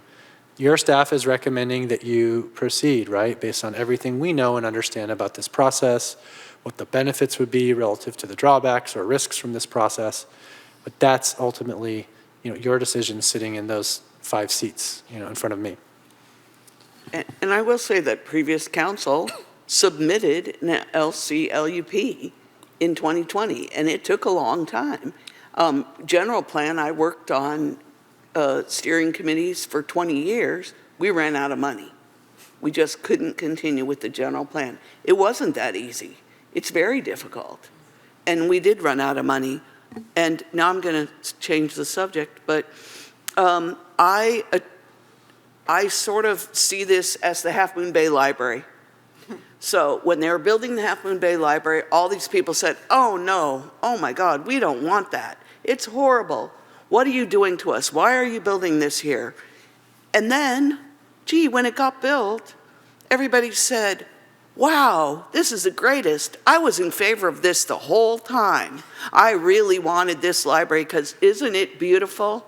And isn't it a benefit to our city? And that's how I relate this plan, just like that. So who knows? Nobody knew. They thought it was awful. But then when they got it, it wasn't, right? So. I was going to say, Mayor Vardalos, when the time is right, I have a process suggestion I'd like to offer. Because we're just sitting around talking? Because we're not far into our items, but this is the most important one, I feel. I know. Well, and so that's my process. Go ahead. Comment. Go ahead with your comment. So there's a number of red arrow items, and the council doesn't have to. You're not voting on this amended document tonight. That will be at a future meeting, and so you don't actually have to make a decision about these two broad philosophical ones, the SRAs and the shoreline management plan. And we have a lot more policies to get through tonight, and it would be great for staff to get feedback on those policies. And then we go off and we review the Coastal Commission staff's latest input, and we bring back that whole package to the council for consideration at that time. That's when you make a decision about the SRAs being in there and amending the LCLUP to submit to the Coastal Commission. So that's a process thing. It's a little bit after 10, and if we can get through the remainder of the policies, that would be fantastic tonight to get input on those. Okay. So, You know what would be helpful for me? How many red arrows are there? And where are they? Yeah. Oh, look, Easter egg. Well, why don't I just flip through chapter 6. It's on your screen. So here's the beginning. None here or here. There's 1, 2, 3, Oh, wait. 4, 5, 6, 7, 7. So we've done 3 out of 4. We're almost halfway there. No, but there's lots of others in between without red. We should concentrate on the green ones in between. so, I mean, like the next whole section has all been deleted, the next page. That helps, doesn't it? Actually, the next 2 pages have pretty much been deleted. Your microphone, Madam Mayor. Oh, thank you. I'm loud, but I know you guys can't hear me when I talk. Up there in television land. Okay, so the next 2 pages have basically been deleted, up to 6.22, which is flood protection. Does anyone have comments over any of the deleted sections? I know I don't. No. No. I just want to reiterate, this is because we're reorganizing from sub-area policies. Is that correct? That is correct. Okay. But I did notice there were still some sub-area policies, though, right, that reflected particular neighborhoods. So that is a question I had with Right, I think why they were ones were deleted and not others. They were essentially generalized and not as particularly related to specific sea level rise triggers, but the intention was to just make them more generally applicable policies as a stand-in until the city can come back around and redo the adaptation plan as we've discussed before and do that sub-area work again and put a plan together. But for example, actually this one that we're just going to talk about next, CRI 22, is a sub-area policy for Northwest Sharp Park. But yeah, the 2 that were deleted were shoreline protection and beach nourishment, which are more general. So So there you are still wait a some minute. sub-area policies, is what I'm saying, kind of scattered in. Okay.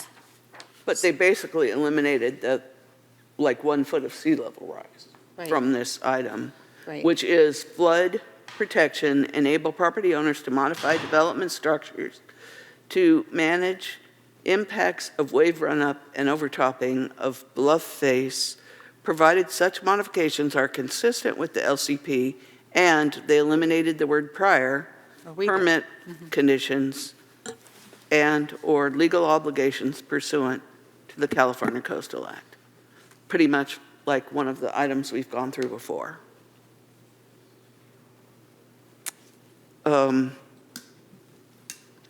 The next item is 6.23, which the Coastal Commission suggested deletion, but we have it anyway, which is Sharp Park Golf Course.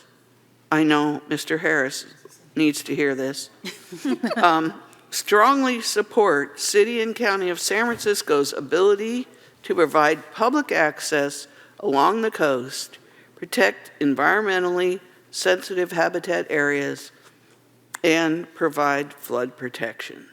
And that is our draft alternative modification. I think it's so important. It's really important. Yeah. I feel like Whether it's they the bare delete- minimum we can do. And Yeah. Yeah, I have no problem with that. Yay, everyone likes that one. Okay, the next item has been deleted altogether. 6.25, I'm going to read the alternative modification. Structure elevation, maintain existing or construct shoreline protection structures if consistent with policies 1-56, CR 1-57, with any slashed out prior permit conditions and/or legal obligations pursuant to the California Coastal Act to limit wave overtopping unless beach nourishment Strategies are effective in reducing wave runup on the back shore. Elevate development structures if consistent with policy C16I61. With any, eliminate prior permit conditions and/or legal obligations pursuant to the California Coastal Act as necessary to mitigate flood damage consistent with height limitations determined via a site-specific study. And only thing they did with that one is remove the word prior again. Okay, 6.26 was deleted, 6.27 was deleted, and 6.28 was deleted, along with the whole following next page. However, Oh, you're stopping me? I'm stopping you at 6.30. Okay. Deleted though it may be, I did have a question when I came to it because that question is the way in which it pertains to Highway 1. And maybe I just need a brief understanding of what exactly is being proposed in CR-I-30. I think I understand why that part was deleted, but I still just want a little clarity around that particular policy. Please and thank you. Did you want to, I can read that policy that's not listed here? Is that? No, it's policy CR-I-30, and I was just asking Kristen for some color commentary. Right. On packet page 250 and maybe 249 or 251 in your 250 for us. Yeah. Around there. older packet. 251. It's hard to see in the matrix, but the policy language is still there. It's really just the part of the title that's deleted.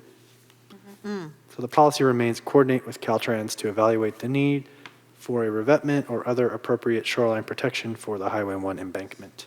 Is that just in general because Highway 1 is the borderline for the coastal zone, or does it pertain to specifically around the Linamar area? This pertains specifically to Rockaway Beach, the quarry and the headlands. So that's in that section. All right. Okay. Thank you for showing me. Thank you.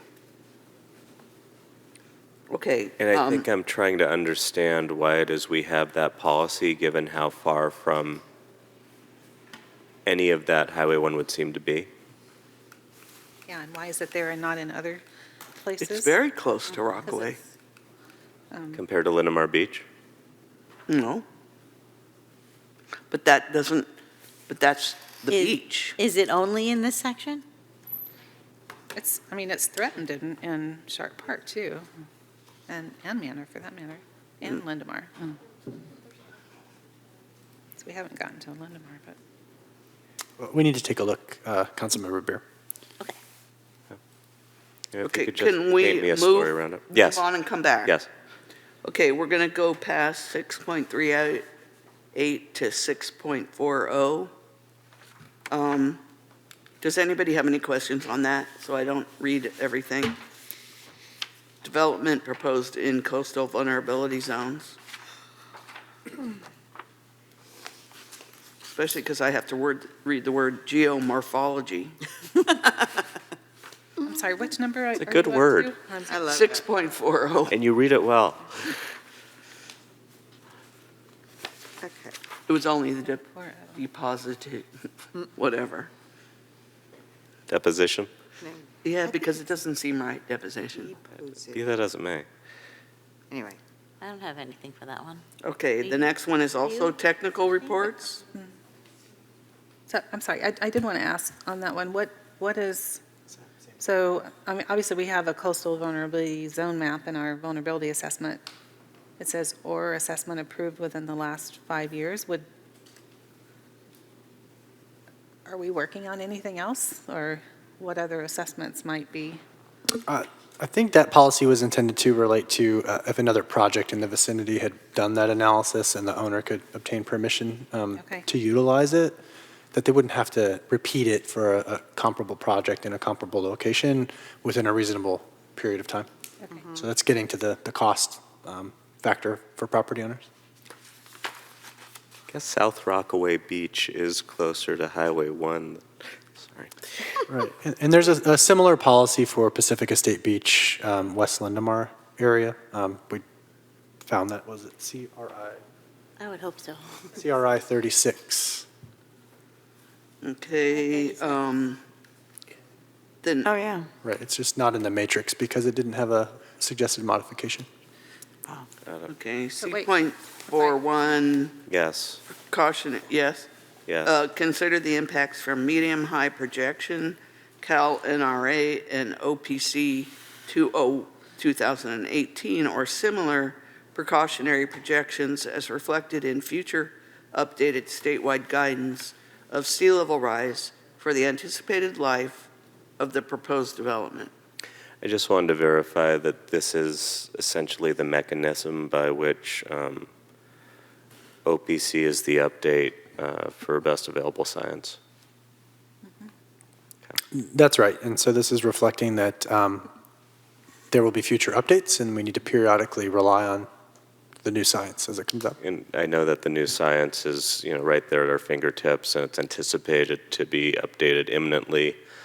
So I just wanted to point out that this is the mechanism by which that science shall be updated. Correct. Thank you. Thank you.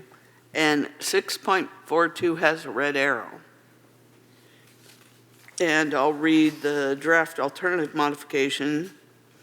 Demonstrate that the development will avoid or if unavoidable, minimize impacts from coastal hazards for the anticipated life of the proposed development without reliance on any existing or future shoreline protection devices, except that development behind special resiliency areas will be allowed to consider protection provided by existing shoreline protection structures when analyzing hazards. Okay, That's why there's an arrow, because it relates to the SRs. that's why. I don't have a problem with the policy other than the SRs, so. And the next one is safety for bluff top development will be greater than or equal to 1.5 for static conditions and greater than or equal to 1:1 for seismic conditions. Which, I'm sorry, was clarified in the following item, which is also a red arrowed item, which is new development in coastal vulnerability zones shall be sited and designed to be safe from erosion, bluff failure, wave run-up, flooding, and other coastal hazards for the anticipated life of the development, which used to say 100 years, without shoreline protection, concerning projected sea level rise and other climate change effects to be determined from best available science and current guideline at the time of the approval of the proposed development as demonstrated by site-specific analysis and/or technical reports. Permit approvals shall prohibit shoreline protection structures for the authorized development, require the property owner to record an acknowledgement that the development does not qualify as an existing structure entitled to construction of shoreline protection structure under the Coastal Act, Section 30235, and any other laws that waive any rights to such protection structures that might exist and that, where necessary, requires the removal and restoration plan, including bonding for large projects to avoid future shoreline protection structures or project failure. However, behind special resiliency areas, new development shall be allowed to be sited and designed in reliance on and in consideration of protection provided by existing shoreline protection structures. Continue? No, I have a question. Okay. This is really for Denise. So I wonder how you interpret the, I can't even tell you the paragraph, where it references Coastal Act Section 30235. and then it states, and any other laws. That's a pretty vague and broad and all-encompassing statement.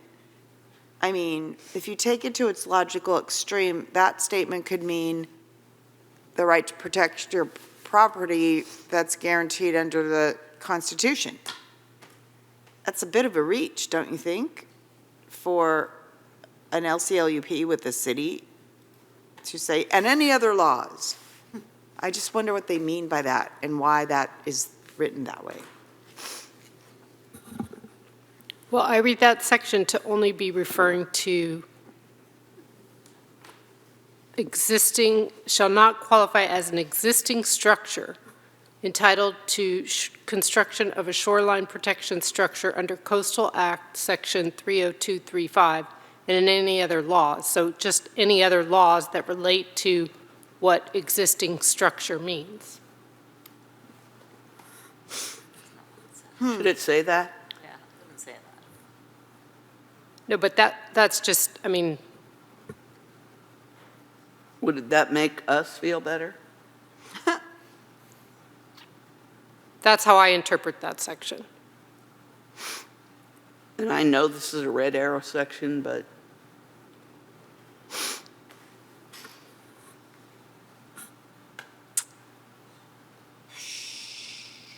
This one feels a little crunchy to me. I don't know why. Well, we're going to get more CCC input on that one, so Yeah. maybe we can just come back to it. so circle that other laws and come back when they come back to us? It would also be really helpful to see that without all the lining, because there's certain strikeouts between the various commas that make it a little difficult to read it straight through. Okay, Or another, at least when I'm looking at my version over here. Maybe I should be looking at the Requiring screen. the property owner to record and yeah, there's only one cross out. does not Well, two. qualify. It's messier on the other version. Okay. 6.45, also a red arrow. Permit approvals of development in coastal vulnerability zones and tsunami inundation zones shall require the applicant to record a deed restriction requiring the owner to assume liability and indemnity and hold the city, its officers, agents, and employees harmless, including any injury or damage from coastal hazards in connection with the permitted development, unconditionally waive any claim of damage from coastal hazards against the city, waive rights to future shoreline armoring, acknowledge the development may need to be removed and the site restored in response to future hazard conditions, and to assume all responsibility for any adverse effects to property caused by the permitted project and need for removal, relocation of development. These are development of new properties? Is that? Well, as we've talked about, as we've talked about at the last meeting, we'll need to clarify coastal development permit approvals. So projects that would be exempt from a CDP would not be subject to this policy, but many types of development would, and there may be relatively minor projects that need a CDP that would be subject to this requirement.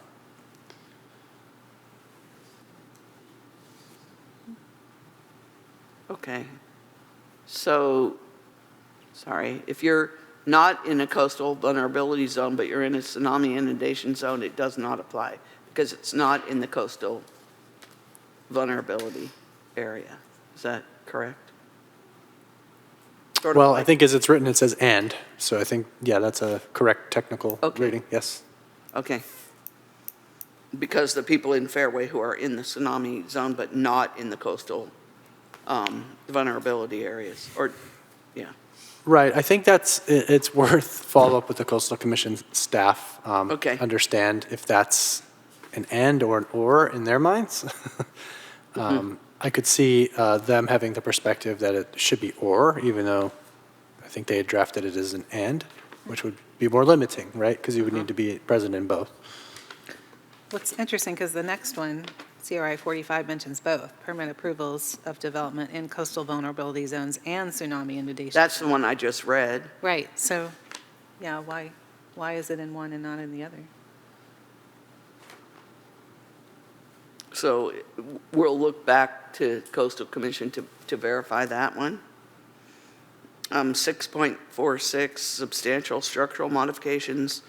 When proposed modifications to an existing structure constitute an SSM, as defined, such proposed development shall correct any existing legal nonconformities and shall be undertaken consistent with the LCP and the Coastal Act, including but not limited to policies CRI 43 and CRI 44, except that behind special resiliency areas, development shall only be required to correct existing nonconformities related to applicable coastal hazards on the site.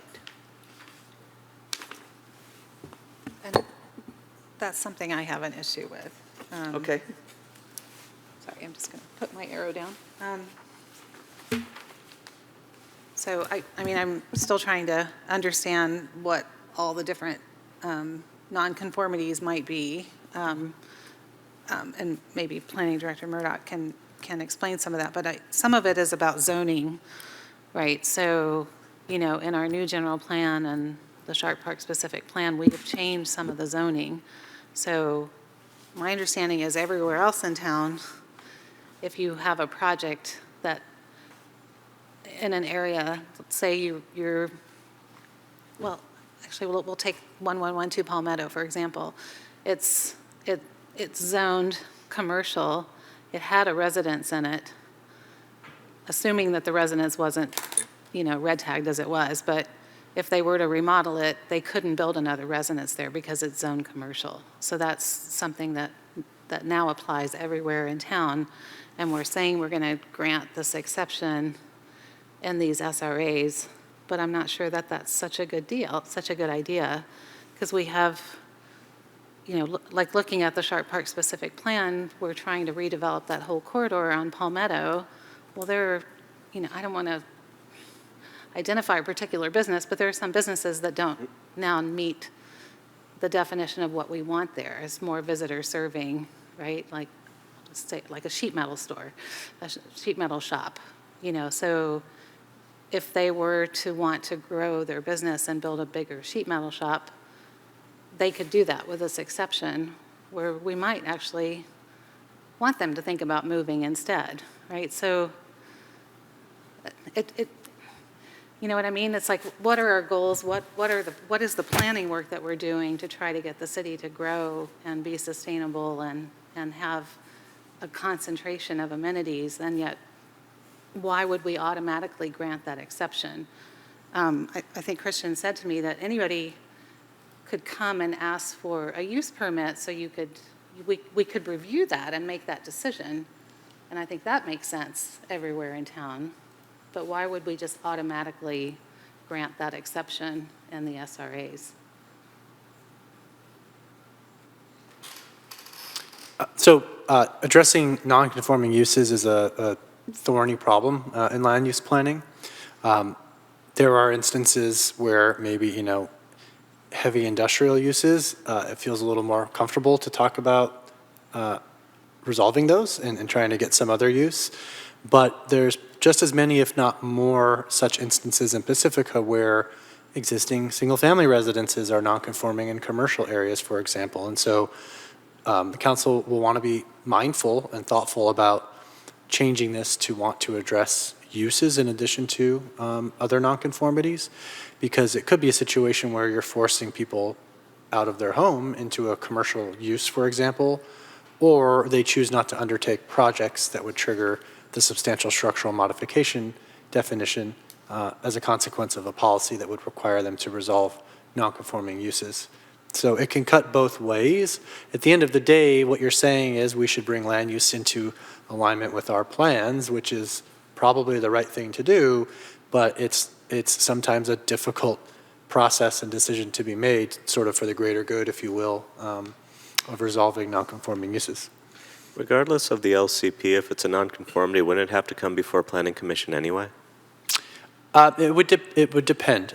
We have a provision in our zoning specific to addressing nonconforming uses and structures, and there are various instances where it may not need to come to the Planning Commission if it complied with the limitations on expansions or relocations of nonconforming uses. But in many instances, it would for a use permit, as Councilmember Bowles mentioned. I sold a property on Palmetto that was built, we don't even know when it was built. It was built before the documents even showed up. So it was probably built 100 years ago. And it is zoned commercial, but it's been residential for the last 100 years. So what I was told was if, it didn't have anything to do with these structural modifications at the time, but if the property burns to the ground, it would have to be built as commercial. But currently, it's non-conforming use. So. But maybe with the policy that we're just adding, it wouldn't have to change if you're just rebuilding. Just what it unless you is. did a structural, Right. well, it's on Palmetto, so it's in the SRA. So unless you did a substantial structural modification. I just don't understand why we wouldn't want to update things to new zoning, why we would do it everywhere else in town and not in the SRAs, when the SRAs are the areas that we want to be the most commercial visitor serving. So why make that special exception? Devil's advocate, if it's, say, a single-family residence and there's not a developer lined up to buy it up, and it's a single parcel that's next to something that's owned by someone else that's not going to be available for a developer anytime soon, would we want that house to not be used in that instance, or should we allow it to be continued to be used since it won't otherwise be utilized anytime soon? I think that's too vague for policies to have all these, I mean, it's, you know, I like the idea of anywhere in town, we and the Planning Commission get to review it and say, oh, yes, okay, the zoning doesn't allow a house, but we think, yeah, you should be able to stay in this one location. I think we should be able to review them all. Why would you make a change if they weren't doing anything substantial to the property? Well, why are you doing it to everywhere else in town then? Because that's what's going to apply everywhere No, else. you're not automatically bringing them to If they apply, nonconformity. well, nowhere else. That's only with structural modification. And that's true here too, right? It's a place where we're doing something different here than in the rest of town in the same. So it's not zones. equitable. So it's not equitable, and I don't think it really furthers the planning efforts that we're trying to do necessarily. That's where I think it's better as a one-off decision than a blanket exception. And I would say that in this area are the most non-conforming uses of properties in this area. Sharp Park? Yes, Sharp Park. If you look, you'll see that even around the corners, they're zoned commercial when they've been residential forever. So there are like definite nonconformities in use. So. Right, I think our intention in drafting that unique approach in the SRAs was reflective of the unique characteristics of the Sharp Park and Rockaway Beach neighborhoods where there are a fair number of nonconformities.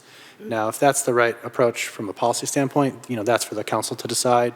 But when thinking about these areas and how the SRAs writ large will result in greater protection for them, we were trying to strike the right balance and try not to force those types of use changes on account of the substantial structural modifications. Hopefully we got it right, but that's for the council to decide. I'll just look at my friend Peter Loeb's house. I was down just from your thinking office. Peter Loeb. I mean, that's a huge lot. Why would we say that would stay a single-family residence when it could be developed into a mixed-use building. Because your friend lives there. I know that, but I might have friends in other areas that are also being forced to move. I'm saying this. No, because I was being serious. Sorry. I know that everyone thought that was funny, but No, I meant it. Yeah, and again, I'm not saying that we don't necessarily review one-on-one and say, no, we want to let you continue. I just think a blanket exception that's not necessarily matching our goals of all this planning effort that we've just done. This is one, it sounds like, where we actually are trying to protect the homeowners, their properties, and do right by them, which is substantially in the spirit of the document we originally submitted in 2022, or 2020, whatever. 2020. And this does have a red arrow. I know. Yeah, well, I think that's because of the SRAs, but, I mean, I'd want to understand this more, and I would like to see a comparison of zoning. So maybe it's true here, but what does it mean in Manor? What does it mean in Pedro Point? What are we forcing to change there that we're not forcing to change here, and how is that fair, right? And my only concern is in terms of arena numbers Yeah, I know. and showing that, we can actually make use of these places where we're zoning it otherwise. But aside from that, there's so much feedback about the character of neighborhoods and how we don't want to abruptly change that I'd be willing to go along with the premise that this strikes the right balance until, some developer wants to come in and spend an ungodly amount of money to buy up all those properties, develop into the thing that originally we're zoning it for in premise. Until someone's willing to shell it out, I'm happy to let someone live there the way they are. And again, if we had the discretion, we could let them continue living there as they are. But, our whole Sharp Parks, there are houses, individual houses along Palmetto that, according to our whole planning effort, could be 4- or 5-story buildings with more housing and commercial and help revive that whole neighborhood, right? That we're now giving an exception that couldn't happen.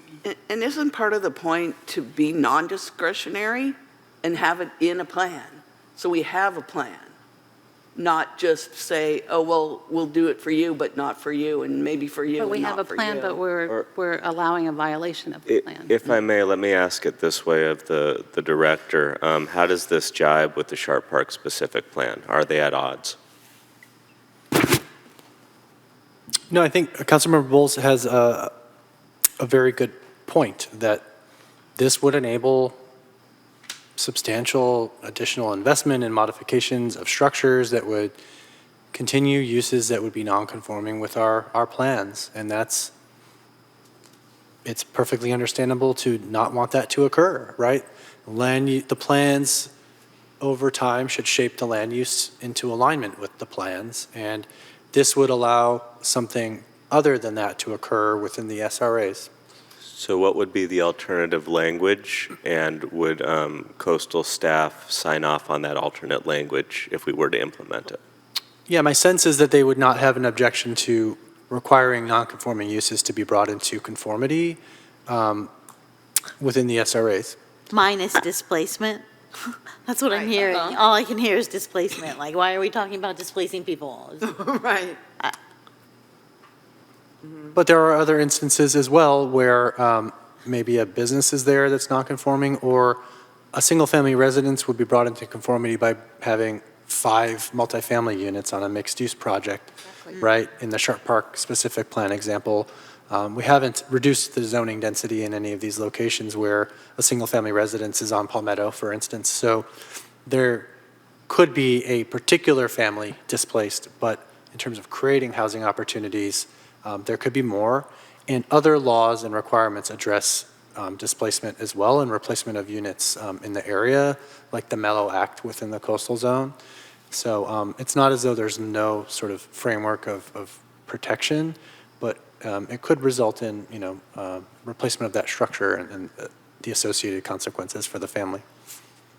And again, it's only when someone's doing a substantial structural modification. We're not kicking anybody out of their home. Right, it's Ever a on their choice to own. proceed or It's a not with choice a major whether they wanna- project, right? Yeah, add 50% to their house or not. And again, the policies, if we just deleted that special resiliency areas, it still allows, just like the rest of town, that we can make a decision to allow the existing use to stay, but then you're looking at it site-specifically, right, as opposed to just making general statements. So, Councilmember Bigstick, I think the alternative language, one version of that, if you just started at the underlined section beginning with except, you would see except that behind special resiliency areas, development shall only be required to correct existing nonconformities related to use and applicable coastal hazards on the site. So you would just add in the word use. That's right. If the goal is to minimize the amount of physical alterations that are made, another version is what Councilmember Bowles is describing, which is you just delete this entire underlined section. And so all SSMs in all locations, even in the SRA areas, need to do a full rectification of existing nonconformities. Well, if you add that word use, does that imply that then it comes to Planning Commission and? Likely not. We will need to undertake work on our zoning, including the nonconforming zoning, to implement the LCLUP, right, as part of our implementation plan work. So we'll need to rectify the nonconforming zoning provisions to align with the LCLUP, and I think this would be an area where we would need to make some adjustments. I mean, on a first read, none of this occurred to me. So right now I'm trying to kind of understand the point that Councilmember Bowles is making and now reconcile it against the concern that Councilmember Beer is having. So I suppose my question is there a way to protect against displacement and yet address the nonconformities? And if not, I'm totally open to going one direction or the other, but I do want to ask questions to understand and then probably err on the side of protecting if it's a either or. So the Mello Act, existing law, state law, addresses destruction or demolition of housing units occupied by low and moderate income individuals. So in our housing element, we've committed to a program to begin requiring applicants for demolition permits, for instance, to provide that information on the incomes of occupants to ensure that we're complying with the Mello Act.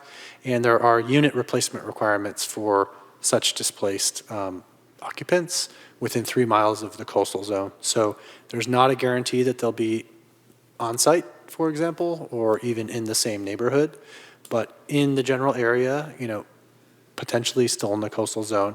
That is a requirement of state law already. And I'm not familiar with all of them just off the top of my head, but there are other laws addressing displacement of low and moderate income tenants with the redevelopment of existing residential properties as well. Okay. Do we move on and let Coastal Read, Commission? so we'll come back to I it. cross out that Yeah. last Go ahead. underline and go on and let Coastal Commission, or you wanted to say something, go ahead. Mine isn't related specifically to this, so let's finish the thought on that. Are we saying we're going to strike the strike out, or that underlined piece, or we're leaving? I don't know what we're doing. Are we going to take out this section? So the time is now 10:46, and between 6:44, 45, and now 46, I'd kind of like to see what we've said about them, because it feels like we've just been punting them back to Coastal Commission, but I need to understand that part. In the meantime, we are a stone's throw away from the end of Chapter 6. I do have my own comment on 6.47, or question rather, and that's the last question I noted for myself. For the sake of allowing whatever conversation happens, I'm going to propose moving that we continue, if needed, until 12, not because I want to continue to 12, but because I want to allow the space for whatever last bits of conversation we might need within the context that we're staring at 6.46 and we have as far to go as 6.52. Okay. So I move that we extend the meeting until midnight. And is there a second? I'll second. Please vote.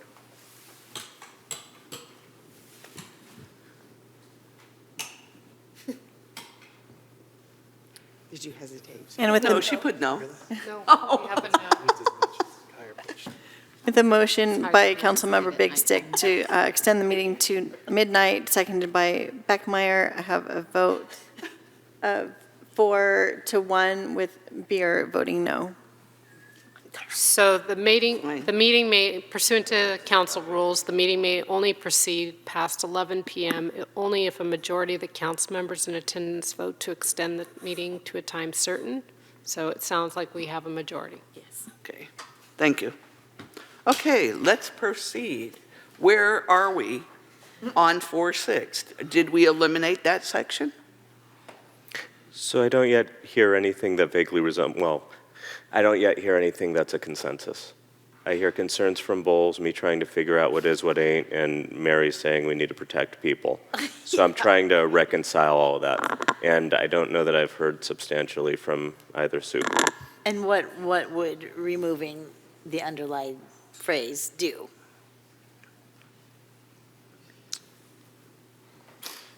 So eliminating the underlined text would require resolving nonconforming uses, so it would be more concerning from your displacement perspective. That's what I thought. Can you define other non-conforming, conformities that might need to be, because I don't think we have a good understanding of what else might be out there that. Right. So there are maybe the more readily understandable ones like the setbacks or height or lot coverage or off-street parking facilities, right? Sort of the run-of-the-mill zoning provisions. There's certainly use that we've spent some time talking about, a residential use in a commercial zone or vice versa. Then there are other policies in the LCLUP, like hazard setbacks or setbacks from sensitive resources that might be implicated by these policies as well. So it may change where a structure could be placed on a particular site in the course of addressing the nonconformities. So it's far-reaching in terms of potential impacts on the condition of the property prior to the SSM and what project might be able to be permitted post-SSM. So let me ask it this way. Take it out of the coastal zone for a minute. Someone's applying for a modification to their structure. Do they need to come into conformity? Generally speaking, no. What our nonconforming zoning provisions say simply is when a project's not increasing the degree of nonconformity, the planning director can approve it. So if you have a 3-foot side setback where you're supposed to have a 5-foot side setback, but you want to do an addition, I get to say, as long as you're at 3 feet, you're not increasing the degree of nonconformity, go ahead. If they wanted to make that 3 into 2 or 4 into 3, that would be increasing the degree of nonconformity, and I would say, no, you need to follow some other process that likely triggers discretionary review, like a use permit or a variance or something like that. And so would that same principle hold true the way this is currently written?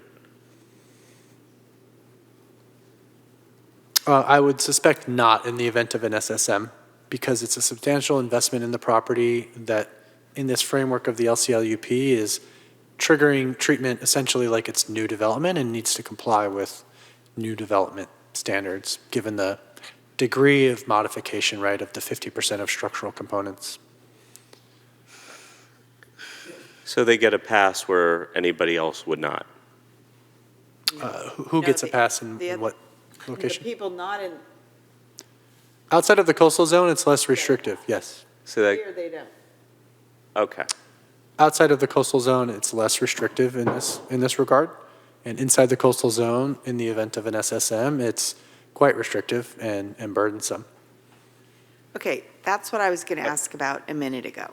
Because when y'all were talking about non-conforming uses, I was asking myself, but are we talking about other kinds of non-conformities here too? And it sounds to me like we are. And this is where I have a problem.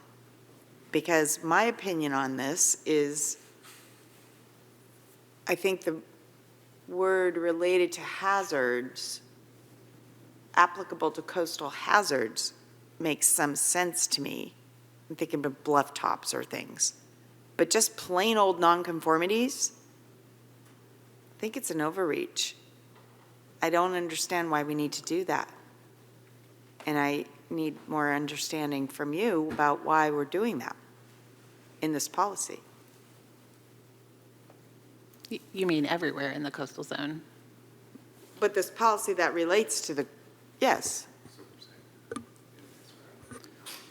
Right. I think what this is effectuating is an approach from the Coastal Commission where significant investments or modifications triggering the 50% threshold are so significant that they ought to be evaluated as new development and align with modern, current, best practice local coastal program policies, right, including the zoning and land use plan policies and so forth, so that over time, as developments change and evolve and are intensified, like in the SSM, they're brought into alignment with the LCP and minimize impacts on coastal resources. I think that's my way of formulating why this is so. There's a very good argument to be made that it's burdensome and maybe we don't like it, but it's rational in the sense that, okay, no one's making you change your structure, and if it's not conforming, go along with it. Expand it by 49%, but you tip a threshold, whatever that threshold is, in this case 50%, that's so significant that really it should be treated like new development and brought into sort of modern condition, if you will, to avoid those adverse impacts to coastal resources, for example. But what if there aren't adverse impacts to coastal resources? Then it's not a nonconformity in this context. But if it's more than 49%, it doesn't matter, it sounds to me like, if it's impacting coastal resources, you got to do it anyway. That's right. That would be a nonconformity with a provision in the LCP if it was too close to a wetland or in a coastal hazard zone or what have you. That's right. But you're not talking about behind an SRA. Sorry, so when I said it's less onerous than mainland, I meant specifically behind the SRA. I'm sorry, I was fixated on the underlined part. I'm concerned in this particular policy, or the issue, I guess, of making property owners bring their properties into conformity when the thing they're not, if it's a hazard, if we're talking about, you have to bring it in conformity because you're too close to that bluff top, because you're going to fall off. I get it. If it's nonconformity because your, addition is sticking out too far into your backyard, that's where I get a little worried. I feel like it's over controlling this for reasons that I don't understand. I remember when it was SESM and it was, you can't advance to the ocean. But I guess maybe it's just my fundamental frustration with the whole SSM concept in general that's coming out here, the whole 50% threshold thing. Because it just feels arbitrary. I think that's what I'm trying to say. It just feels arbitrary. Because we can. Because it's the coast and we're going to make you. And if it's for a reason that's related to ESHA, that's related to hazard, that's related to something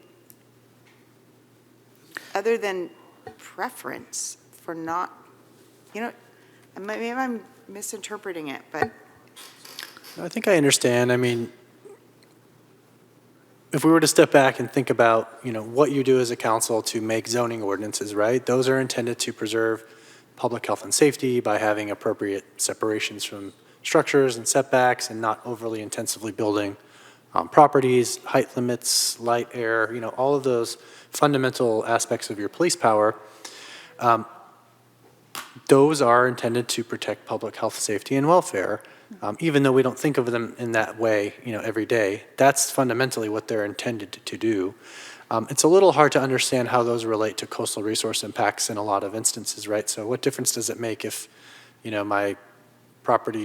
my building is too close to my rear property line and I want to perform an addition, right? That might be an SSM.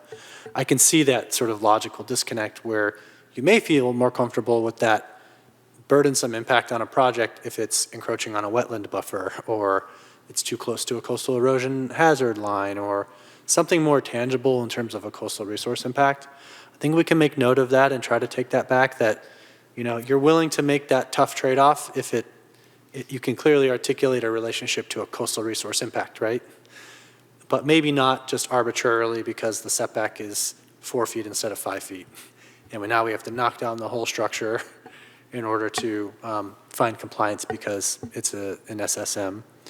So see if we can focus it on, you know, more tangible, sort of direct nexus to a coastal resource impact. That seems like a reasonable approach. Good words. Nexus to a coastal resource impact.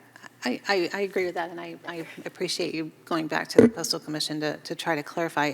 I do want to, I mean, just from having done some of these projects in other cities where I have had to bring them into compliance, sometimes these setbacks are actually a life safety issue sometimes, right? If you've only got, you know, the building code requires 5 feet. If you've only got 3 feet, your wall is supposed to be built differently, 1-hour construction, where your windows are supposed to be tempered. You can only have a certain amount of windows. So it's not just about coastal impacts. It's also about, you know, being a good neighbor and life safety. So so it might need to be a little broader.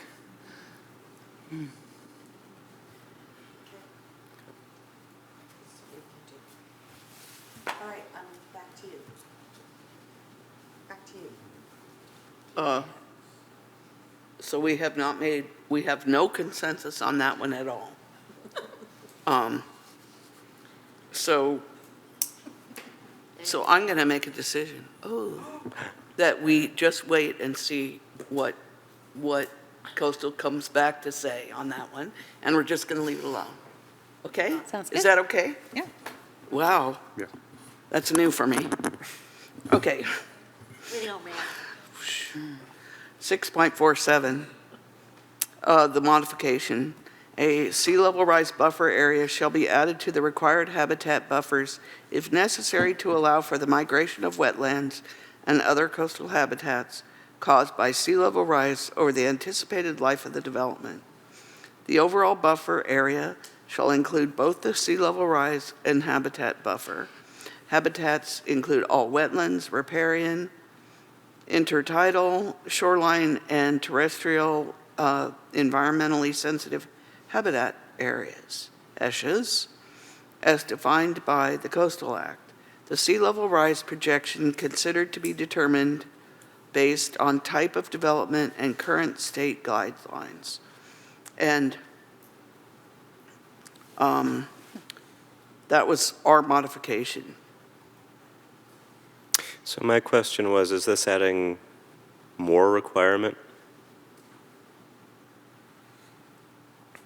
Yes. And the concern is that while in the current condition today, and I've struggled with this policy to understand it with the Coastal Commission, and I'll try my best to articulate it. Sort of in a snapshot in time today, we're looking at a development.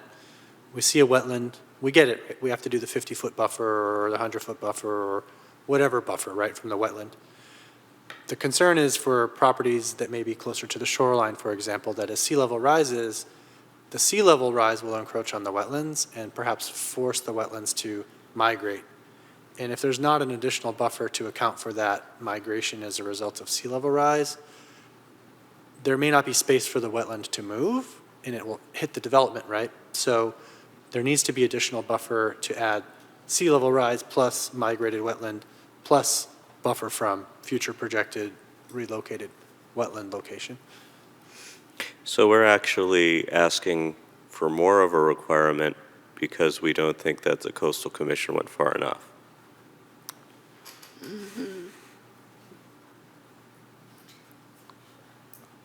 I think we were just trying to clarify what the buffer includes to make it more understandable. Is there another way? But it seems like it says that in the first paragraph. You know, well, actually, they have the word additional, which you've left out. And new development. So Right, maybe, maybe actually just going back to what they said is all we need to do. An additional sea level rise buffer area shall be added to required habitat buffers if necessary to allow for the migration of wetlands and other coastal habitats caused by sea level rise over the anticipated life of the development. Well, I don't mind them fleshing out what additional actually means and obviating it. But I do want to be clear about what we are doing with that language.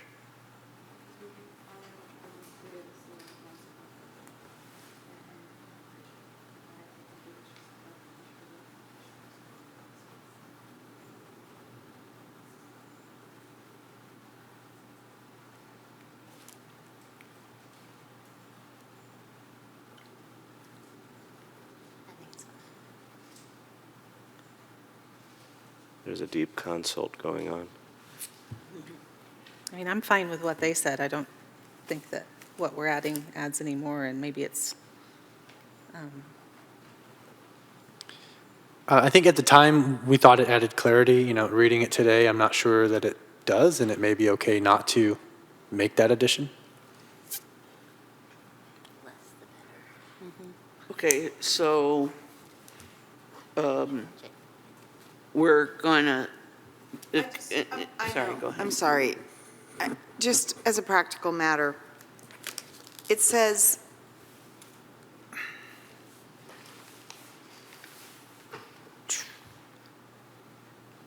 an additional, I'm going back to this Coastal Commission's suggested mod, an additional sea level rise buffer area shall be added to required habitat buffers, if necessary, to allow for the migration of wetlands and other coastal habitats caused by sea level rise over the anticipated life of the development. So the anticipated life of the development is 75 years. Today, we're going to say how much sea rise is going to occur and intrude on a wetland, causing the wetland to move back. And we're going to use OPC's guidance for sea rise. I mean, is that really what I'm hearing? That's correct. Okay. So apply the sea level rise projection to the property. Understand if there's a likelihood that that wetland would migrate on account of the sea level rise, and then buffer from that potential future migrated wetland. We initially started with new development. Right. We changed it to just be open-ended. well, I think the definition of development is new or substantial structural modifications. But it doesn't say anything. That's in our definitions.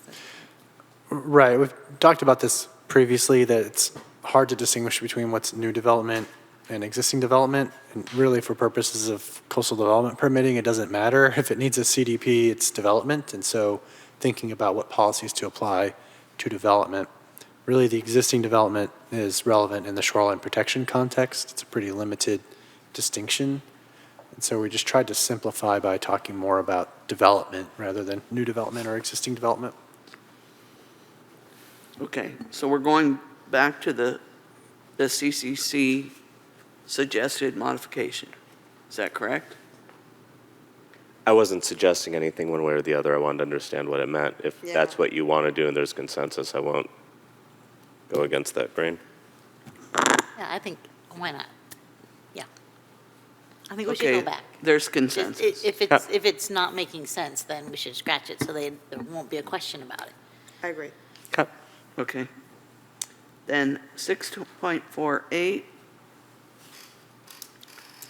actually, our modification was that we delete it and incorporate it in CRI1.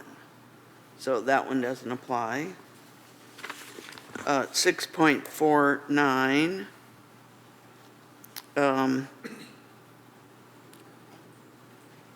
anybody? Okay. Wait, but why does that have a, oh, sorry, no, looking, you're my error. Here, 235. 49. I'm having trouble starting to see it.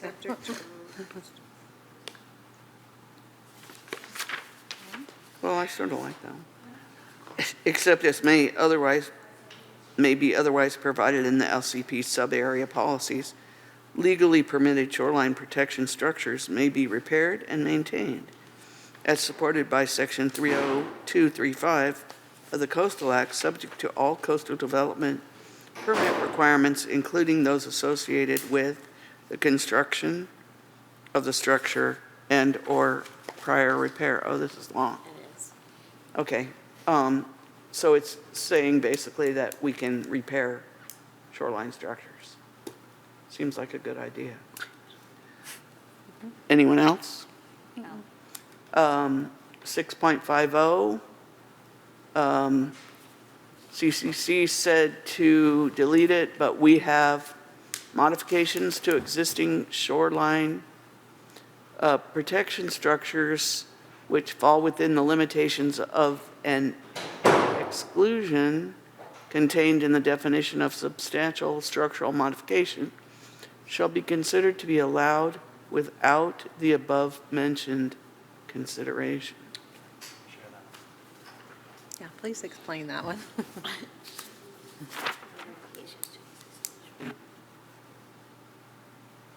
That's,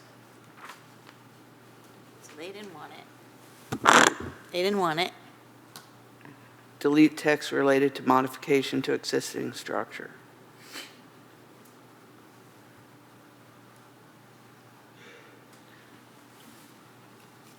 Because we've just said above that we could maintain shoreline protection, right? So why do we need this?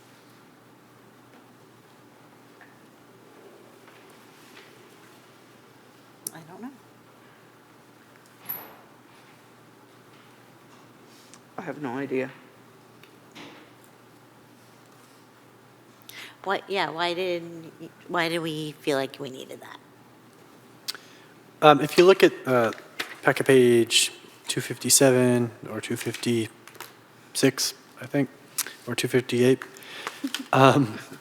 you'll see in totality that there are some obligations and triggers associated with certain types of modifications to existing shoreline protection structures.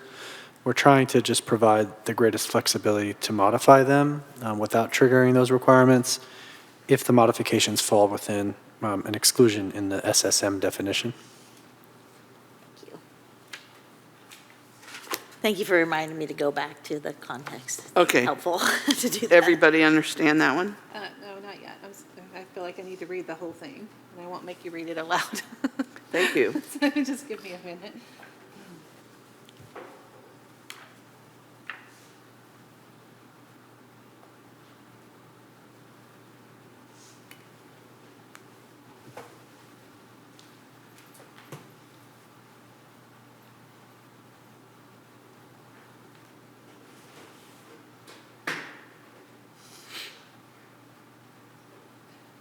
So, yeah, without the above-mentioned consideration, so one of the above-mentioned considerations is that it's legally permitted. So does this mean that we're allowing modifications to armoring that's not legally permitted?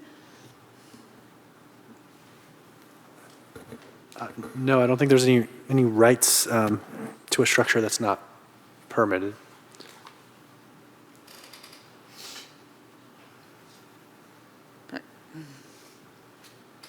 I think it's trying to get at like the 50% replacement, for example. If there's some exclusion like destruction from a disaster, for example, being able to rebuild the shoreline protection structure is one simple example.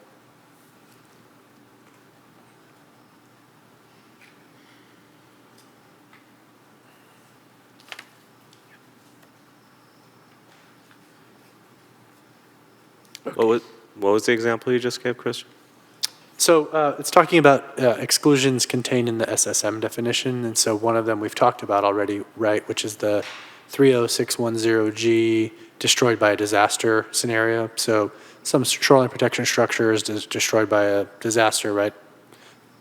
Coastal erosion or wave action or what have you, a major storm, being able to rebuild that in its prior form without triggering all of the permitting requirements associated with the other triggers of 50% replacement, for example. That made sense. Yeah. Okay, can we move past that one? Because it's already after 11:15.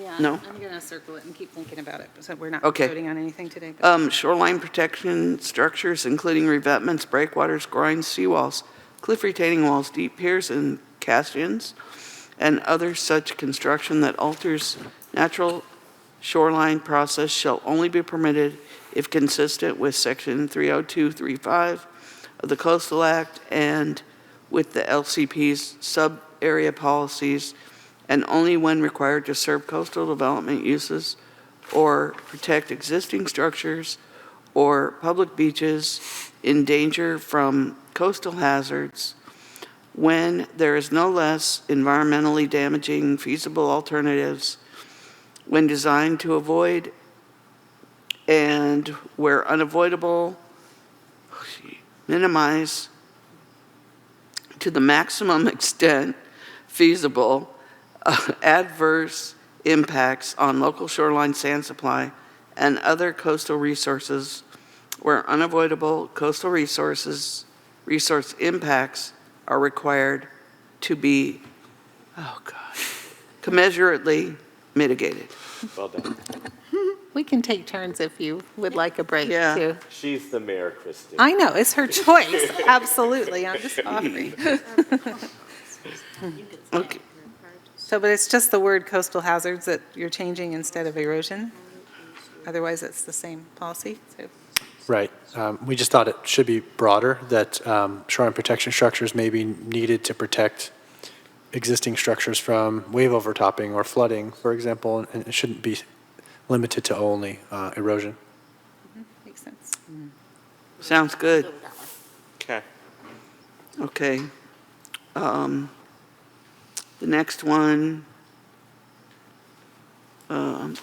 shoreline protection structures shall only be authorized until the time when the structure protected by such shoreline protection structure is or are no longer present, no longer required, no longer requires armoring, the ring was in the way, is developed pursuant to the definition of substantial structural modification. So they're saying, so the Coastal Commission wanted to change the time limits.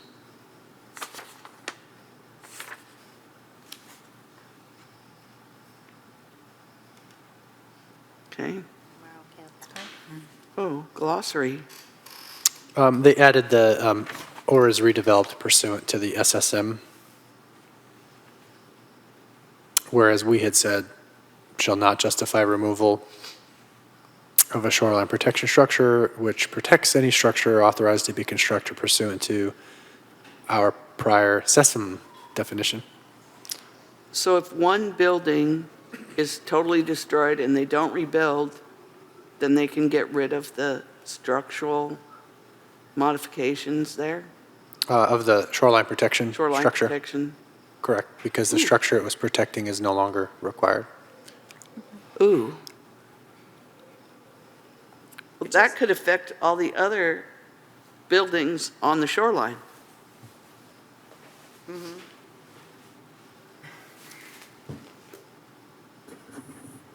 This is except in the SRAs, right? So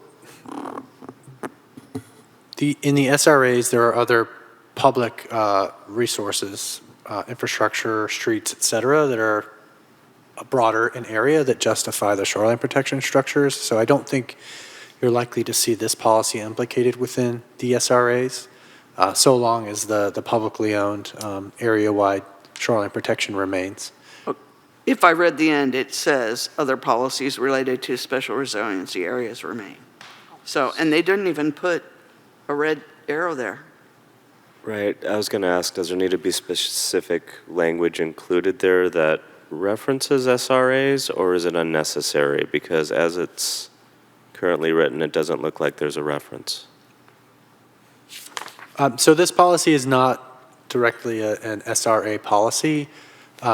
This note in the far right column that says SRA reflects the context at the time we were working on this spreadsheet with the Coastal Commission, which was upon our introduction of the SRA concept and their consideration of it. And so as we were exchanging comments back and forth, we indicated we were agreeable to this change as long as the SRA policies took effect, because those have unique circumstances relative to like publicly owned shoreline protection, for example. And so that distinguishes between shoreline protection protecting private property and the SRAs where shoreline protection is protecting other public assets. So does this then not necessarily have to be green because subsequent to this, your staff's developed the SRA policies? Right. I think in part we flagged it as a green policy because it was contingent on the SRAs to make it an acceptable policy. Okay. That makes sense to me. If I could just ask the question that if in the end an LCLUP was recommended without SRAs, this policy would be potentially concerning to council members. It could be, but I think you need to also reflect back to the broader deed restriction language where developments that are permitted under this LCLUP are going to have those waivers of rights and requirements to restore the site when the development's removed anyways. So there will be, in the near term, a large population of properties that may have some form of shoreline protection and not have those deed restrictions that maybe would be better off without this, but sort of in the planning horizon of this plan, I think that's less and less of an issue as the deed restrictions become more and more prevalent.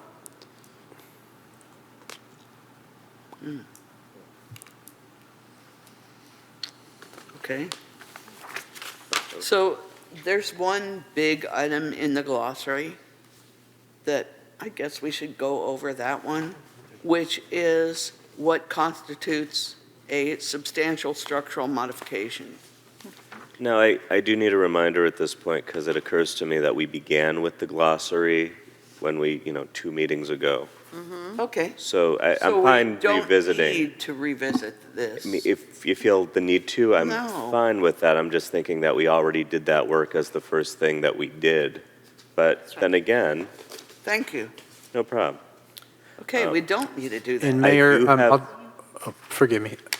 And I'll just remark, there also are a few points from the staff report that are not in this matrix that might be beneficial to spend some time discussing to confirm that we got the right policy approach. I described them briefly in the initial presentation yesterday, it feels like, but almost. I think it was. But we do want to confirm as staff that we have the right approach and that we should bake those into this process at some point. Before we get there, can we briefly revisit 644 and 645, only because I'm not sure what we said to do with them. I'm also not 100% sure what we said to do with 46, but if you could just kind of reiterate. So my notes for 6.44 say, confirm what does other laws mean with Coastal Commission staff. There was concern about the broadness of that. Is there some sort of roundabout conflict where the Constitution actually provides some benefit to protection of property? So trying to pin down what other laws means. Is it just a catch-all, or is there actually some intent behind that? So trying to parse that out. Okay. 6.45, I have discussed with Coastal Commission staff whether really the and should be an or if the intention is to limit those requirements to properties that are only in the coastal vulnerability zone and tsunami inundation zone. My sense is it's probably intended to be an or, but we need to know because the application of this policy will be drastically different depending on the outcome. And then 6.46, my note says, discuss with the Coastal Commission and try to revise to nonconformities with more direct nexus to coastal resource impacts. That zoning standard nonconformity feels arbitrary in this context, given the significant impact on development and the need to potentially drastically change a structure at great cost. And that should only be done when there's a clear direct nexus to coastal resource impacts and policies. Okay, so you got clear direction. I feel like it's clear, but hopefully what I read back reflected the consensus from the council. I think so. And Mary, did you have any further misgiving around? Okay, cool.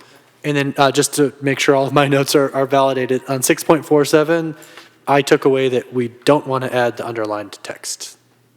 Okay. Thank you for checking with me. Appreciate that. Yeah, no worries. When it comes to 6.14 and 6.15, we had a robust discussion. Was there direction that came out of it? Is it just going to inform the discussion on the next potentially last round, or is there more work that we should look at before we close it? Not that I want to invite another hour-long discussion on that.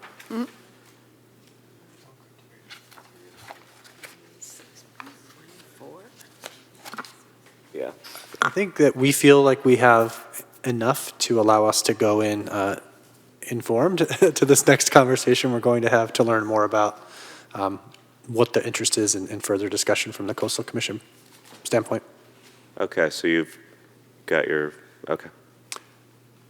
Right. I think really the takeaway I have from those discussions of 6.14 and 6.15 was SRAs, maybe, not yeah. We need to know more about them, what the obligations will be, what the true benefits are.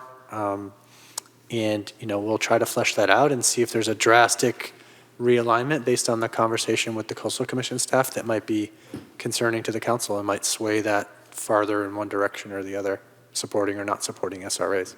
Okay, so you heard our deliberation. You're going to bring that back to Coastal and say, shall we offer clarification that might help them one way or the other?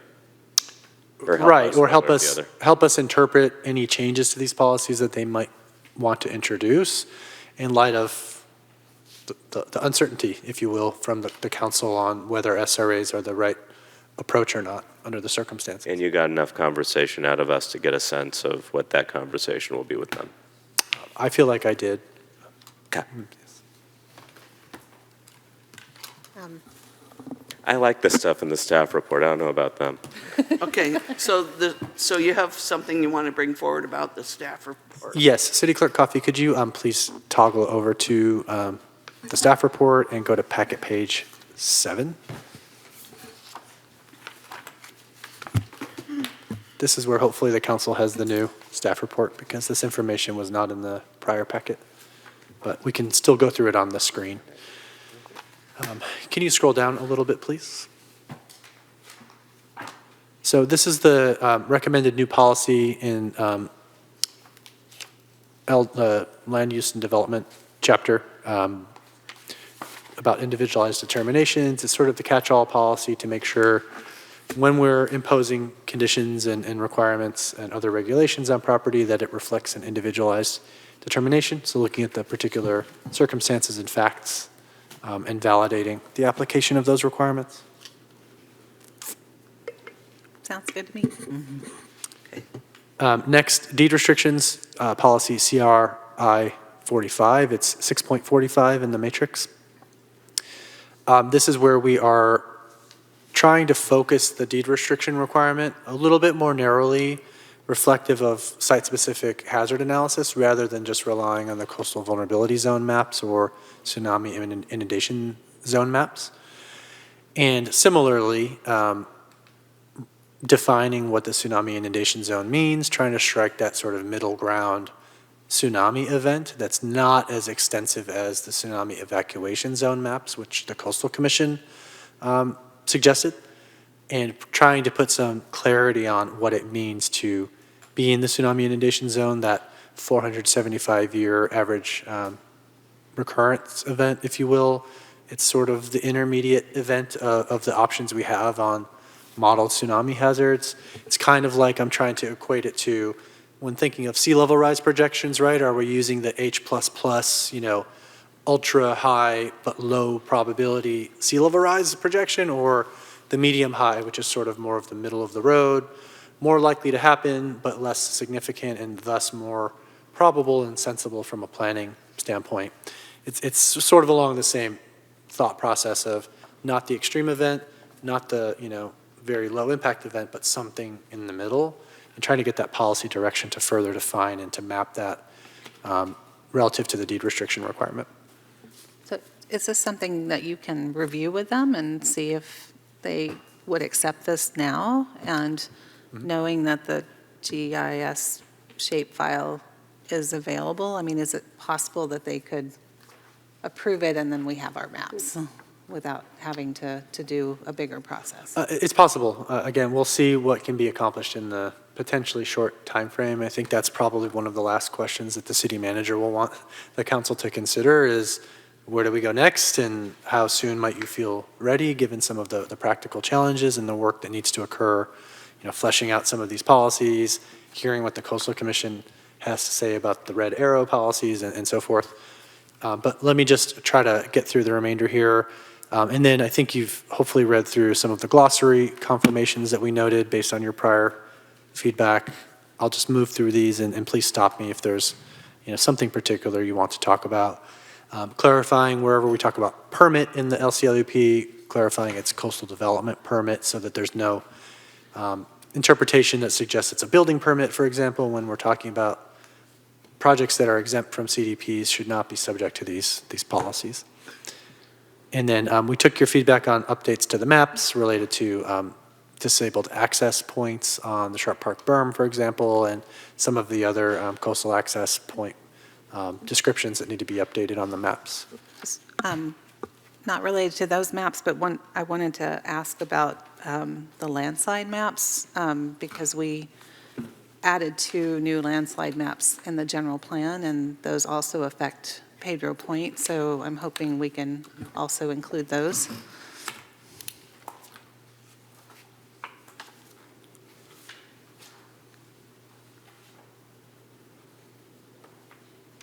Okay, yeah, we'll evaluate the opportunity to do that. Thank you.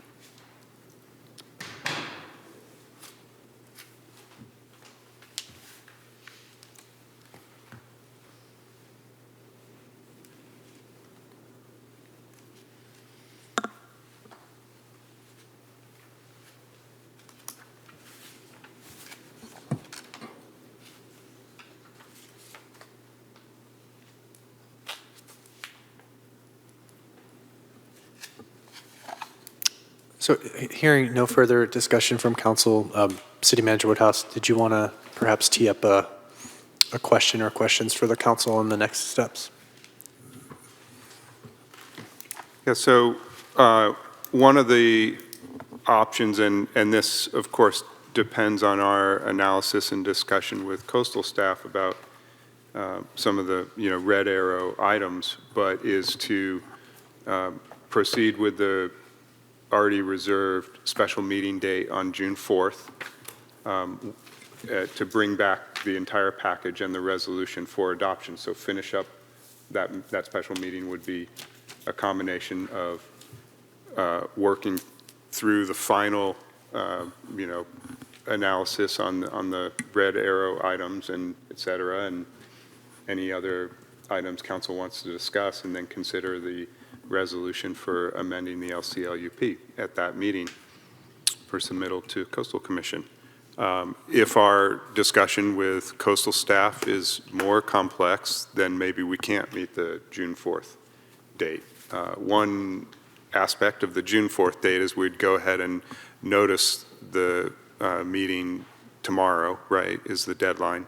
Correct. So we'd go ahead and notice that, and then if we had to continue it or delay it or however we do that administratively, we would do that. But so that's an option to be looking to wrap this up early June and have a council decision on the final packet.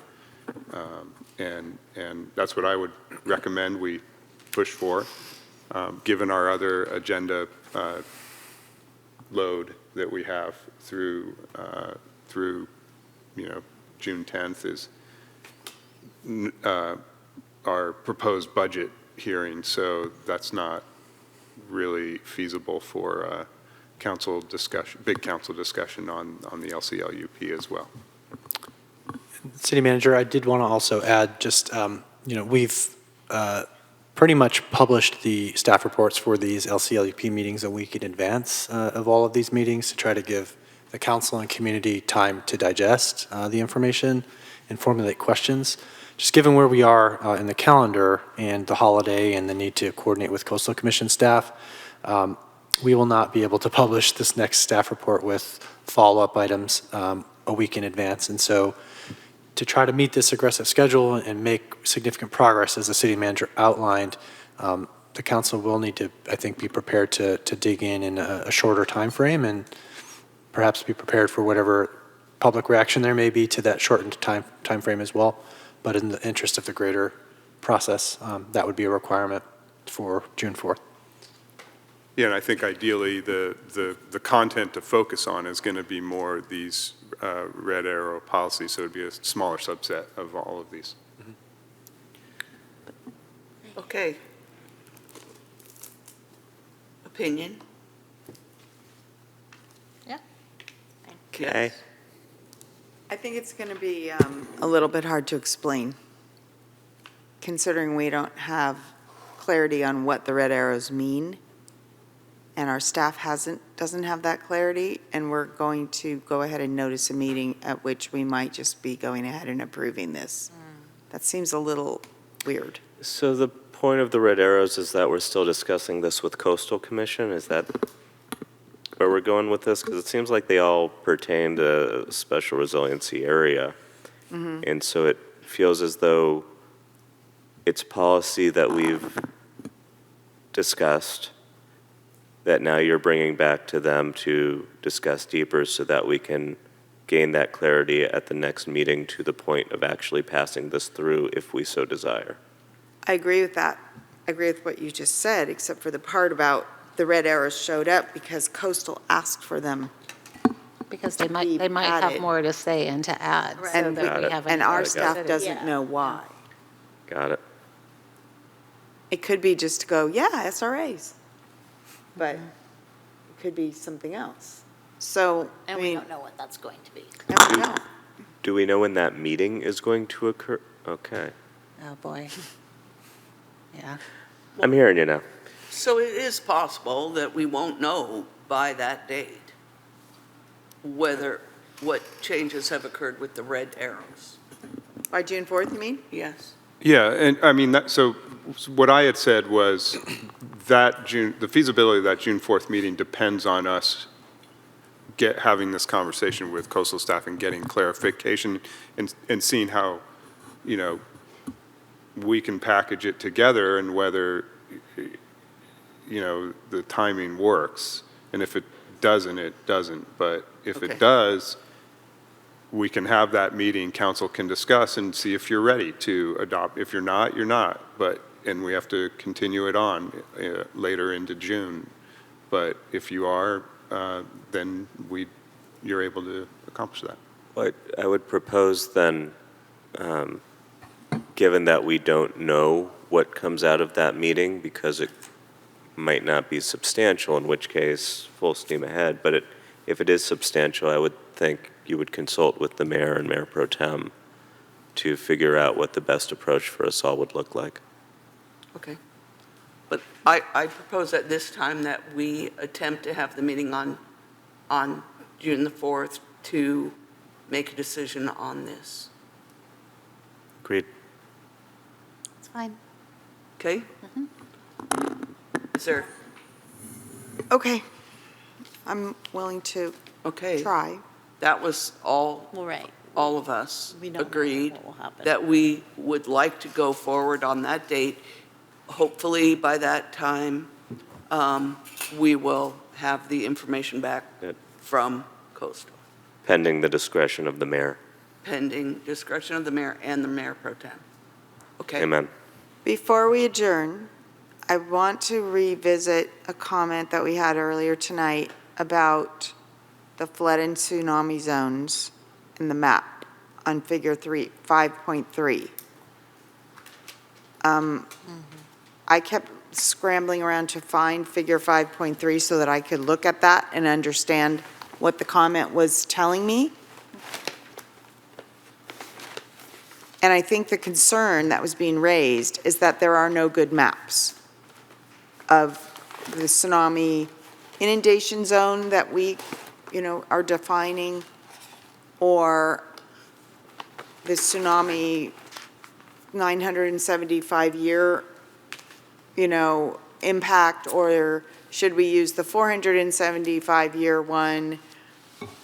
And a suggestion was made that since there aren't specific maps, perhaps there's a way to put in a statement about, deferring it effectively until things are defined better, that we go ahead and define what that zone area is. But there are specific maps for the 475. We were told this afternoon by that statistician. But we don't have. That is the most unclear map I've ever seen. I'm not, I'm just saying this is something we can ask the Coastal Commission, and maybe there is a map that we can put in then. So I guess that's the general issue here.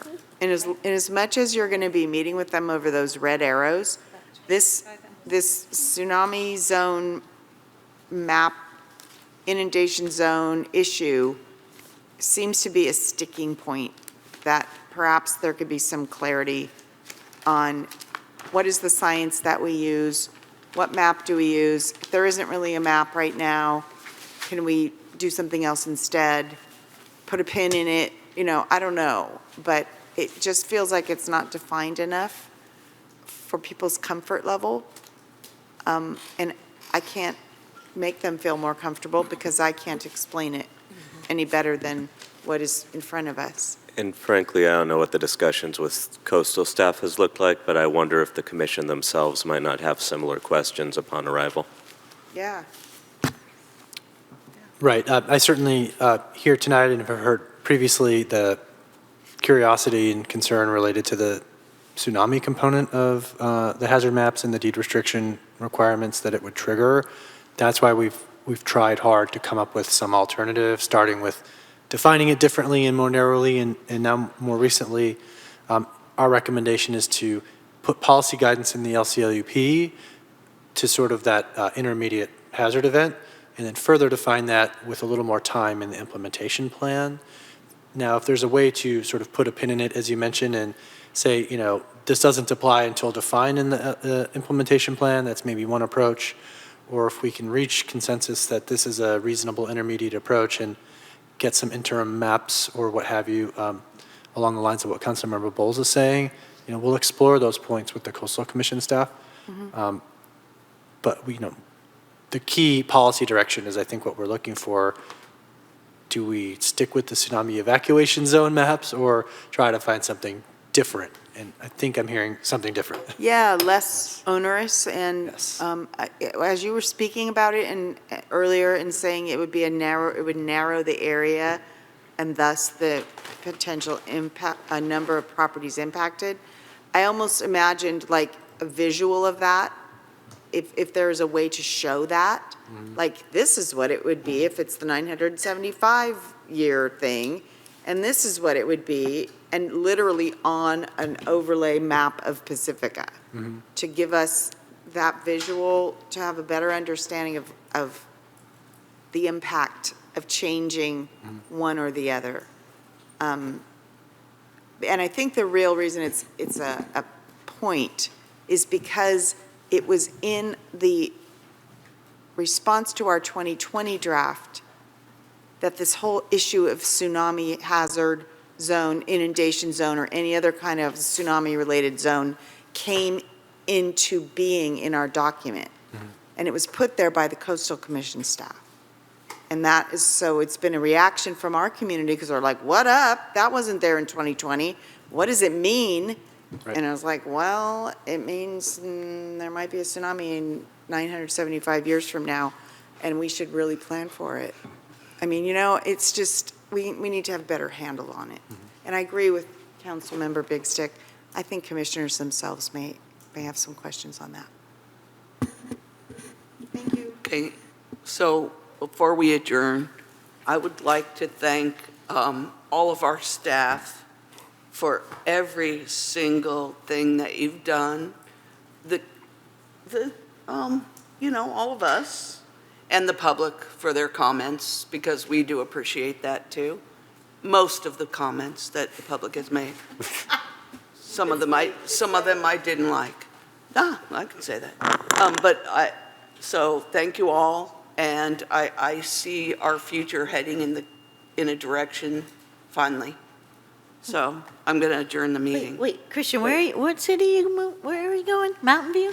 The city of Mountain View. There's a little water at Mountain View, so you're gonna have to deal with some more It's on the bay. But, Bayside yeah. planning, but Oh, they have way worse BCD, problems. but not local coastal land use planning. That's right. Thank you. Okay. You're welcome. Thank you, Thank you. Christian. Thank you. Okay? Is that loud enough? It was loud enough. Pretty good.